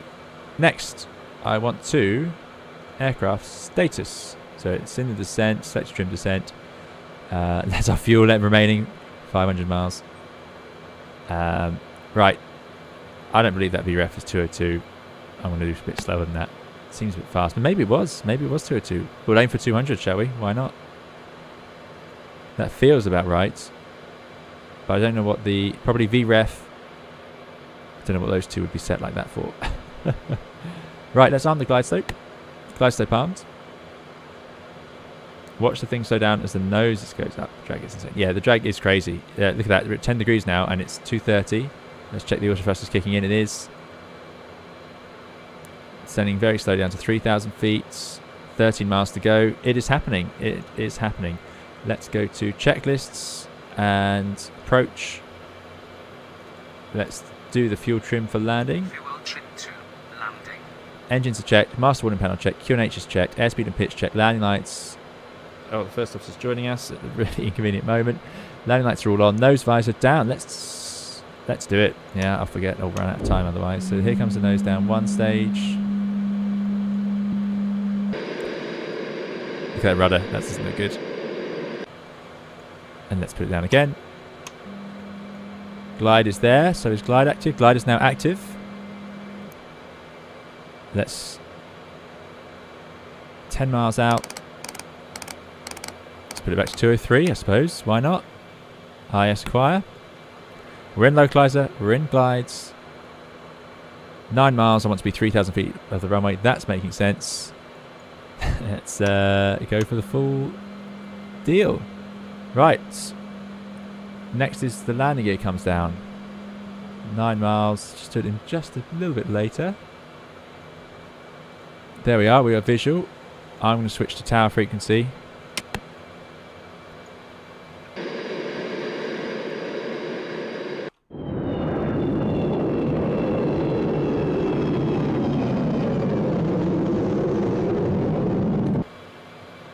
A strange picture.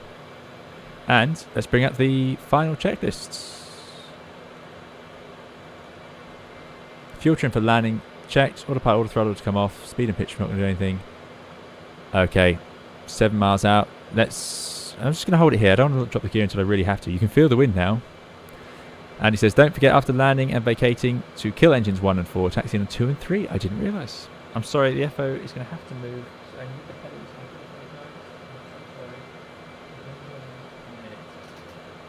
We're just going to land. She doesn't understand. She's not impressed. I'm sorry. Right, slippers are coming off because you can't fly Concorde with slippers on. Gear down. Gear coming down.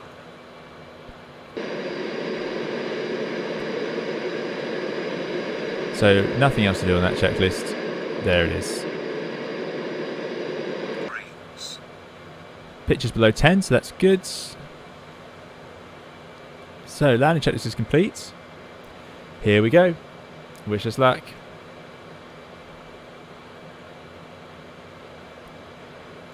Right, let's take a look at the power setting. No, it's varying quite a lot. It's quite high though, because we're going to have to turn off the autothrust for landing.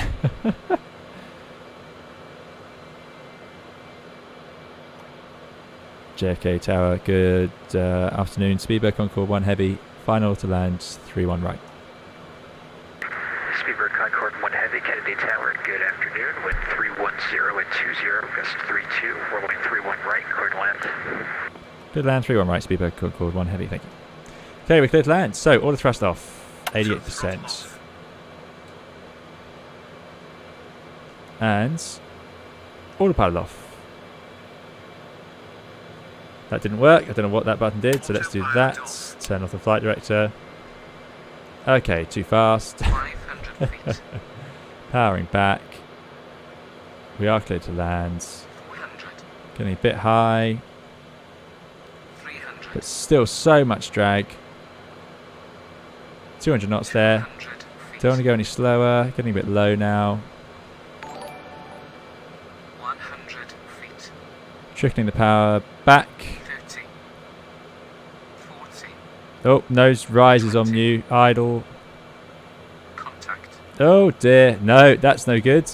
Oh dear. So full power. Positive climb. Positive climb. Gear up. Gear coming up. That is no good at all.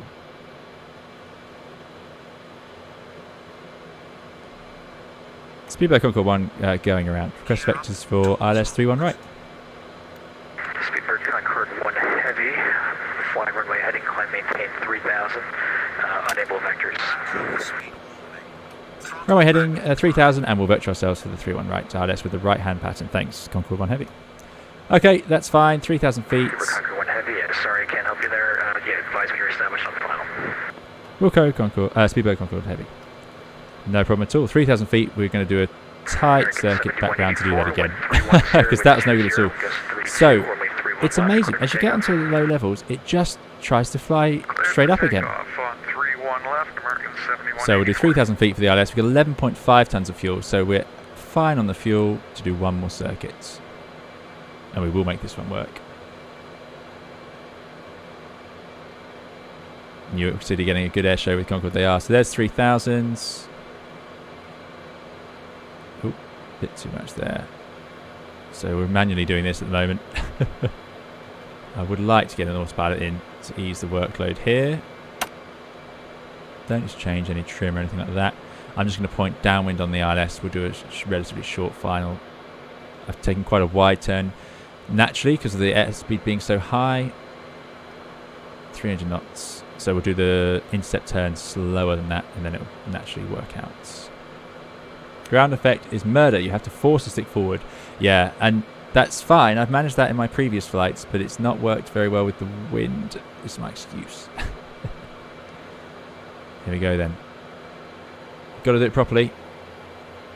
American 2038, runway 31 left, line up and wait. Line up and wait, 31 left, American 2038. Right, there's downwinds. A little bit low. There. Rolling out. 300 knots. Get the speed back a tiny bit. Let's get a flight director on. I want heading round here, please. In fact, let's just go out hold. Autopilot 1. We can go heading hold. And then I can go track heading. Got the course in. We've got the ILS in. And that's pulled.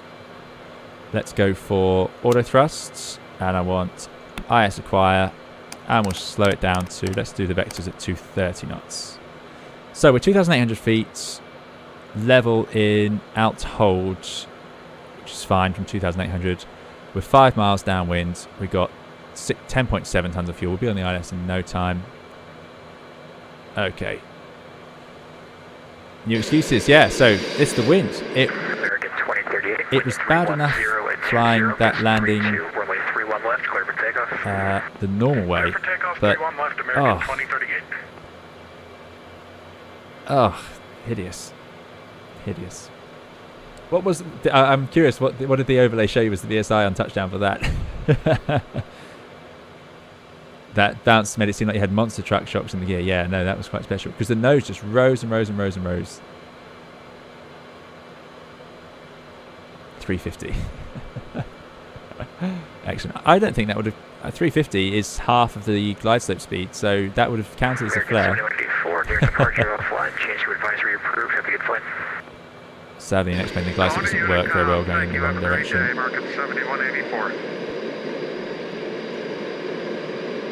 That rudder is working hard. We're missing something. Got fuel, got lights, okay. Yeah, so let's try that again.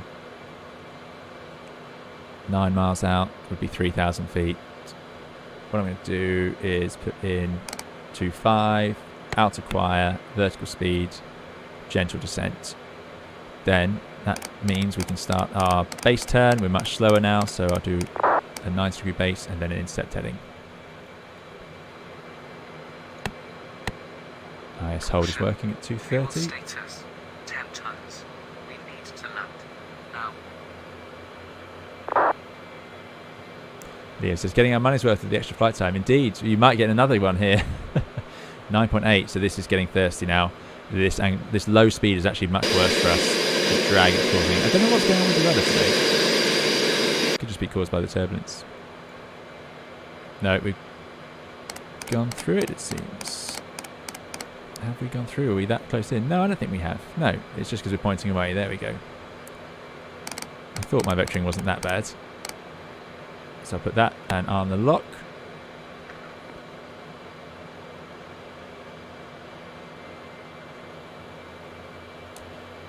Ah, maybe that's a bad idea until you've rolled out. Let's go heading hold. In case we go around and do it again. So there's heading hold, so it's wings level. 9 miles out. Let's arm the localizer. Hopefully we can set that shortly. If we need to, we can descend. Let's give ourselves a bit more room. We'll go to 2,000 out acquire and vertical speeds. But I'll just put the vertical speed very shallow. Lock is activated. Nope.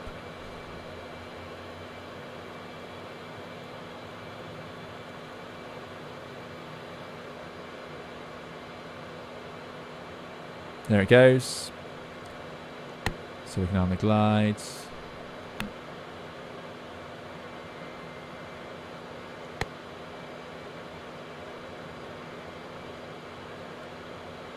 Why won't it arm the glides? Fine. Let's get rid of the Ashley out the window. Let's put the vertical speed down and let's go down. Let's get the speed back. 205, 203. Good afternoon. Clear to Miami Airport. Let's go gear down. IS acquire. That is filed. Climb via SID. Top altitude. Don't know if Concorde was used to doing glide slopes from above, but that's what we're going to end up with. Altitude 5,000. Expect flight level 380. We are catching that glide slope. Gear departure is Gear is down. Advised departure is going to be Unicom 122.8. Yeah, we will have to just fly it. Squawk 1677. Right, all the thrust will automatically turn off, so I'm going to leave it back there. Delta 460. 205 knots. There's the glide slope. Let's just try it. No, it's not interested. Speed by Concorde, 1 heavy, final 3-1 right. Autopilot. I don't know why it does that. Concorde 1 heavy, wind 310 and 20, gust 32, runway 31 right, clear to land.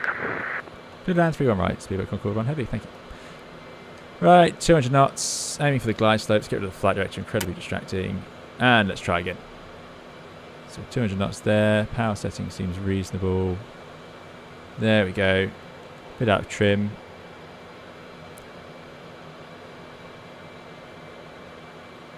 So we're going to need to reduce the power. I imagine Concorde used the reheats for the go-around, which we didn't use there.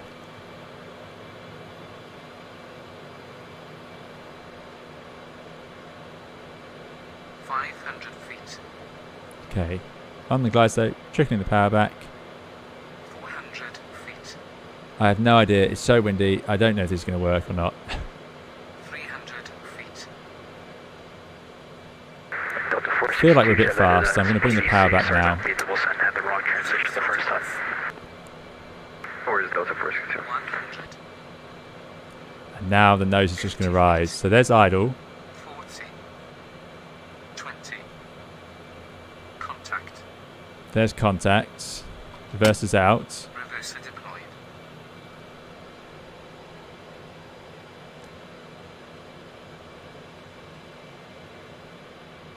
Nose down. Get to 100 knots. And wheel brakes. There we go. Well, that was more like it. We'll go to reverse idle. 488 feet. Well, I don't know what that's saying, because there's no way it was 488 feet per minute.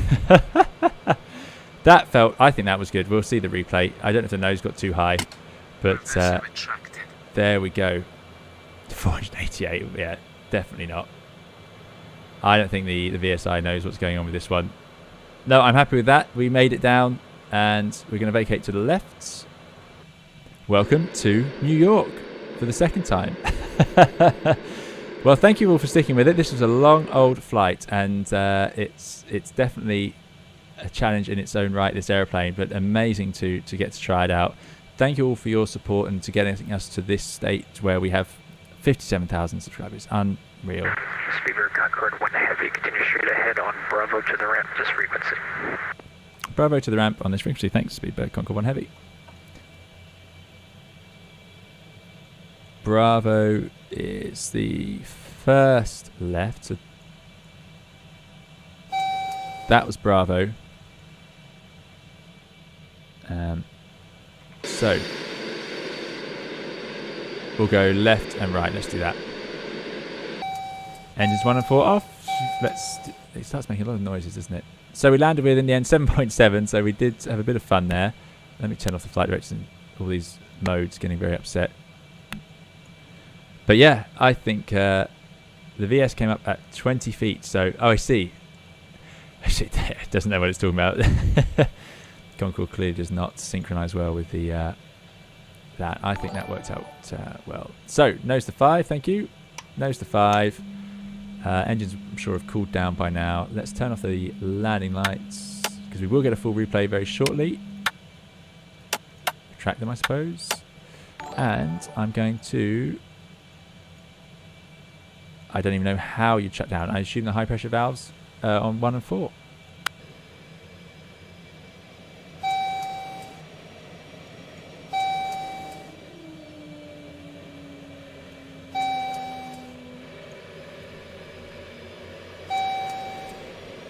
Nose up, engine 1 and 4 off, terminal 7, have a beer. Thanks very much, Andy. Yeah, thank you everyone for the incredibly kind words and donations and just the support and chat we've had today. As always on the channel, really appreciate it. And I hope you enjoy the stream. I said we'd do it. We've now done it. We've got to go around in there as well, just for the fun of it. After an atrocious first attempt at landing, this is easily the hardest airplane I've had to try and land in any of our simulators. 747s, 737s, 320s, 340s, 75s, 300s, Belugas, all of those just feel like airplanes. But this one is nothing like those or any airplane I've flown. Very difficult. I'm glad you did go around, or I'd have missed the landing. So there you go. It worked out. All for a reason. Let's get the last of these lights off as we go and park. And we would obviously need them to connect air for us.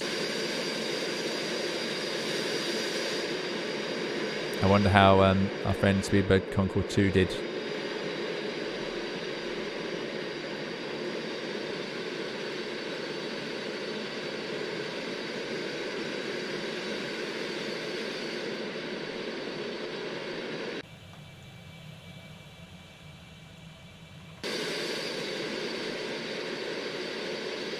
Spear the terminal.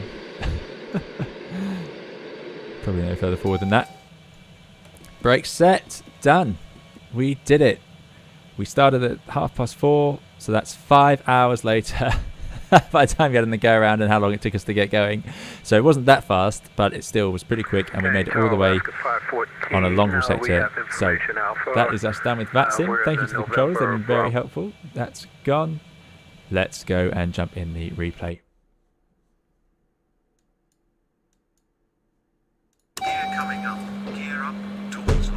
So, it's going to be quite hard. Yeah, 5.5 hours of that. This was the final approach then, it worked out, I think. Thanks, Thomas. Cruz said, I'm speedboat 2 and had to disconnect early. I got a butter 53. Well done, Cruz. We certainly didn't manage that the first try. I think the second try was fine, but we shall see. Maybe, I think it may have been a tail strike.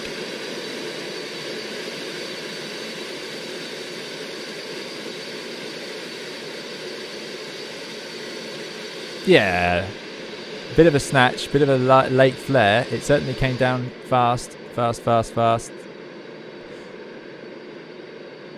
Oh, maybe not. I don't know. Maybe it was that bad.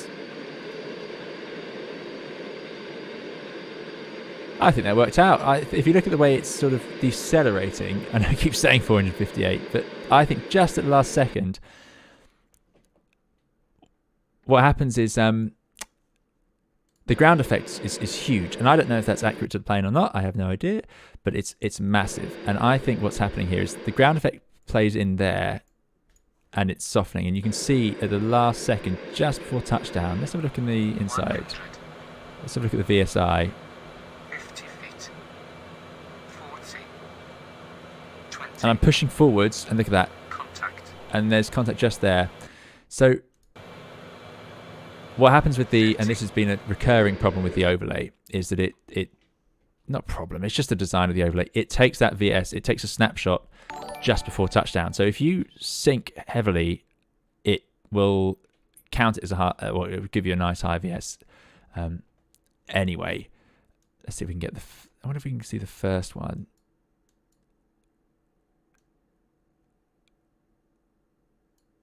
Yeah, so this was the first attempt, which did not go well. So the overlay encourages floating. If you don't float and you just touch down, then it will show you a high VS anyway. Exactly, Steve's absolutely right. It's all about the G, and I think that one was fine. Let's see how this one went.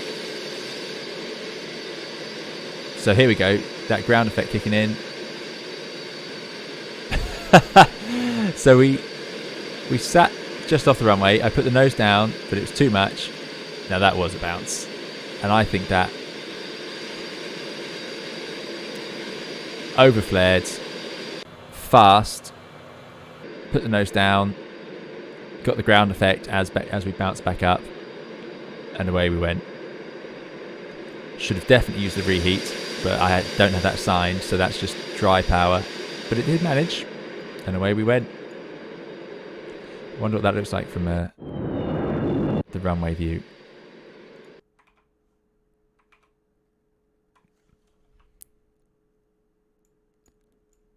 Oh.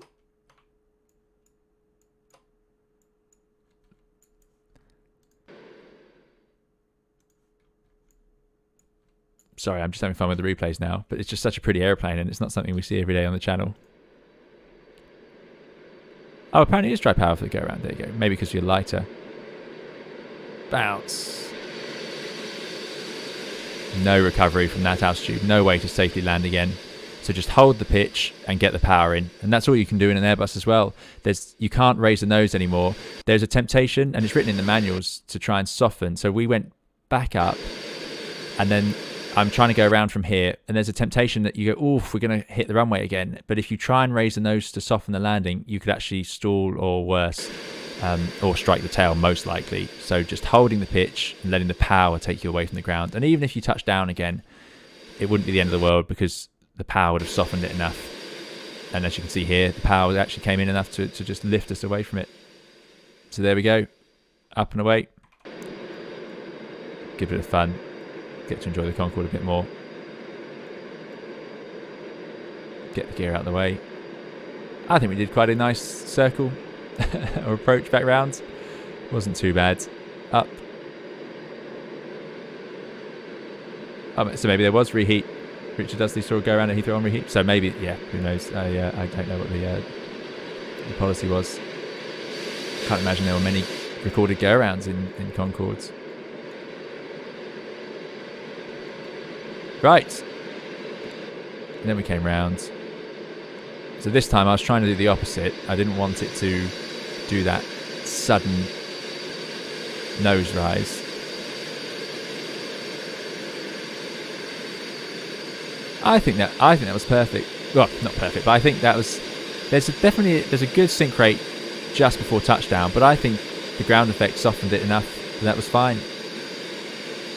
Yeah, I think so. So we'll take it, despite the ridiculous, or the eye-watering number you keep getting displayed on the screen. But there we go. Right. So we'll do a replay. Oh, actually, no. Oh, what am I doing? We need to have the runway view of the actual landing. So we'll do that. So here we go.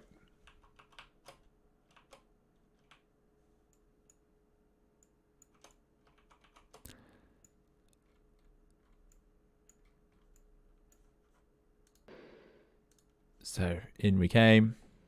Oh, it covers ground. It's just so quick, isn't it? CJ says, for the future, stick forward before reverse. So there's the flare. There's the touchdown. I did deploy the reversers there. We didn't strike the tail. Very happy about that. That's unusual for me flying Concorde. But we needed to get that nose down a bit earlier, it sounds like. Dunk. There we go. No trouble slowing down. Love it. And there's New York. How cool is that? Excellent. Right. Replay from the outside for this one because I don't have a nice window view put in there. Let's see if we can find a nice angle for it.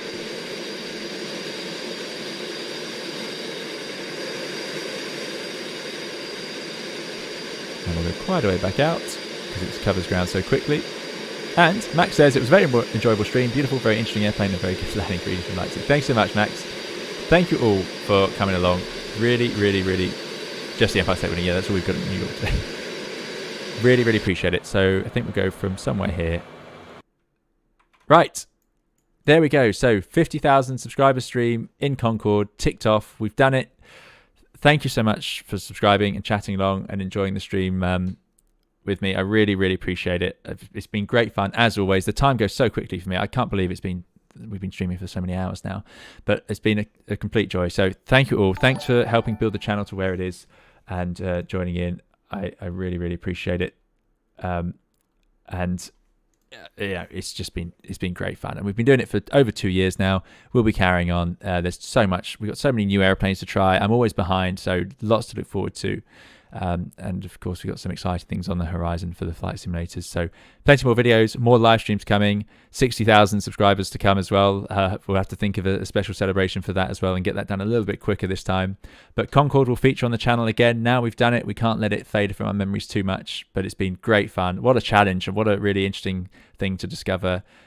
So much about such an amazing machine. And hopefully we'll find out more about different airplanes as we go through some more. So I'm going to say thank you as ever to the moderators for your years of hard work at this point and for looking after us. I really, really appreciate it on both Twitch and YouTube. Thank you to everyone watching along, even if you're not chatting. I really appreciate it.